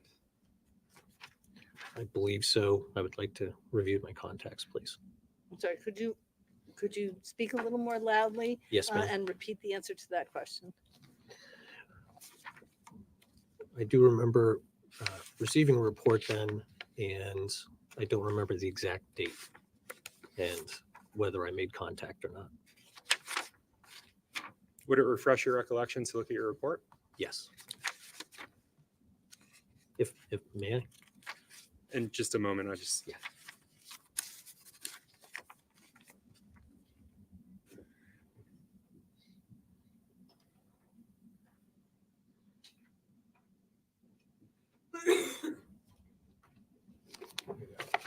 So feel free to review that and just look up when you're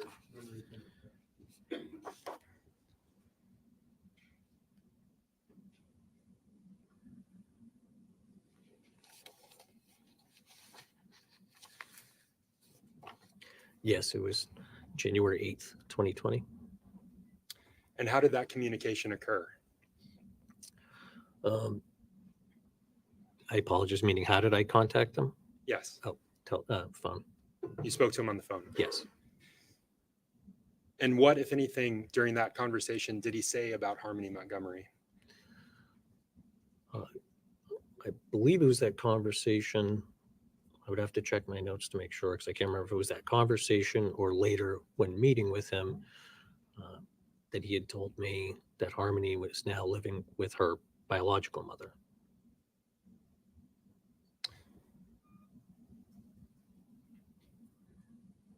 Do you recall the specifics of what he said about how she came to be with her biological mother? He had said that she was having visits with her mother, and again, I'd have to probably look at my notes again, but I believe due to their unstable housing situation that Harmony ended up staying with her mom. Did you follow up with Crystal Sorey? I did make an attempt. I called and I believe I left a voicemail. If I could have just a moment, Mr.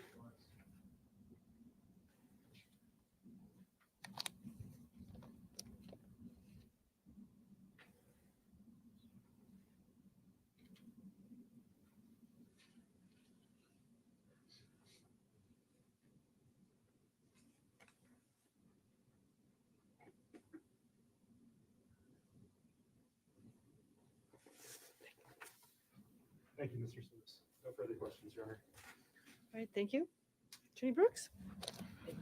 Good afternoon, Mr. Saros. We met briefly beforehand. My name is Jamie Brooks. I represent Mr. Montgomery. Just in terms of the timeline, a report came in on July 29th of 2019 regarding Harmony, correct? Correct. And specifically, it was that Adam had caused a black eye. That was in the report. Someone referred, whomever it was that made the report referred to it as a shiner, which I interpret as a black eye. And the report was made anonymously, but you knew the person to be Kevin Montgomery. I did learn that later on. So that day you went to the residence, the 29th, Yes. but it was a very fleeting encounter. Adam and Harmony were getting in a vehicle as you were arriving. Correct. So you observed Harmony for all of 10 seconds, right? Thereabouts. Yeah. 30, 40 feet away. Mm-hmm. You were in your car still at the time. Yes. But you did have a longer visit approximately a week later, correct? Yes. That was August 7th. Yes. You went inside the residence. I did. And it sounds like you spoke with Adam, but you also spoke with Harmony. I did. Your general or preferred practice is to try and meet with the kid alone, correct? Correct. But that doesn't always happen. Correct. Sometimes there is a parent there Sometimes there's a parent there or in the next room. or in the next room. And you don't have any specific recollection regarding whether anybody was present when you spoke with Harmony, I don't recall that. but you were able to visually see Harmony, right? Yes. And you noticed a little bit of red in her right eye. I can't remember if it was a right or left eye, but it was one of the eyes. In one eye, there was some redness, Yes. faded bruising as well. Yeah, I refer to it as like a faint red mark and then some redness in the eye. Harmony had her glasses, right? She did. You, she agreed to remove them, right? Yes. So that you could look at her. Yes. And there's a standard set of questions you ask under these circumstances, right? I do. I did. So again, without indicating what the answer was, you would obviously ask her what had happened Yes. and other questions regarding her general safety. Yes.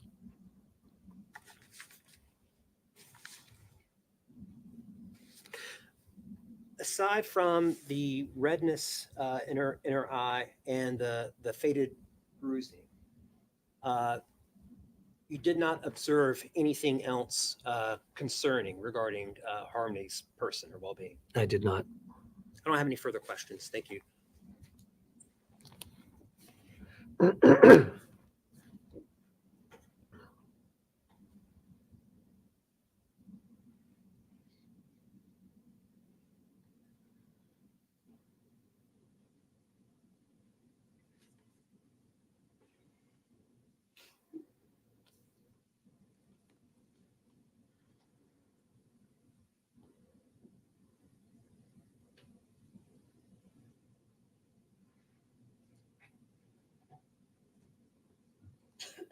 Just one question for you, Mr. Soros. So if I understand correctly, you're not sure whether when you spoke with Harmony, if her father was in the room, in another room, or somewhere else. Correct. I don't recall that. Thank you. Nothing further, Judge. All right, you may step down. Thank you. Your Honor, may this witness be excused? Any objection? All right, this witness may be excused. Okay, ladies and gentlemen, as I said, things moved a little more quickly than the parties anticipated today. So we are going to end a little bit earlier today. It's our hope that we're going to go through with a full day tomorrow. So plan accordingly. Looks like maybe there's a little bit of nice weather this afternoon. So you'll get a little additional time, but I'll have you come back at 8:45 tomorrow with the hope that we will get started on time at 9 a.m. Okay, so please be back at 8:45 tomorrow. Once again, don't discuss the case, not with anybody, not with each other or with anybody else. Don't do any independent research. Don't drive by the locations. You know, if you happen to drive anywhere along the route we were in the other day, yesterday, don't pay any additional attention that you wouldn't ordinarily pay if you were just on your direct route home. Okay. Once again, I do anticipate that there is media regarding this case. So turn off all the notifications on your phone. Don't look at the newspaper or the local news, please. Maybe focus on international news if that's what you want to do, but please make sure that you are avoiding any newspaper, online, or other media coverage of this case as we continue the trial. All right. Thank you so much, ladies and gentlemen. We will see you tomorrow morning. All rise for the jury.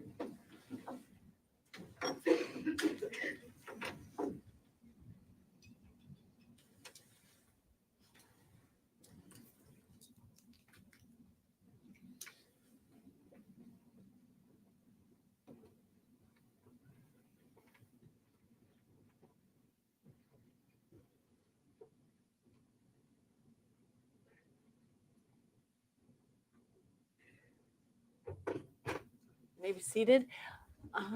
This is, I guess, a good time for us to take up any housekeeping matters if we have any, in the hopes that, and I don't know, maybe as you look at the witness lists. I believe the state understands it, so I'm going to be trying to get a hold of Attorney Sheehan with regards to that. Mr. Figueroa, not involved in this meeting. Okay, If I can just brief on.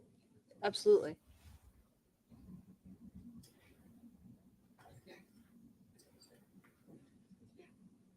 I think prepare is fine.